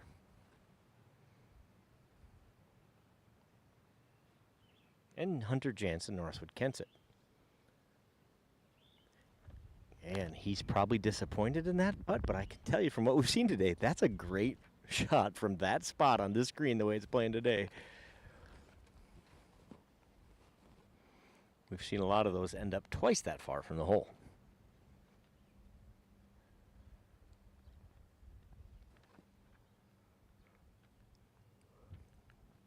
Rederath's chip comes up short.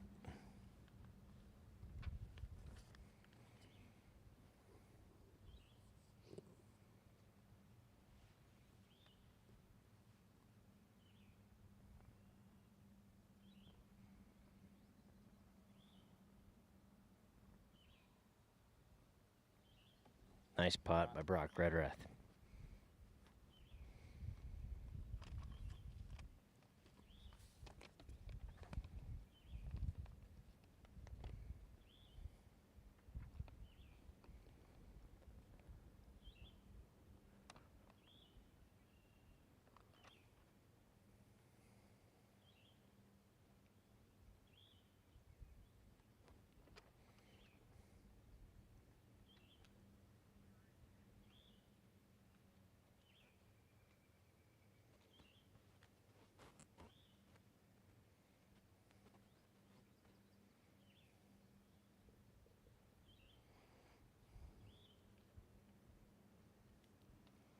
Rederath finishes out hole 5.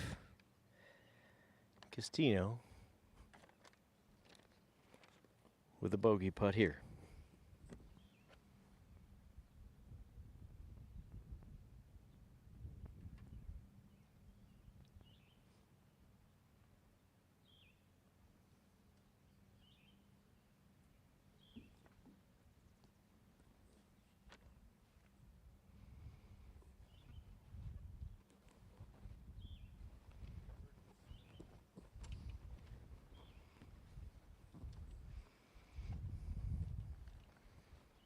So as that group heads to 6, let's give you the rundown of who we expect to see here. Anyway, we'll see if they're in the right order. On the tee box here should be Jamison Kramerschmeyer, North Iowa, Matthew Peterson, Rockford, and Owen Fish of West Hancock. 2 blues and a red, so that math adds up. Yeah, that does. Color math. The color math is perfect.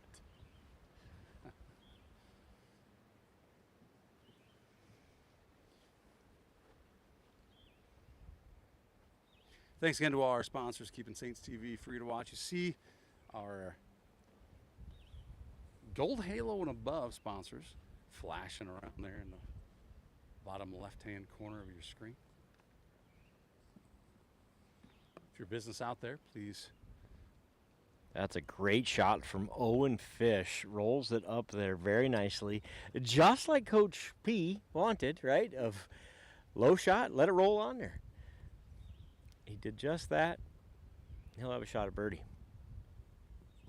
I appreciate Coach P chiming in with us today. It's good to hear a coach's perspective. This is the North Iowa golfer, Jamison Kramersmeyer. Great shot from him as well. He's also on the green, be putting for birdie. These last three groups, we've seen more balls get put on the green off the box. They certainly have made adjustments, haven't they? And it is paying off.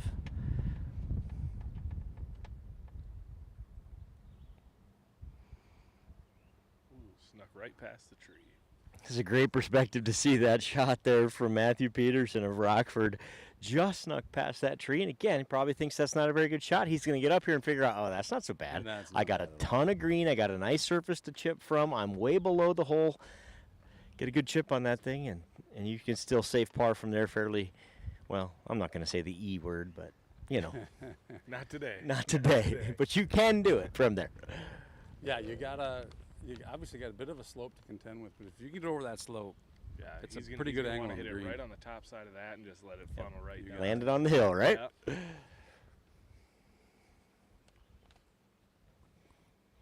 And for the record, if he's taking advice from me, Yeah. he's in trouble. Yeah, for sure. No, me too. But that's like most sports I broadcast, though. I know what it should look like. I certainly couldn't do it myself, but I know what it's supposed to look like. I scored under 50 once ever playing golf. I got a 47. Hate to brag, but I need to add the disclaimer. They had 8-inch cups in Manly that day. You ever play with an 8-inch cup? It's amazing. But it's amazing. you were playing at Manly. Those greens aren't easy. Yeah, that's true. Those That's aren't true. easy.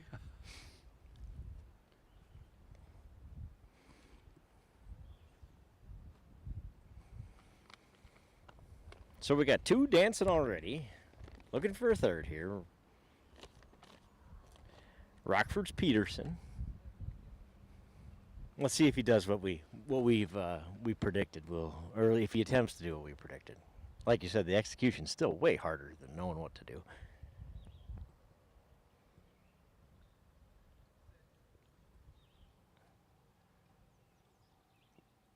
Pretty good effort from there. Just landed it a little long, right?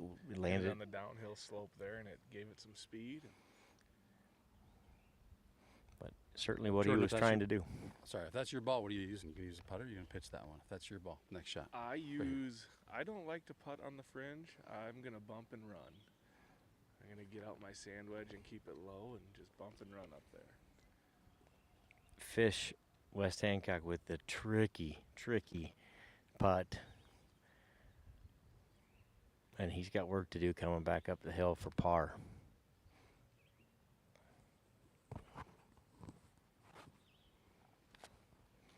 Kramersmeyer, North Iowa, with his birdie putt.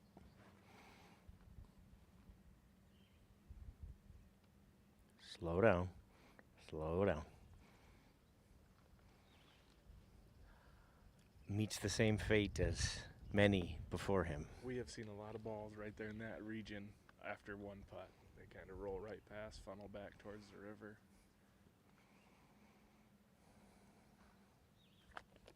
Peterson took your route and chipped it. Tried to bump and run, ends up short.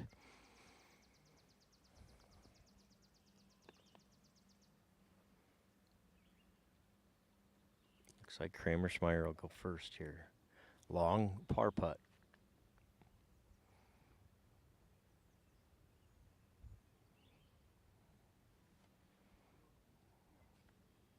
Looks like he's going to finish out the hole here. Card's a bogey on 5, which again, today is a decent score. That's an average score. Fish is going to do the same for West Hancock. He's going to mark his ball, though, and take a second. Think about it. Peterson just slips out. Pops out of the backside of the cup. That's a heartbreaker.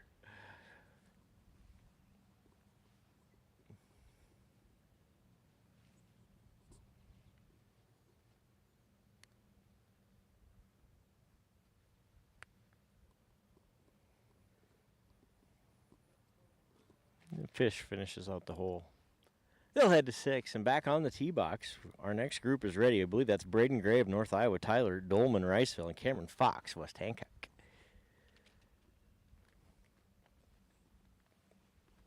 Group 8B, meaning we have just 2 groups left? Really? I don't know, obviously, but I think. Well, here they were started with 5, so we'll end with 6. Yes, we have 6A and 7A left. We've seen 8A. This is 8B coming at us now. So grab that sunscreen. We should have done something. It's baseball season. It'll be By fun. this point, it's probably too late. I'm thinking. I was worried about the bugs earlier. We've been in the shade. You know, this perfectly selected Rindle spot right here has helped us most of the day, but How's your Friday looking? You wanna do some- Friday, you say? I'm in. Why not? I wonder if we could. I'll be out here. You bet. I wonder. To the activities director, that you're able to just come out here and just relax instead of having to be putting out fires. I'm just glad there hasn't been a fire here. Right, right. The time you don't come out, that's when something happens. The girls will be chattier, I think.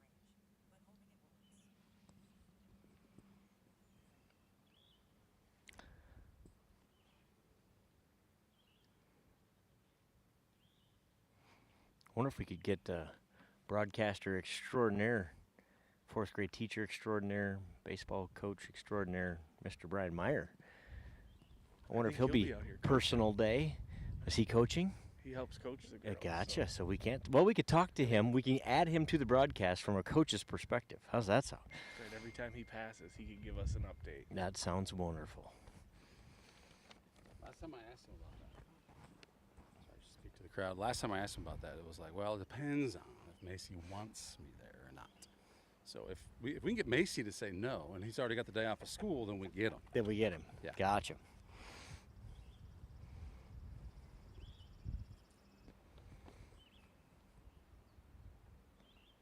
Is he an official coach? Does he just get the day off? Yes, yeah, he's a volunteer assistant coach and helps out with the girls program.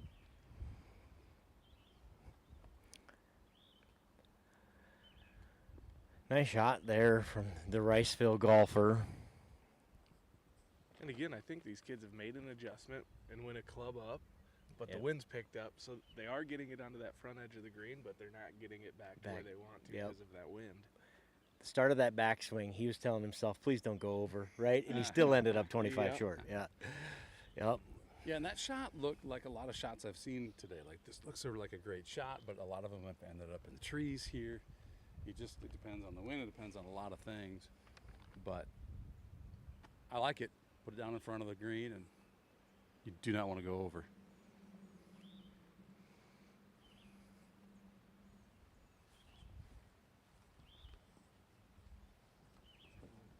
Oh, is this your phone? Yeah. Didn't want that to fly off the back when you're moving your cart there. My Saints TV chair is moving. That's the noise you hear in the background. You trying to find you a shade, or what's he doing? No, there's a ball behind us that they'll want a better angle. We don't want to be in anyone's Oh, I way, see it, I so see there's it, somebody yeah. approaching 9 here who ended up kind of behind our cart here. So I think I can Yeah, we kinda confirm lost this all is of our Fox, shade Gray, down and here. Dolman. Kind of did. Just want to huddle underneath. The Fox of West Hancock, North Iowa's Braden Gray, and Tyler Dolman of Riceville.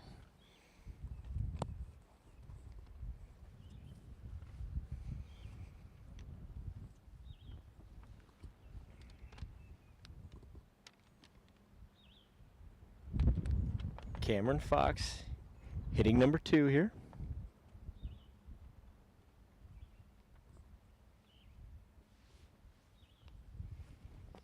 Gets a little too much dirt, not quite enough golf ball there. I'm familiar with that shot, young yeah, man. I know that one too. That's You a tough have shot. my It's sympathies.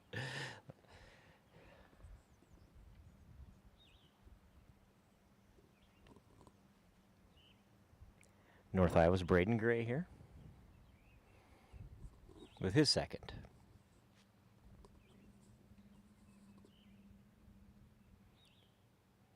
it up on there. Right thought there, just landed a little short. Ate up all the energy in that long grass. It is up on top, though. He is. He's got a shot from there.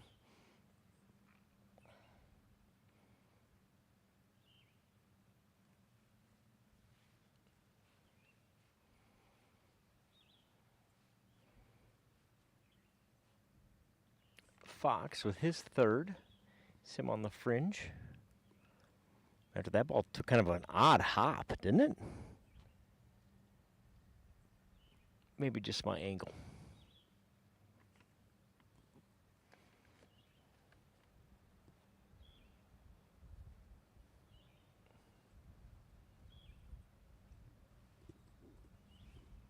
Jordan, you know awards, will they be outside? Yeah. Good. I believe they'll do them outside. That's already done in that room. All the other ones.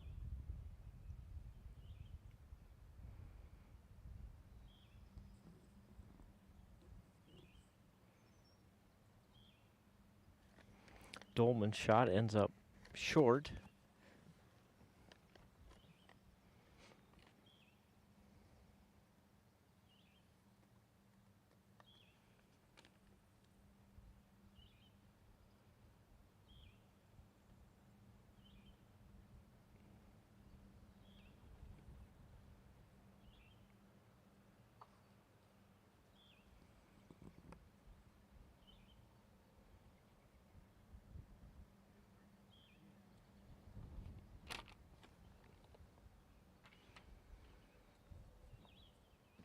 Fox is going to go ahead and mark his ball. Gray coming from about the same spot up there on top of that hill.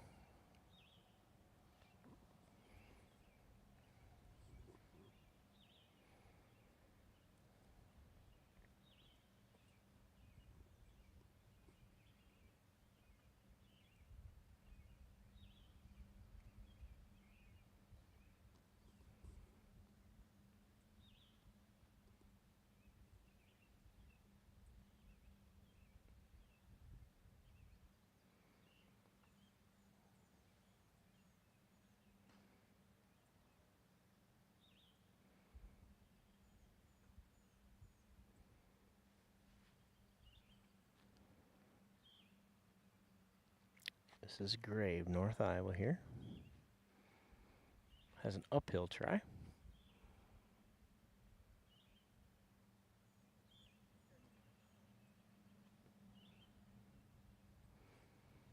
He'll go ahead and finish out.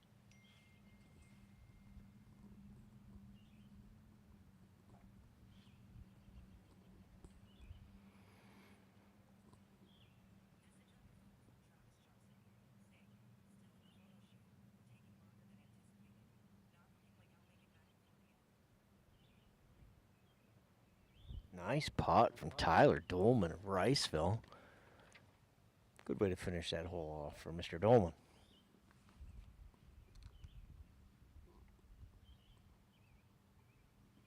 West Hancock's Cameron Fox.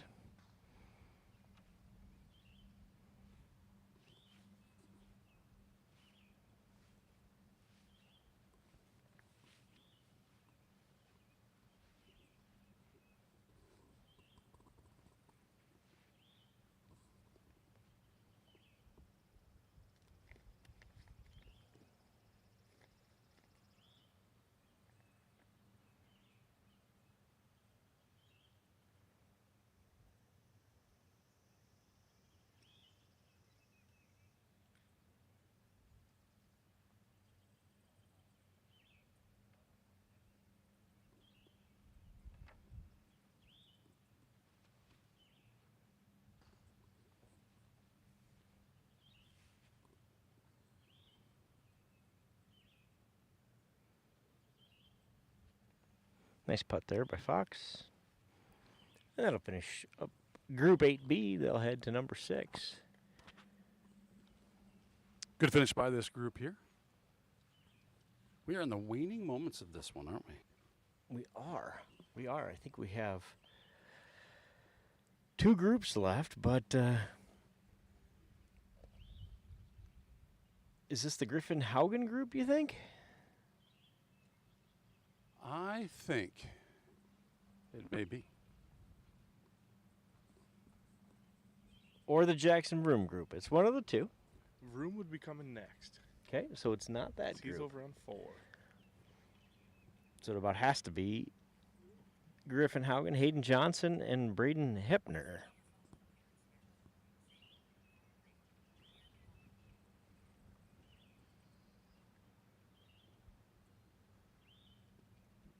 Good ball. That's a good ball. Yep.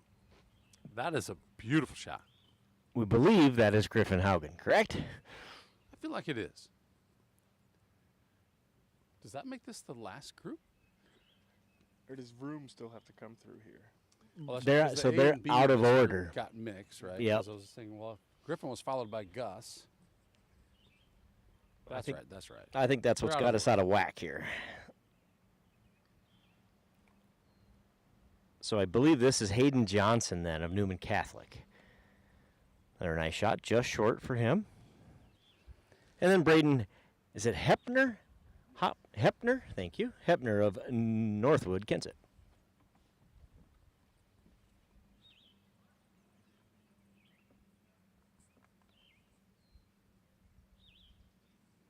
The bucket hat is the smartest attire on the course today with the sun the way it is. Just keep the sun off of your head and neck completely. Smart.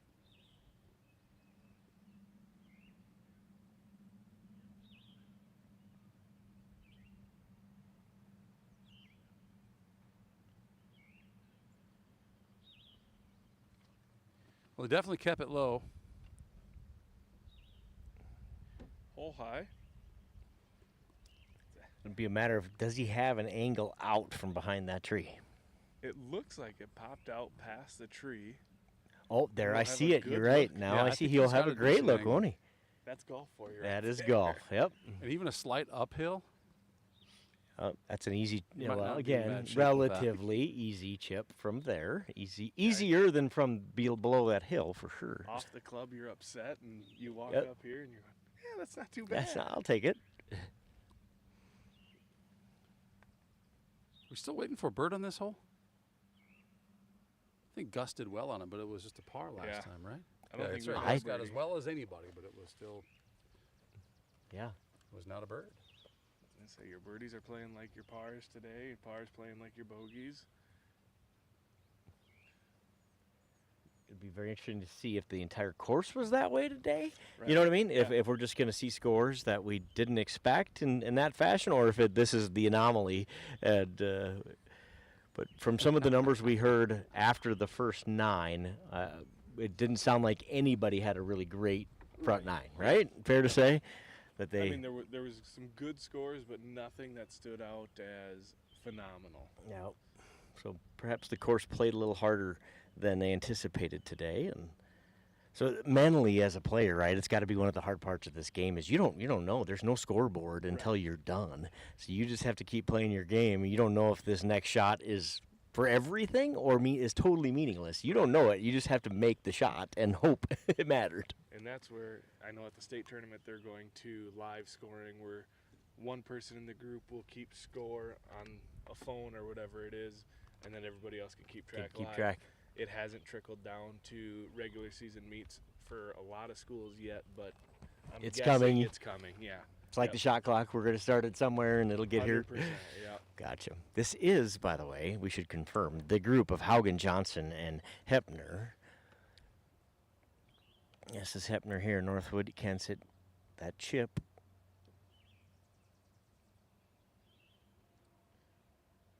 That's going to roll out nicely. Very good.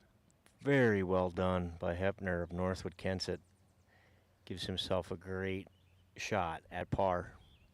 And for a meet like today, having some live scoring could change some things quite a bit. As, like you said, you have no idea where the other players are. You have 3 holes left. You might have to take some gambles to try Right. to make up a stroke or two. But if you do that and you didn't need to, it could hurt you. It in could the hurt you. long run. Exactly. This definitely changes the strategy. Griffin Haugen here.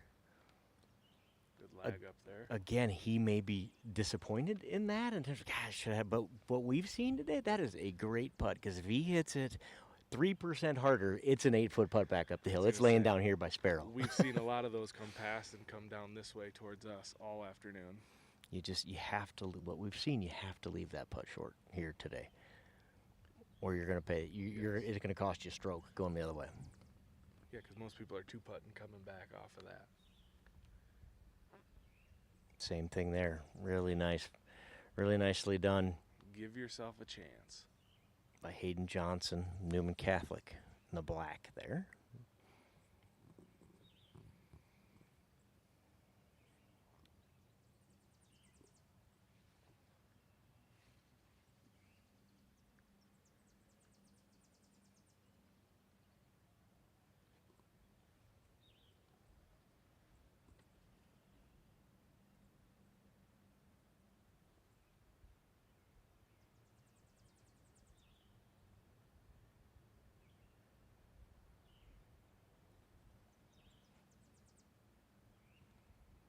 Hepner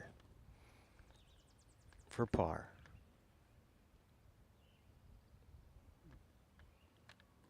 Another treacherous par attempt here at hole 5 on Acorn Park. It has been a doozy here, this green.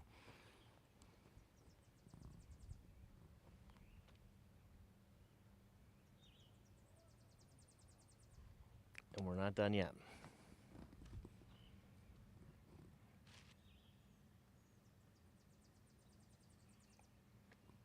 Haugen does the same.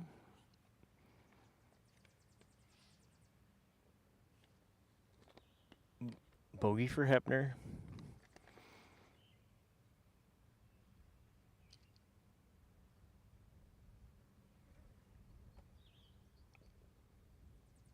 I believe that's bogey for the Newman golfer Johnson.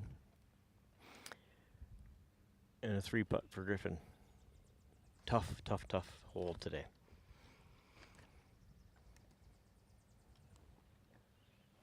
And on those short ones towards the end of the day, I mean, you've been out in the sun all day. The course is beating you up a little bit. You lose focus for a second and just tap, and that's what happens there. Yep.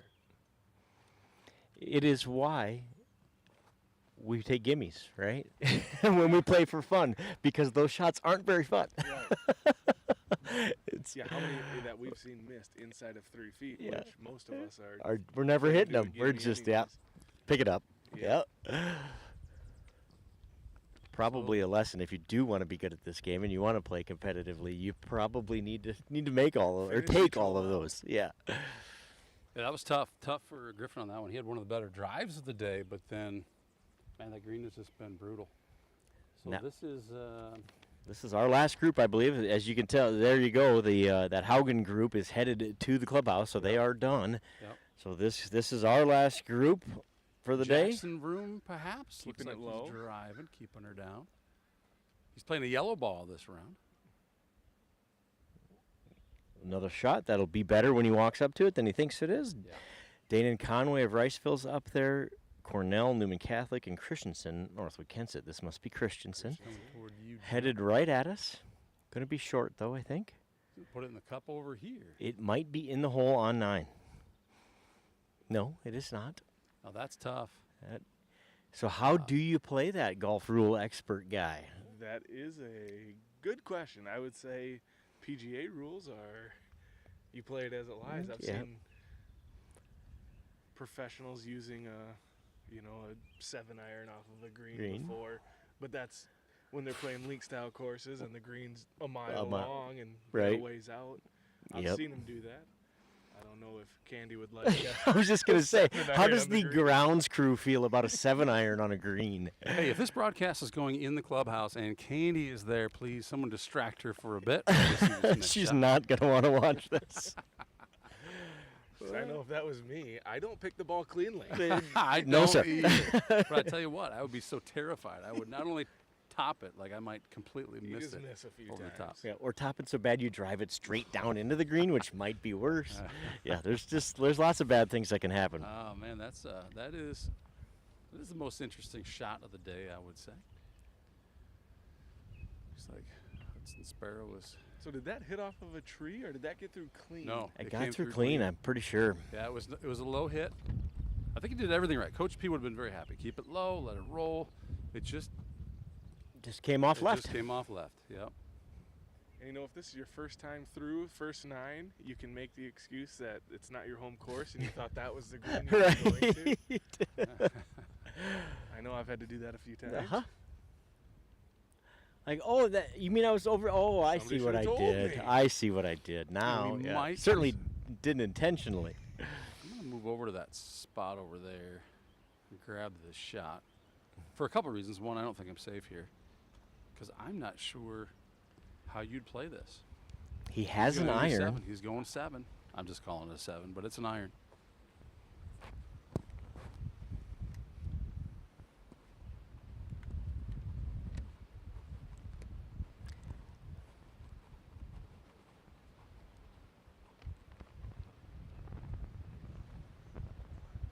So it looks like we're getting the rules. I think there's a committee at these made up of coaches at these events, pre-selected before the round, to answer any questions like this of what do I do here. It looks like the official ruling is going to be we're going to move the ball further from the hole but off the green.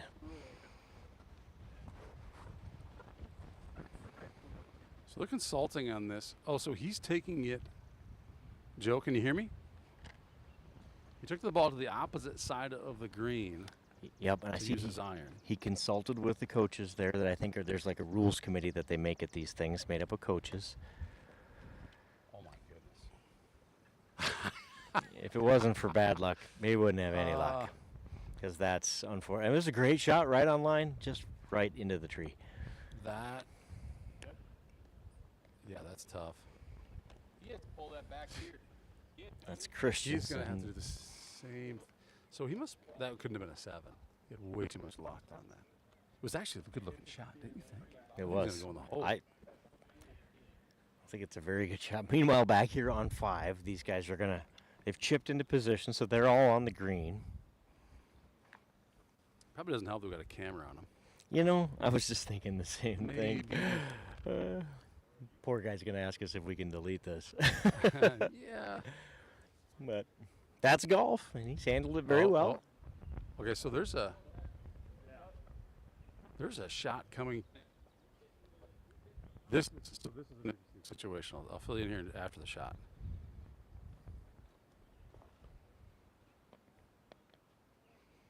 Okay, so there's a group over here, Joe.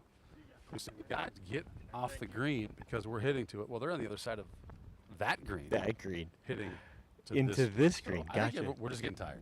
Everybody's 80 tired. Some degrees. The Yep. wind's been blowing. We're ready to. It's been a long day. All right, here's a putt. Let's get back to This something is normal. Riceville's Conway. Not a bad putt considering how we've seen people 100%. overshoot that today. Especially for a lefty. I mean, you get 10 strokes taken off your card if you have to play left-handed.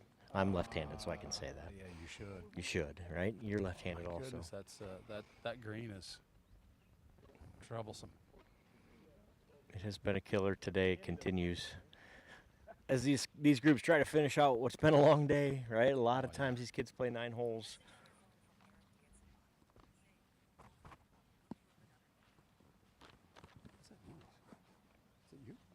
Yeah, these are my glasses reading my text to me. Hopefully it didn't come through in the microphone. It's part of how I multitask. Is my sunglasses read my text and calls to me.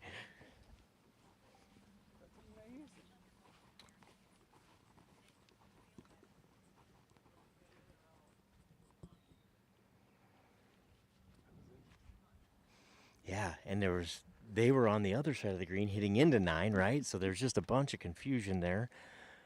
Yeah. I'm glad we had the ruling and we got everything all straightened out. Now we can finish up here. Unfortunate that it hits a tree and comes right back onto the green again. Just a killer. And it was a good shot, too. Just happened to square the tree up perfectly. Nice putt. Right there. That is a great putt. From Austin Cornell, Newman Catholic. He finishes the day on a high note. St. Ansgar's Jackson Vroom with what I believe is a par putt for him coming up. We got a little distracted with the whole ball in the green thing over here, so we may have lost a stroke in there. But I think this is a par putt. We're going to say it's a par putt.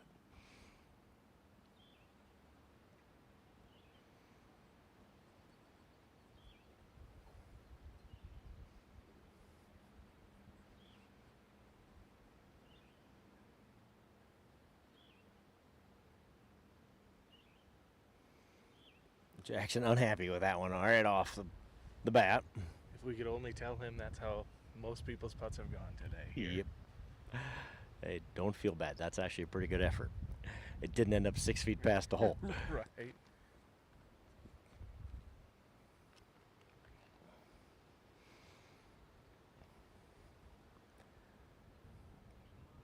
And Christensen from Northwood Kensett finishes off a frustrating hole for him, I'm sure, with a nice putt. Very good putt to finish it off. He won't be happy with the hole, but that was a great putt to finish the day off. Sometimes you got to find the positives. Exactly. So it looks like we have our last couple of groups on 9 here. We can bring you a little bonus coverage. That's the last of 5. So we're going to move over to hole number 9, where we've got Hudson Sparrow, Alec Egger, and Caden Helgeson. Well, I thought. Anyway, that is not. They're coming yet. Yep. Gotcha. So they will be. Do we have group 2, I believe? Yeah, looks like it. Yep, so that would be group 2A. So we actually have 3 groups yet to finish on 9 here, at least if they're in order, and they haven't been in order in a while, so they may not be. This is Harris, Johnson, and Engelbart's here.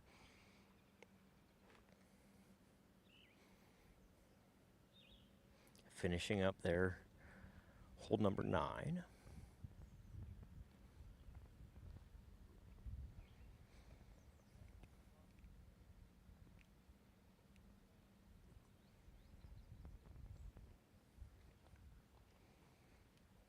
And we don't know the scores coming in. I mean, we have an idea of some, but theoretically, having your ones come up here last on 9, we could be seeing some shots to determine who's going and who's staying home and who wins. Yep, we'll try to make some mental notes of some good shots here or otherwise. And yeah, if you start going, well, that guy won by a stroke and made a great shot to save a stroke on 9, well, here you go. That's the...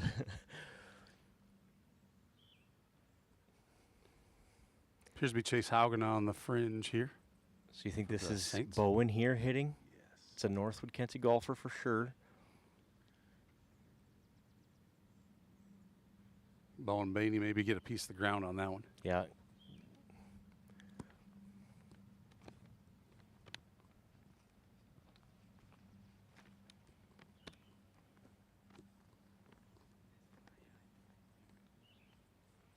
So Thomas McGuire, Newman Catholic, Chase Haugen, St. Ansgar, Bowen Bainey, Northwood Kensett, Marshall Christensen of Riceville are your 4 coming up 9 here. We have a ball just right on the fringe. We have a ball short on the fringe. Christensen looks like he's about 10 yards off and to the right.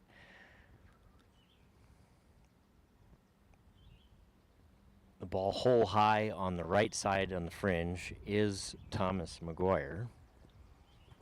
Hole 9 is a par 5, around 440 40, yep. yards-ish, so it's reachable in 2.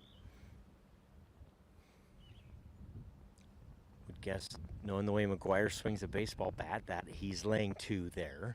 And they have the wind at their back, and it's a pretty, I would say, stiff wind. I mean, 15, 20 mile an hour. Yep. With some higher gusts that you can feel.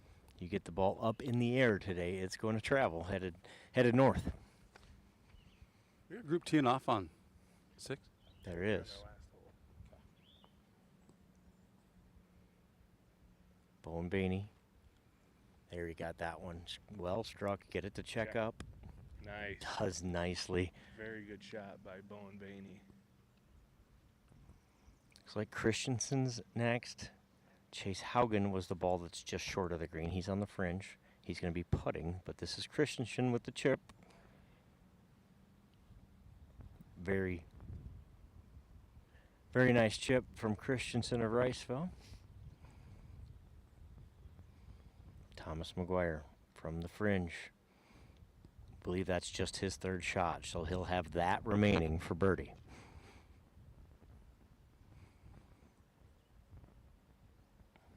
Haugen set up nice right in the middle of the green on the bottom side, below the cup. Lag it up there. 2-putt here. Got to be careful not to get too much of this one. Easy to overdo it.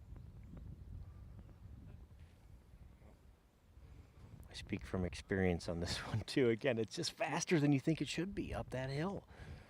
And you want to get it there. And Right. Trouble is now you're downhill coming back. Mm-hmm. All 4 of these guys coming back. That's Yeah, some slippery putts to come here on hole 9. You saw that last putt from Huddy. I don't know if you saw that from Hudson, but man, it just that slope. We've talked about how tough this green is today too, with it being in the sun and wind. A little Shadow unpredictable. plays a role now in reading that green. It becomes a little harder to tell. For sure. Looks like Bowen's gonna go first here.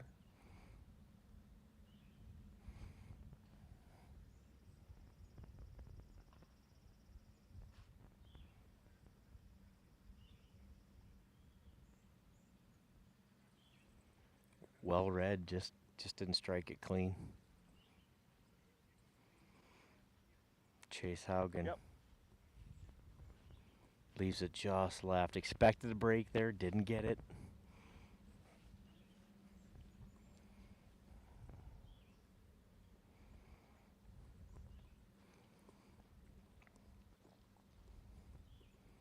Christensen from Riceville.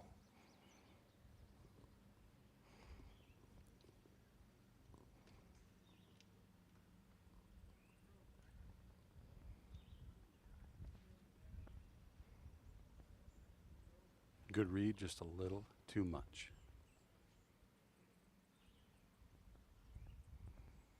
Another observer here.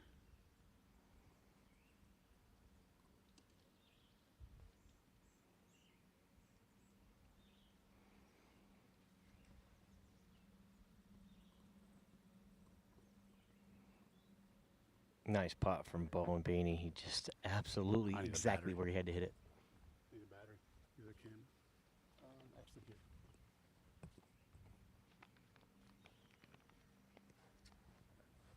I'll get it, Joe. You got it.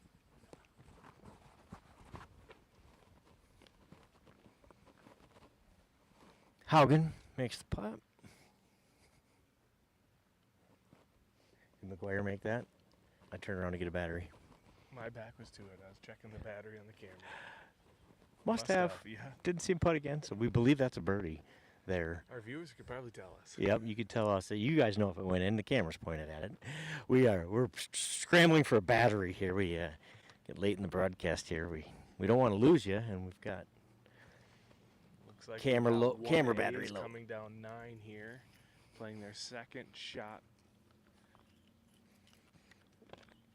1A, Alec Egger of Newman Catholic, Caden Helgeson, Northwood Kensett, and Hudson Sparrow of St. Ansgar. Helgeson just put one on the left side of the green, hole high. Is that Caden's ball there? Yes. That was Helgeson. Okay, so we got a group approaching. I'm going to let you guys comment on it. We're going to lose the camera for just a second here while I replace the battery, but we're going to be back. All right, so we will you be guys- right back. Yeah, we'll be talking. You We'll talk fill you through it. in. It'll go Yep, black. we aren't Go gonna. black. You aren't gonna lose the stream. We aren't gonna lose the volume or the audio. Nice shot from Helgeson there. Again, kind of understanding where you're at. Last hole. Hey, let's go finish strong here. This shot might be important, and to do that under pressure to make that shot, yeah, it's a good shot. Very good shot. And like I said, I don't know if that was his second. I'd assume that's, with the 1As coming up, that's their second shot. Second coming shot. there. Yeah. Hudson Sparrow just off to the right, but has an potentially has a look. Does not. Looks like he's just going to punch it out. Is he going Right? to punch it, or is he trying to play a don't- big draw here? And Yeah, I think he is. he's drawing it around. Coming toward Trying to us, draw it around, right? coming at the camera. That was, That's not I his literally first. had to step aside so that didn't hit me That's not his first or second time hitting towards Saints. Yes. No, and that was the closest one yet. Yep. And you know what? Again, not a bad shot at all. It is not a bad shot. You know what? I should have let it hit me. It might have gone in the hole. I'm pretty sure that was your shot.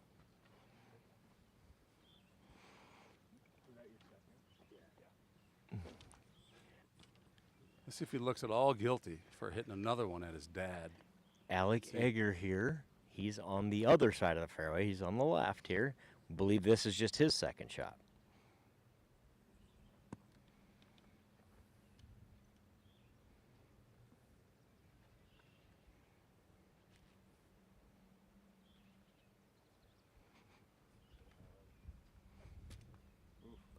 That ball is far right and rolling hard.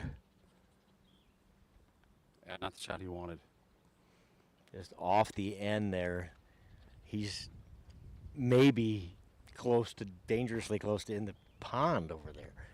That's why I didn't see it. I was looking at the green. Yeah, it was It- hard right and gone. It may be. I don't know what if the cart path will impact it or not, but I it don't- looked like it was. Yeah. Maybe. But it'd be in the hole if I had. Sorry about that. Hudson Sparrow's officially on my list. It's aimed at me twice. Bounce off my leg. So that just missed your leg. The other one zoomed right past our heads. Heads, right. I think it went between our heads. Like, we were standing this close together, and it went between our heads. Shoulder to shoulder, and it zipped past our ears. So we had a baseball scrimmage last weekend, and I'm making a note. That's my job, is to write stuff down. So I'm writing stuff down in the dugout. And all I hear is Colton Winnie, who's standing next to me, go, "Go!" And like arms and legs just flailing everywhere. And I put my head down out of instinct. And apparently, before my head went down, a baseball missed the top of my melon by about an inch. So anyway, that's everybody's You think aiming you're at safe me. in the dugout, but you're not. You're not. Hudson Sparrow, stop. Nice chip. Try to do the little bump and run thing, but has work to do. But that is a birdie putt coming back up here. That would be a birdie putt. Do we know this? We do, because we got some inside information that they were all hitting two back there. Oh. So that's his third shot. There's Helgeson here, putting. I'd assume they're going to wait for their third. He's still walking towards his ball.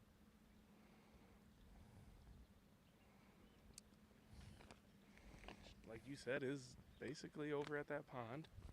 I think he found it. He did find it. So he's got a couple options here. He can either try to keep it low with like a 7-iron and punch it through, or go up and over, but it looks like he's going to try to punch it through.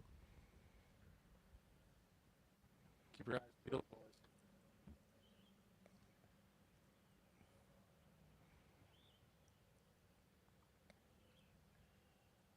Egger gets it low, gets it to run. And he is What a save. beautiful Great shot. That's incredible. And you hear the guys he's playing with on the green say, good shot, good sportsmanship there. They can appreciate a good shot when they see one, and that is 100%. And that's why he's playing with the ones. Yep. That's how you turn an 8, right, into a 5 and go, I don't know how that was a 5, but I salvaged a 5 out of that deal. Whereas Well, Joe the Hack gets a 9, right? And I cheat to get that 9. You pick it up 4 feet from Right. the top. You know, you talked about remembering those shots at the end because we don't know where people are at. That could be one that we have to remember on saving a stroke or two. 100% right. Helgeson Nice for the putt. eagle putt. Very Wow. nice. About 2 inches short. Tap in for in. birdie for Helgeson, and he finishes his round with a 4. Good job, Caden. We'll remember that one too, right? Is that 4 a difference there? And like we've seen, that's not an easy putt from where he was at. No, sir. And he made it look extremely easy. Egger, Alec Egger, Newman Catholic here, lining up. You go back to Alex's last shot, and like you got to not just be able to get everything right on that, but you got to know how to use a club to keep it low, put the right velocity on it. Great Getting shot across to a get to cart this path. point. Yeah. Yeah. Which, if that ball hits the cart path, Mm. you don't know where it's going. And unless I'm wrong, this is still a birdie putt. It's potential we missed one. We obviously didn't see the beginning of the hole, but even if it's a par putt, from right. where he was.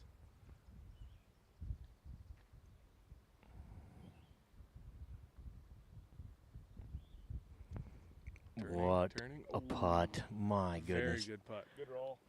Just missed, and we believe that is somehow a save of par right there for Alec Yeager. We'll talk to him afterwards and ask him if that is in fact true, but what a shot. He's got to feel good about this hole after what he went through there. He's got a smile on his face. Hudson Sparrow, we believe, again, a birdie putt for Hudson.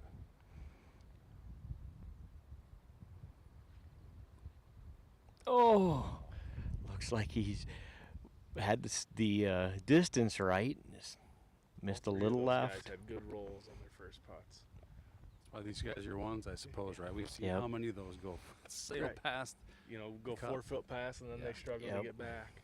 Again, your 3 that were projected to be at the top finished birdie par there, we think, and we'll confirm that with our afterwards here. But what a finish! What a great day! No kidding. So we were able to change the battery without losing our feed, which is amazing. That is amazing. These guys are going to check each other's scorecards, sign them, and then turn them in. And looking around, there might be I think there's a group still out there, so there's still some cards out there. But I believe if they're turning them in, they're going to be putting their scores up on a big whiteboard so everybody can see up by the clubhouse as cards are coming in and getting checked by the panel of coaches waiting for them to turn them in. I see him finishing up here on hole number 1. Do we know who that is? I see a red shirt. We see bucket hats, so that's a Northwood Kensett golfer. Would that be Bowen Bainey? Yeah, well, it feels like Griffin Haugen, but let's see. These guys. Where would they have started if that's? Yeah, they would have started at 2, so that would make sense. They're going to finish on 1, so that does make sense. You got Bowen over there. We're using our zoom feature here. Those bucket hats make it easy for us to identify them as well. Absolutely. Especially when we're trying to look from across three holes here. We're a ways away. Got a group coming up 9 here. We do have another group coming up 9. I better be cautious, guys. Sounds like we should all be glad to hit that tree. That's why I'm kind of tucked in behind one. I think I'm safe for the most part.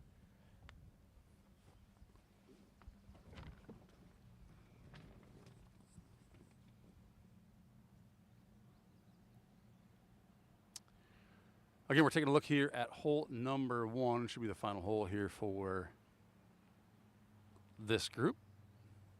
Another one coming at you, Sparrow. Zoom out and get out of the way here. We got a bunch coming.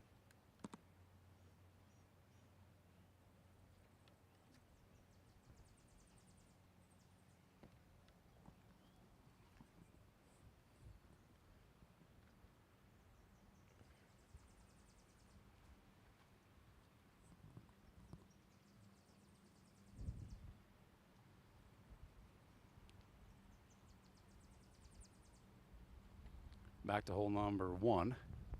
We got a group. This is a heck of a group. We maybe got 2 together, maybe. Or I suppose everyone's just kind of moving in, aren't they? Moving up, yep. Yep.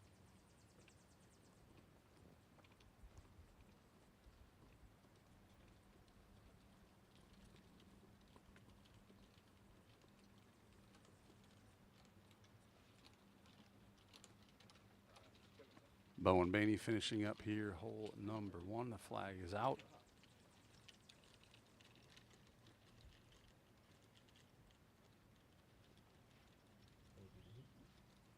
And in the cup for Bowen.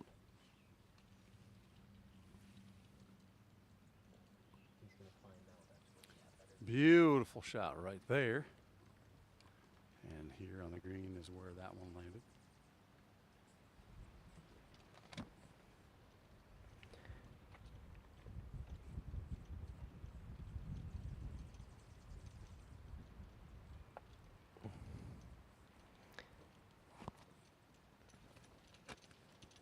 So this is Group 1B here, guys, I believe, of Zach Bukema, Kylan Abnett, Kevin Hagan, and Gunnar Smith.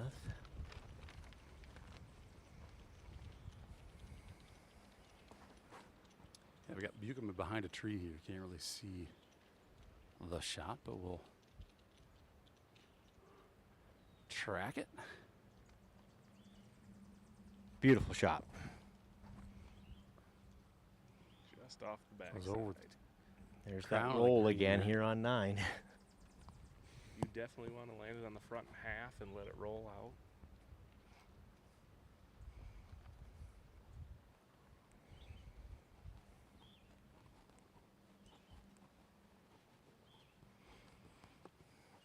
And again, another group that likely some of these guys are in contention here. We don't know, but it's odds are one of these guys has a shot at this thing too right now. Right.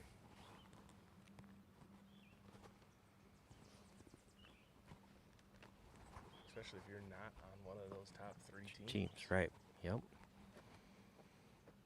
Riceville Smith, lag putt there. He's in the black shirt. Buchem has just ended up just over in the red, and then the 2 blue shirts. The blue shirt with a hat, I believe, is Rockford, and without the hat is Hagan of North Iowa. If you're trying to tell from home who's who. We're doing our best. We hope that's correct. The red shirt, I'm sure of. The 2 blue shirts could be flip-flop. We should require headshots from coaches That's right. before we start. That's right. So we can see.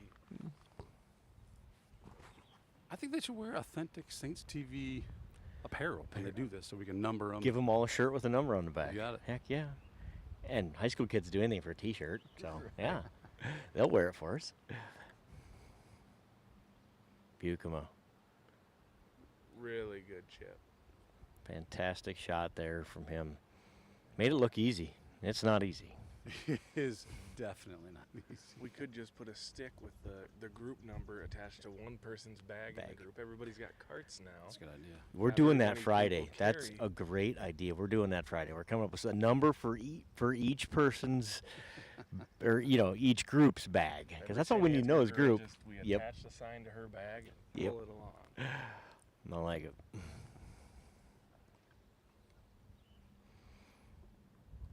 Next up, Rockford, Kylan Abnett. Tricky putt here.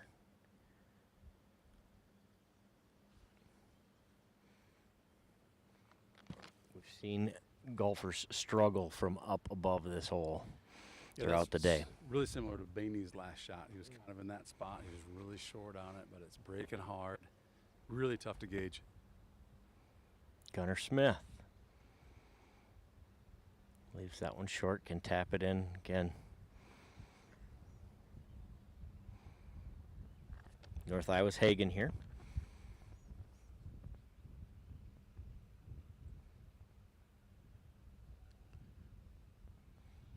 A little too much speed. Probably a 5-footer coming back. 5-6 foot. Uphill, but should know where the break is based on coming past the hole.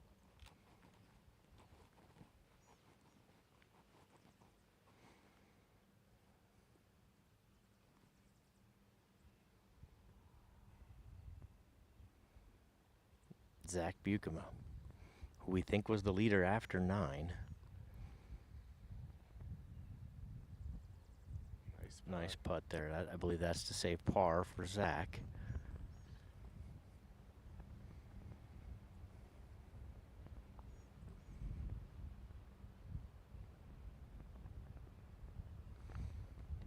Hagan. Can see the body language there. Tired and unhappy with how that last hole finished for him. It can be a long day. Walking 18 holes out in the sun, and if things aren't going your way, sometimes it Make it a little longer, doesn't it? mentally and physically.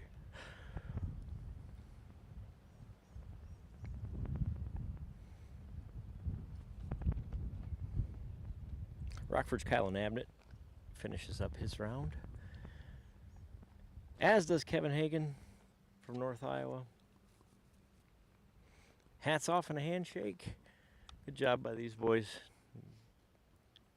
It's a good day of golf here in St. Ansgar. We will, I see teams streaming from the holes on the back of the course here up to the clubhouse, so I believe we have everybody. We might have, I think I can see down on... Is there a group down on 4 or down on 3? 2, I think.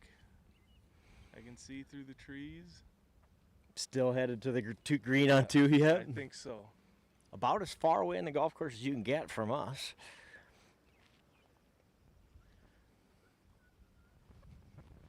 We might be able to start making our way back to the clubhouse. And you said there'll be scores posted as they come in? Yep, on So the we could side of the start to- clubhouse, they have their big sign as scores are tallied. They're going to be posted. I see the whiteboard. Oh, yeah. So maybe that's what we'll do here is we'll hop in our carts. We'll cruise up there. I don't want to miss anybody. If there's anybody out here golfing, like we could probably grab them, but I think this is probably it. Looks like there's one group headed into the green at 2, far on the other end. But by the time we get there, I think they'd probably be about done. I don't see Probably anyone true. else. Yeah, they're almost to the green on 2. I believe that's the last group. I don't think our zoom's that good.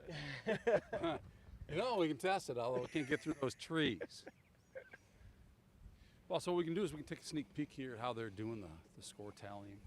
I don't know if you want to catch up with some kids or anything like that. Sometimes it's fun to do that. We'll just make our way up there and get to the awards here in just a little bit. Do you need to be involved with the awards? You hit anything out or anything? Nope. Does Coach do that? Coach is doing that. That's Mr. awesome. Bells and the gang are going to do all that, take care of that, so it makes Bells my and job the a little gang. easier. So, so that no one has to suffer the consequence of a camera that's jostling. We're going to move to commercial here while we kind of get the camera rolling. I like it. And then we'll move out of commercial if we get an epic shot between here and there. But for now, stick around. We got awards coming right up here on Saints TV. Don't go anywhere.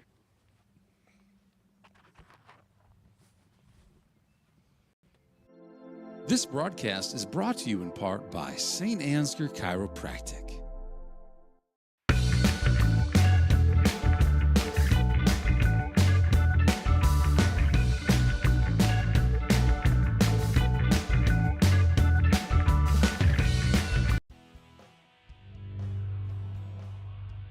The score of any game is generally forgotten over time. But the actions of players, coaches, and fans are remembered. Sportsmanship is an attitude that can have a positive influence on everyone around you. In the stands and on the court. How do you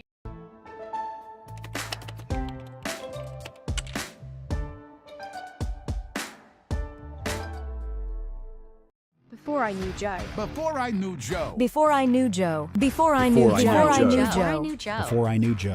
Before I knew Joe. Before I knew Joe, buying crop insurance was hard. There's a better way to buy crop insurance.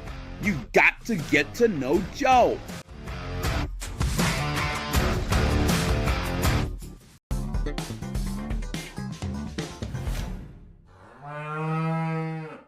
The worst place to watch a game is under the bleachers, said a wise fellow named Seymour Butts. With local schools going cashless entry only, you don't want to end up on the outside looking in because you weren't able to buy a ticket. When you add an FSB debit card to your mobile wallet, you'll have an easy, secure way to buy your ticket online or at the gate. So take it from Seymour and stop by FSB today.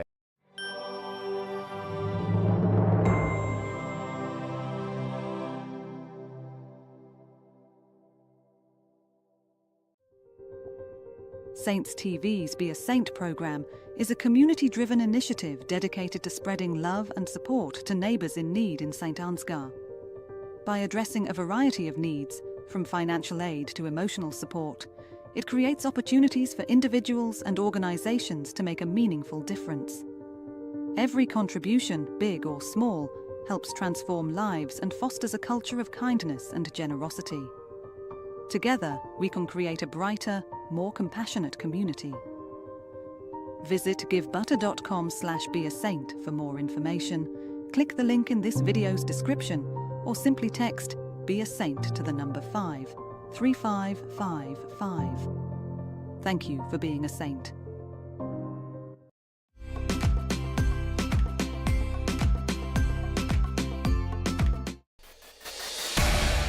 Since 1983, Johnson Oil has been delivering more than fuel. We've been delivering a peace of mind.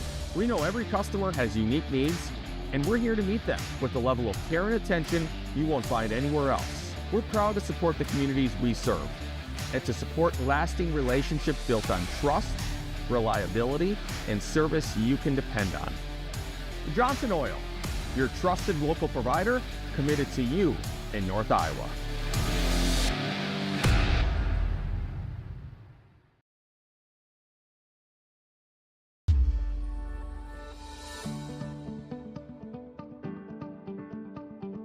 Focus Insurance Team, safeguarding our neighbors in northern Iowa and southern Minnesota from risk.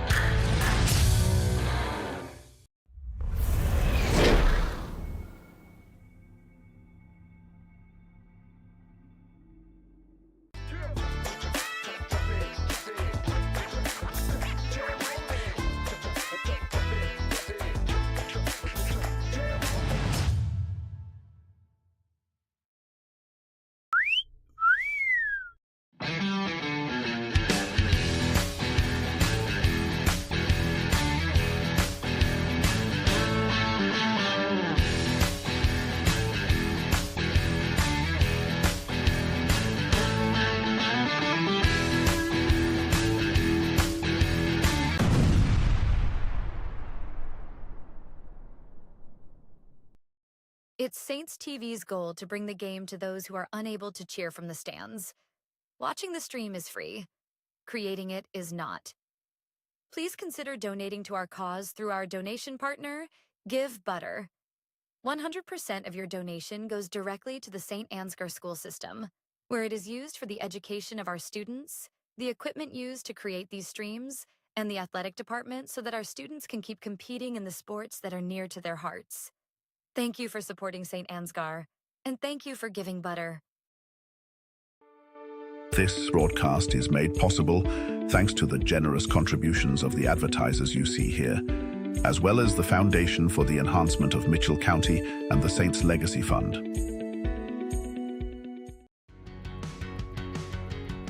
Every single job that we do, either one or both of the owners are on the roof overseeing and often installing the products, which is something that we really pride ourselves on and make sure that we're going above and beyond.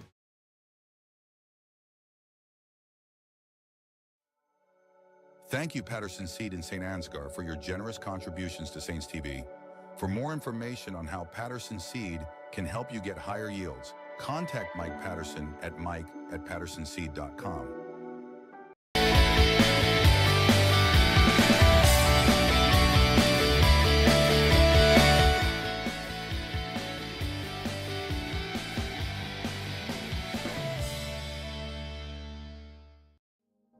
The Mitchell County Substance Abuse Coalition creates awareness of the impact of substance abuse and encourages change through collaborative prevention efforts. MCSAC meets on the fourth Tuesday of each month at 4 p.m. at the Mitchell County Courthouse in Osage. We are looking for new members to join the coalition to work together to build healthy communities within Mitchell County.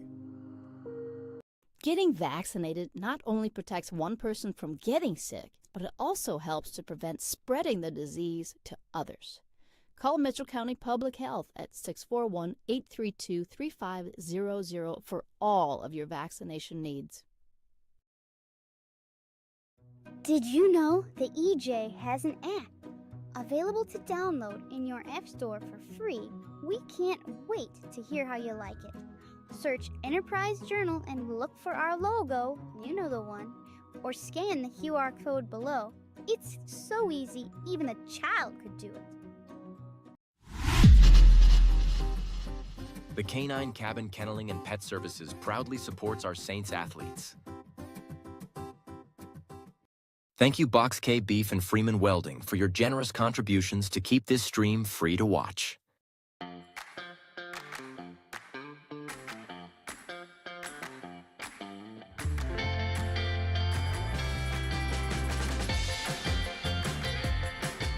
It's been a wonderful experience having our kids come to We Saints. Each child is taken care of like they're our own kids. I'm really excited about the future for We Saints. We're excited to get a grant for this expansion, and we'll be able to take 50 more children once our expansion is. Okay, so this is a little bit of a, we might have something special going on here for you guys. Ladies and gents, we're doing this is what it looks like. There's tallying the scores here. The golfers are rolling in, bringing their scores with them. This is how it's done. Posted up on the wall for all to see.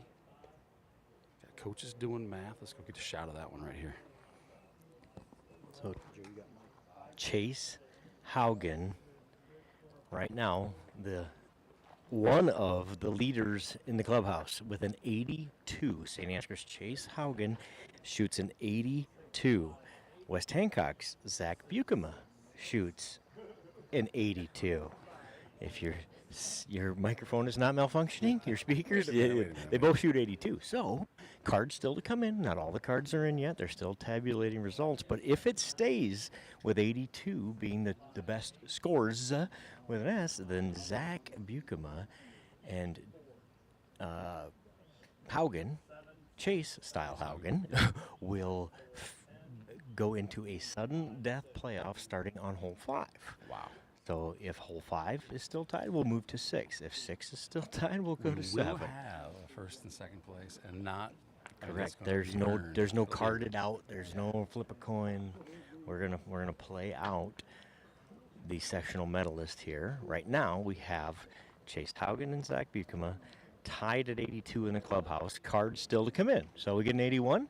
It's over, right? But yeah, and I think the coaches here at the table, they have to have they have a little insight on how these cards will come in, right? Right. So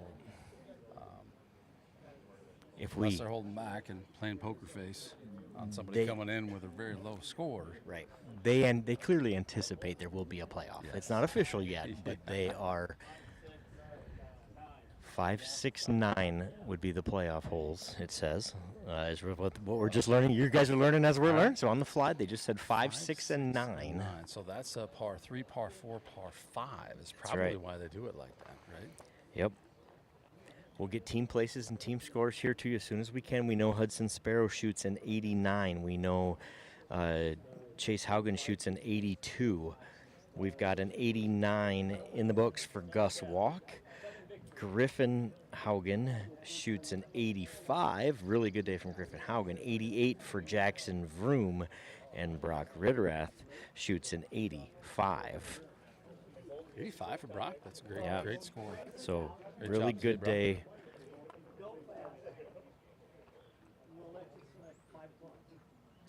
All right, so behind the Saints TV style, we have our internet session. We got our computer, our microphones. It's all going to have to stay fairly close to us, so we're going to utilize Jordan Reindl. He's going to drive the cart slowly while we probably just end up carrying the camera here to follow these guys. So we'll get behind them if indeed we do what we think we're about to do. Yep. We'll get behind these guys, watch their drives. We'll get as close as we're allowed to give you the best vantage point possible. This is going to be fun. Yeah. A great day of golf might end with a little sudden victory. Even Yes, better. indeed. Involving one of our Saints, which of course we're cheering for everybody here, but love to see all the Chase Haugen's hard work paid off. I know he plays a ton of golf, and he's gotten better throughout the year. Yes, he has. He's going to, if things hold as they look now, it will be him versus Zach Bukema in a sudden victory starting on hole 5. Then we go to hole 6, then hole 9 is the progression through there, if we indeed end up tied here. Sudden victory, I like that. That's good terminology. Got some additional scores going up on the board.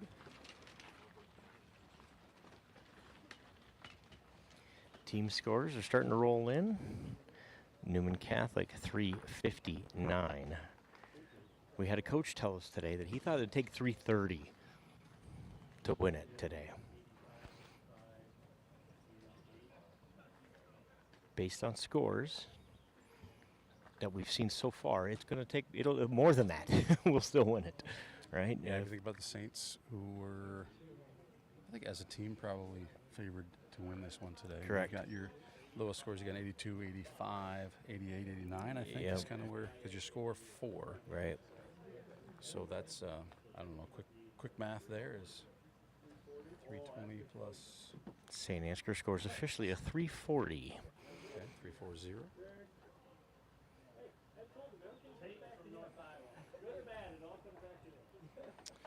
Let's see if I can get a camera in there, Joe, to get a closer look at the scorecard.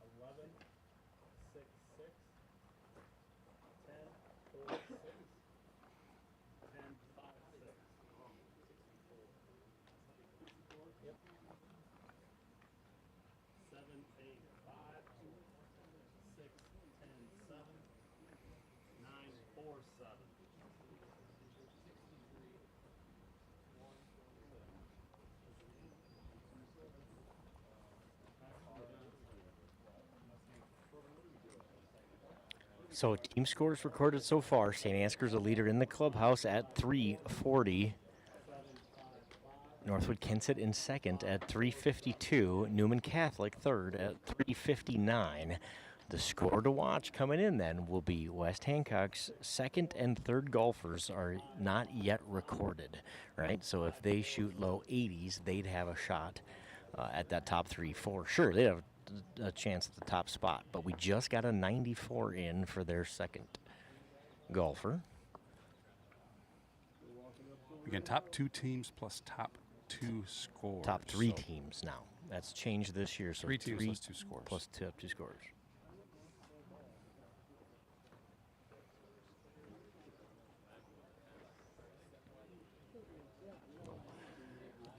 I'm going to step out on a limb and say St. Ansgar's going to come away victorious in the team race.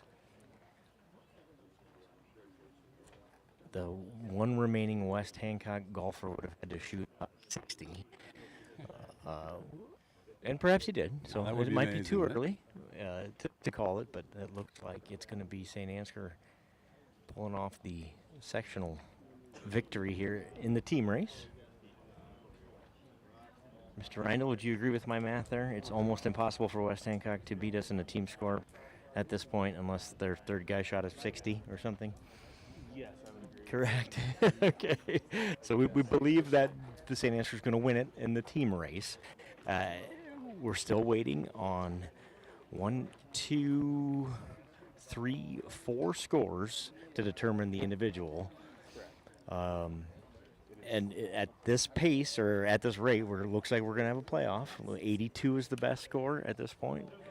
With all the number 1s and 2s in so far. So, in theory, we should have us a sudden victory playoff between Zach Bukema and Chase Haugen.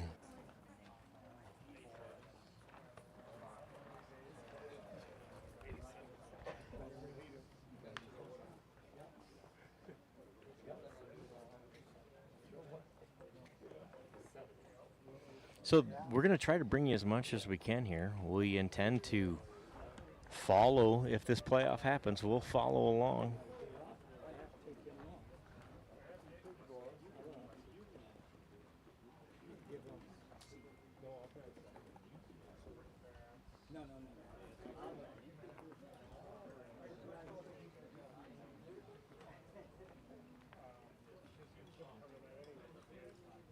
Probably the last group coming in here right now.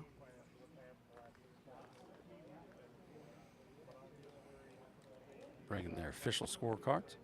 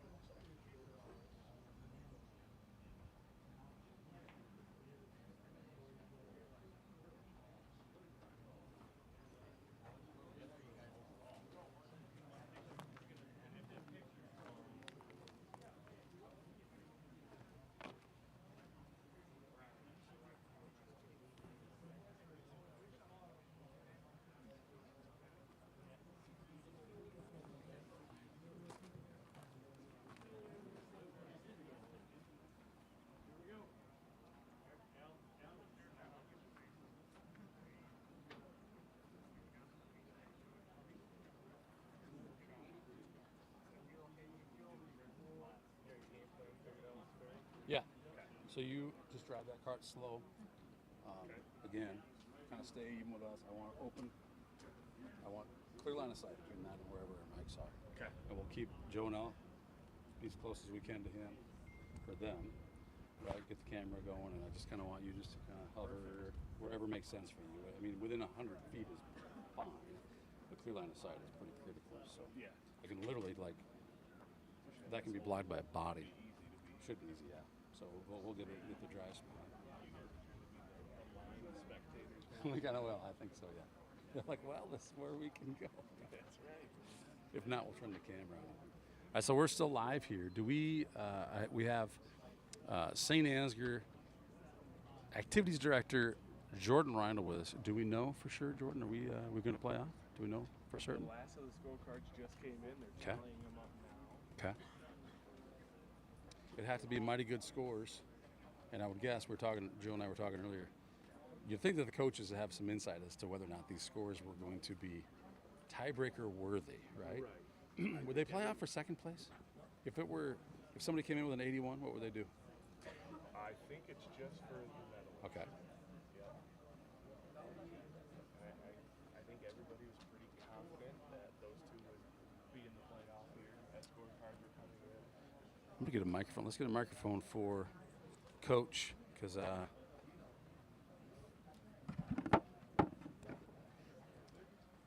he'll be doing the announcing of what's going on here right now, right? Yeah. Okay. I'll make sure he's got one.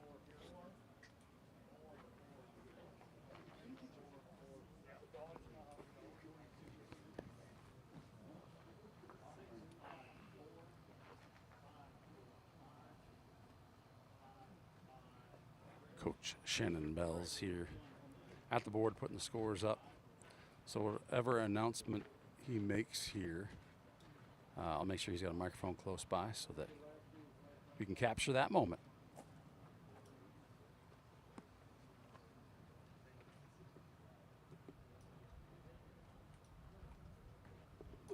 Joe, we got a thumbs down. We got a thumbs down. That's how we know it's real, We're in. folks. Maybe Duke. Might have been Duke. Probably was. That's not authentic if it's Duke. Yeah, he's an authentic guy. It's not Duke. That's good. At Saints TV, we know there's always room for improvement, so a good old-fashioned thumbs down is how we know the next one will be better.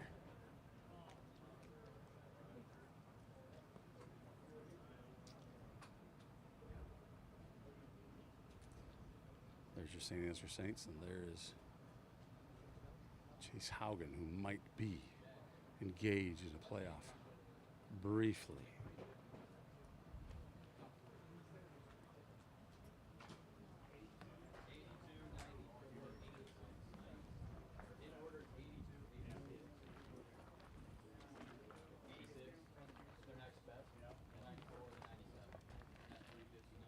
Make sure Shannon gets that before he does. He did this last time. He knows what he's doing.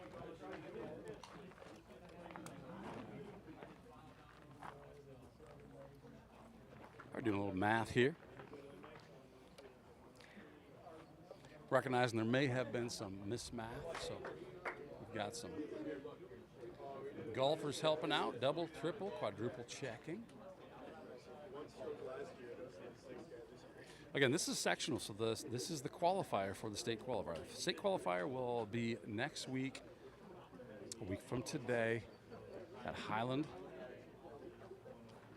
Golf Course in Mason City, Iowa. Top 3 teams plus the top 2 golfers will advance. So if, let's say hypothetically, Joe and I were talking about this earlier, if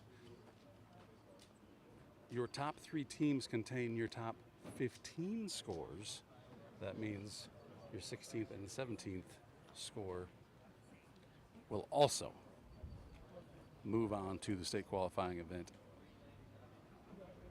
in Mason City next week.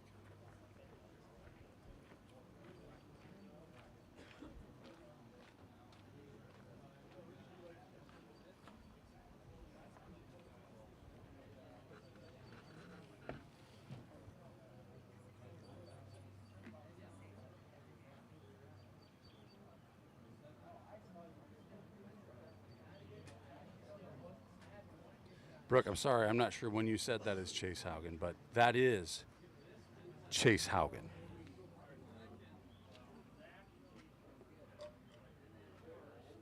And we might get to see some more Chase Haugen today. We anticipate we will.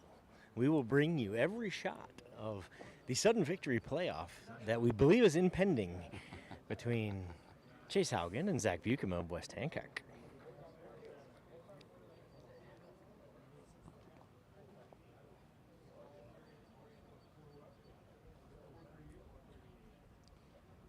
Take a moment here and get this golf cart a little better position for Mr. Reindl. Pardon the noise.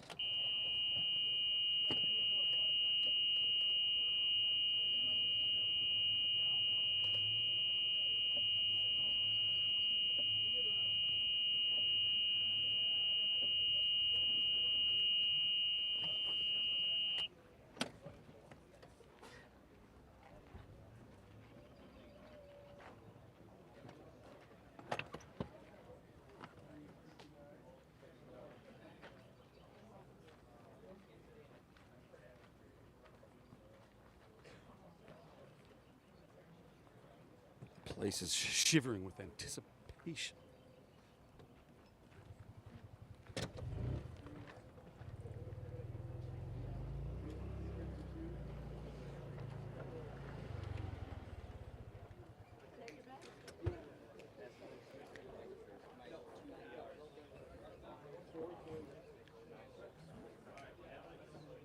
Thank you, Candy Felt, for allowing us to use one of the course's golf carts today to make our stream a little simpler.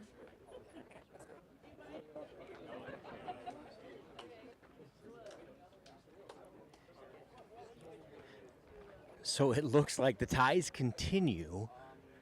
West Hancock and Newman Catholic tied for third and lost the tiebreaker did West Hancock. So Newman, yes, Newman Catholic advances according to the score sheet that they're just doing. They haven't made any announcements yet, but they've written them down. St. Ansgar finishes first. Oh, wow. Northwood Kensett finishes second. Newman Catholic in third. West Hancock in fourth. But Newman Catholic and West Hancock have the exact same score of 359. How do you decide? We are about to find out. We're going to ask the experts that question. Mr. Jordan Reindl. All right, we have some results. Team results will go through Rockford, 7th with a 438. 6th, Riceville with a 399. 5th, North Iowa with a 382. 4th, West Hancock with a 359. Newman with the West Hancock with a 359. So Newman, we went to the 6th score to break the tie. So that's how they got third over West Hancock. Northwood Kensett with a 352. And number 1, St. Ansgar with a 340. 4th place, the two individuals moving out of we got Alec Eggers from Newman with an 85. 3rd place is Caden Helgeson with an 83. 1st and 2nd, we got sudden death playoff with Chase Haugen and Zach from West Hancock.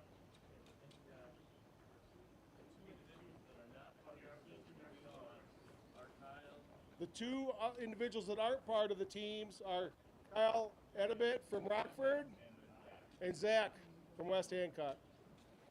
So Kyle Right, Edebit playoffs are going to go 5, and Zach 6, Bukema 9. are the We'll two keep making individuals that move will be until advancing. Teams advancing beats the other one. are St. Ansgar, Northwood Kensett, and Newman Catholic. The medalist playoff starts now. Chase Haugen versus Zach Bukema. Sudden victory here. If one of them wins hole 5, then the playoff will be over. They will be awarded the medalist. If they tie here, so example, they both shoot par here, then we will move to hole number 6. That's kind of fun. This is really fun. We're going to get a little, so this will be a little different than the video footage we've gotten so far, which is, of course, everyone coming at us on hole 3. So obviously we don't want to be in the way, but we want to bring you the best coverage we can, so we're going to try here to get set up. We're going to move the camera a little bit, I think, and we're going to try to get set up to bring you these. Is there? I mean, Chase Haugen's teed up. We are going. All right, he's getting ready to go. He didn't want to mess around.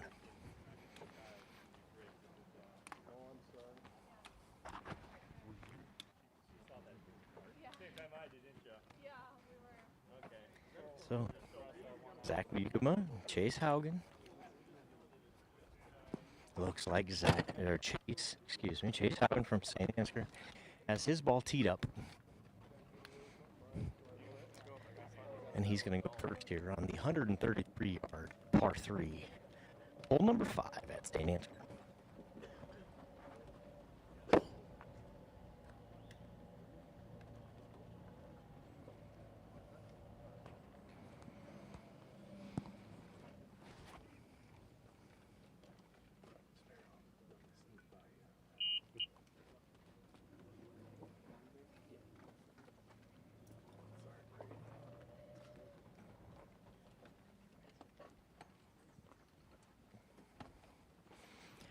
Sudden victory playoff here in St. Ansgar. Chase Haugen versus Zach Bukema for the medalist here at the sectional at Acorn Park. Chase hits his shot.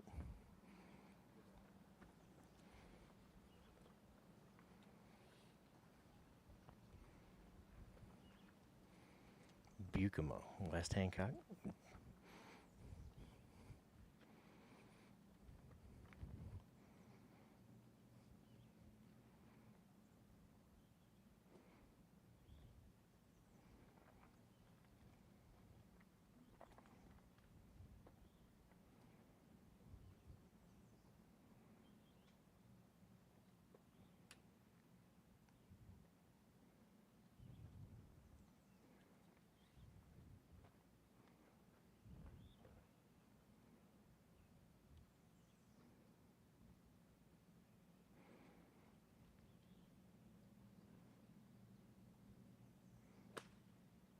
Bukema shot. Going to end up hole high, but right, I believe. just off the green to the right. Chase is, yeah, we're trying. I'm asking for help, and I don't think anybody saw it. Did you see Chase's ball? I did not. I'll say that I didn't. I Yeah, really didn't. no. It seemed like there wasn't any gasps. I think that was a good sign, Yeah. maybe. Right. I think I heard Jackson say some words of encouragement like that'll do, something like that. Okay. We're moving to the left. Yep, we believe ball's down the left side. So Buchema's on the right side off the green, and it looks like perhaps Chase is left off the green. We've seen this play out today over and over again, the uphill versus the down. For all the marbles, we're going to find out how important it is. Okay, yep, I see that ball over there on the left. That's not bad with a good chip here. Now, Comes down to the short game. Now, Buchema's, did you see where that one ended up? Kicked. Okay. Yep. Yep. I believe it hit that right fringe, maybe even, and kicked right, further right. I know it. Listening to his teammates, it felt like it did not bounce in his favor. Right. Yep. I think it looked better until that bounce. It's in the second cut, right of the hole. It's probably hole high. He hit it far enough. He just missed right. You want to chat? I'll just make sure I get it.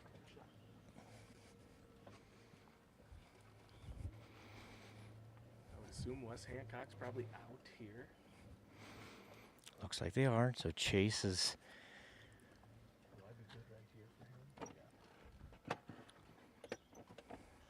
Buchema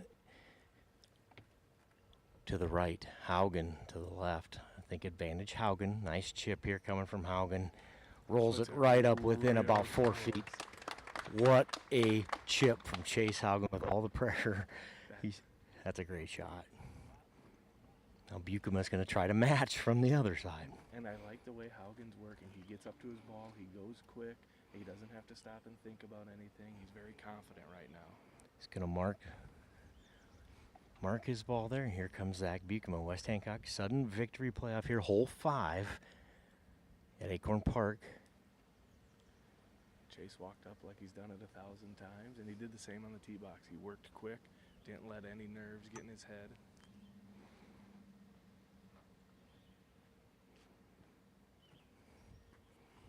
Buchema's second shot.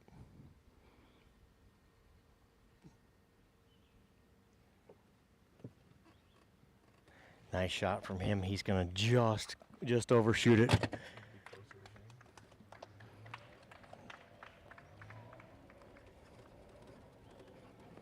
We lost our video connection.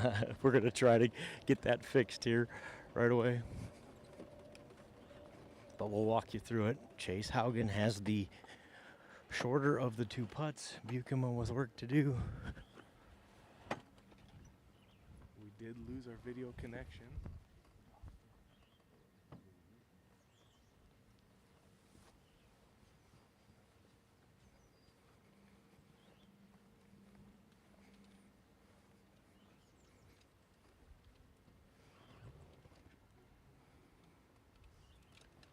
Was walking up onto the green.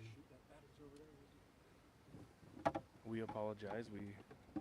Can they hear us still, Sparrow? Or do they got nothing? They can hear us still. All right. Well, we're working as fast as we can to get the video back connected. It looks like Buchema's going to go, right? Yep. Both golfers lining their putt up right now. Buchema's going to take his par putt first. Distance here. Coach, what do you think? Here we got. It's really hard to judge from here. I don't know if it's 5. Maybe. Yeah. Yep. But like we've saw all day, 5 foot is not a gimme on this hole where he's sitting.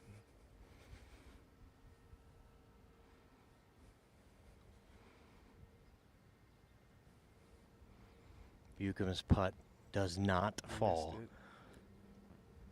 We got our feedback. Got our feedback. Buchema's tapping in for par. Was that no? For 4. For That's 4 yep. for his bogey. Taps in for bogey. So Haugen can win it here. Sectional medalist. Got it. Chase Haugen is your medalist here in St. Ansgar at Acorn Park. Congratulations, Chase. Both golfers are moving on. Haugen with the Saints moving on as a team, and he's the overall medalist. And West Hancock Bucuma is moving on with his score as an individual moving on. So both golfers still getting to compete and have a chance to go to state. Yep, what a great day here in St. Ansgar. Newman Catholic, Northwood Kensett, and St. Ansgar advance as teams. Ennebet from Rockford advances as an individual, as does Zach Bucuma, who played a great round today, right, and came up just short in that sudden victory playoff as Chase Haugen wins in playoff fashion to secure the medalist title here in St. Ansgar. What a great day.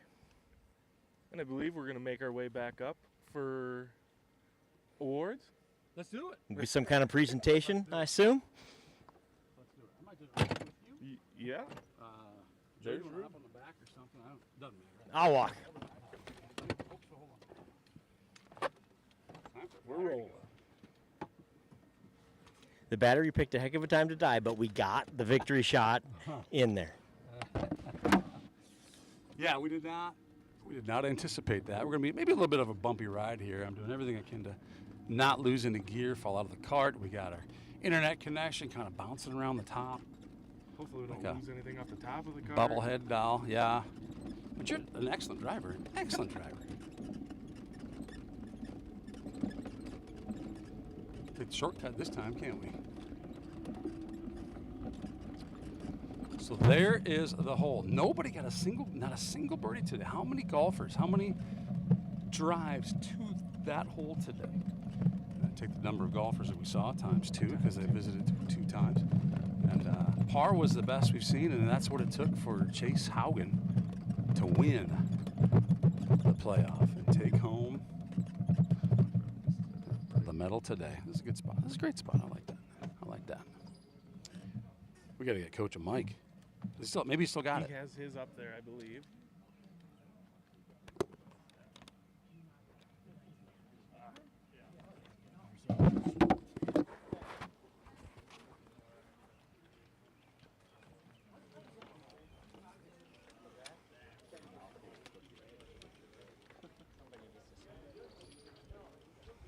Well, there it is. It's in writing now, so it's official. Chase Haugen, your medalist here.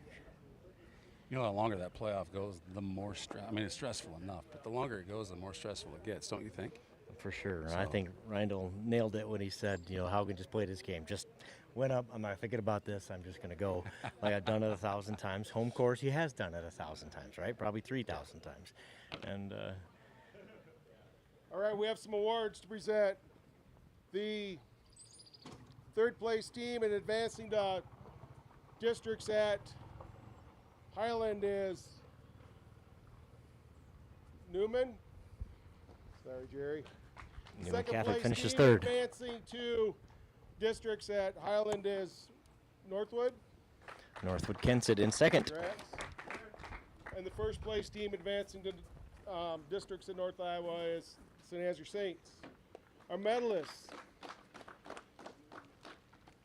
The 2 individuals advancing on non-qualifying teams are Briggs Muth from West Hancock and Zach Bucuma from West Hancock. Congrats. And then the runner-up for today's sectional from West Hancock is, who is it? Zach Bucuma. Zach, one more. Congrats. That's yours. And the champion of today's tournament from St. Ansgar, Chase Haugen.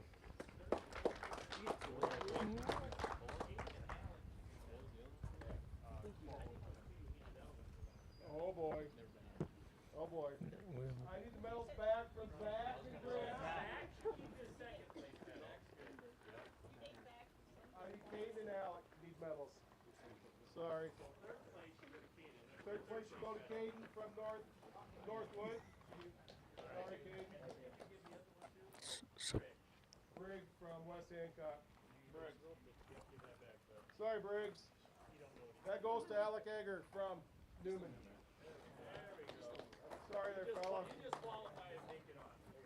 Got it. So we did a little math here. It is Muth from West Hancock who makes it, as well as Bucoma as the two individuals, and then Newman, St. Ansgar, Northwood advance all of their golfers to the districts at Highland next week. Hey, should we go quick talk to the champ? Let's do it. Let's do it. Let's do it. I'm gonna track him down. You want to bring camera?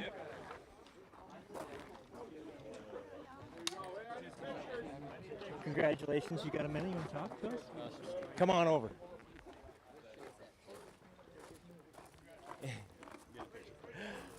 So you can, yeah. He's gonna get it set up. Let me get you set up. What?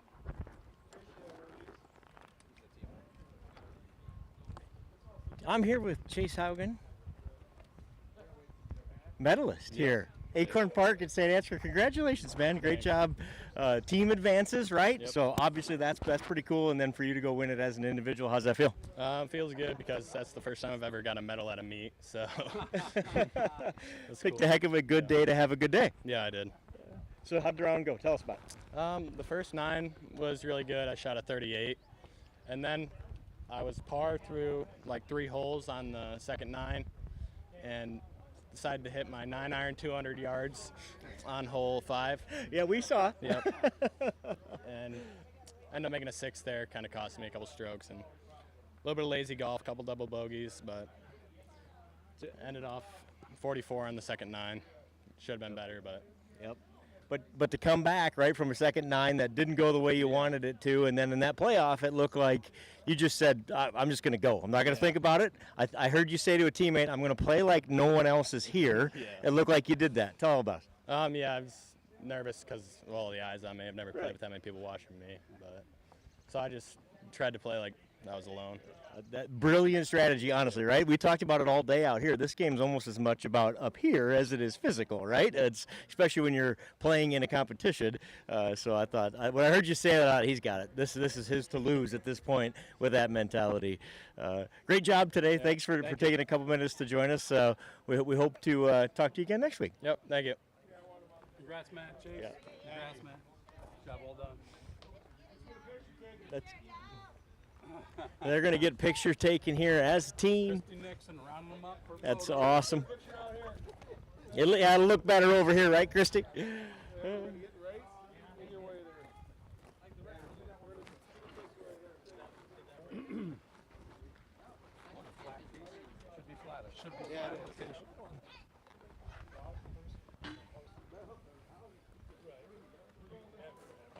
Impressive looking group. Got Coach Williams and Coach Bells along with your 6 St. Ansgar golfers, Ritterath, Walk, Haugen, Vroom, and Sparrow. We're going to end up in the background of this picture in the EJ if we aren't careful. So we're going to move because I don't want to be in it. Yeah. Boys have never as a group. Yep. That's big. Oh, it is. It is. The first, am I hearing you say, time that the boys have won a sectional golf meet in the history of St. Ansgar Schools. We just witnessed it. Yes. Live on Saints TV. That's awesome. Coach Tom Townsend here filling us in on the first. On Saints TV. Yeah, that's awesome. And we got to be here for it. And hopefully some of you got to follow along, and now these guys get to go home and watch it, right? And see what we screwed up. No, I tell you, I was watching it. That was, no, you guys go right ahead. That was so good. Just sit there, have a sandwich, and watch the players on All right, it's a photo shoot. That's awesome. Coach Townsend, he does not like to be in front of the camera, but we've Good got for photo them. op here going with this team winning today, advancing to the state qualifier in Mason City next week, a week from today, a week from this moment. State qualifiers will probably be being announced.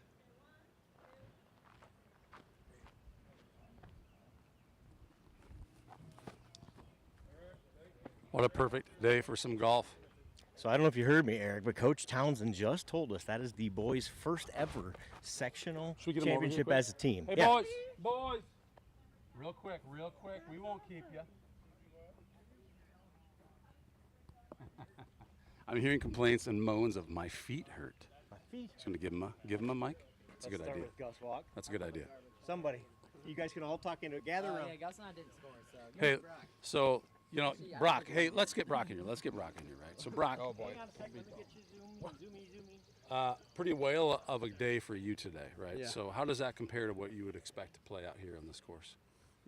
Well, it was pretty well, because it wasn't much better than what I shoot in practice, really. Yeah. But I didn't think I was going to shoot like in the low 40s like I did. I Yeah. thought it'd be 45 and 45. That's awesome. Like it usually was. Yeah, yeah. And then when I birdied 3, that really helped. And then not hitting any balls out of bounds, that really helped also. I love it. First ever, is this what we heard? Is this what Coach Townsend says, the first ever sectional victory? Is that right? The boys sectional victory ever for the Saints. Congratulations to you guys. No, the other ones are girls. There you go. dang. You guys are the first boys to do it. So we're not going to keep you guys. I know your legs are tired. You're probably hungry, all that good stuff. But Brock's got the mic, and I'm gonna have everybody, before you get to go, the greatest event, it could be the most entertaining event, it could be the whatever, the best thing that happened in your group to you today. Obviously, collectively, you win it as a team. What's your best moment today? Start with you, Brock. Probably the best moment was when Haug sunk that putt. That was awesome. Oh, that was sweet, wasn't it? Oh, I think I drove green on 3. That was probably my best one. Nice. Best moment was when I birdied 3. Birdie 3, love it. Mine was when I birdied 4. Chipping in for eagle from 9's fairway. You know, we heard the roars on that one, Hudson. We heard the roars. We turn around and we see you like dancing, and like, what just happened?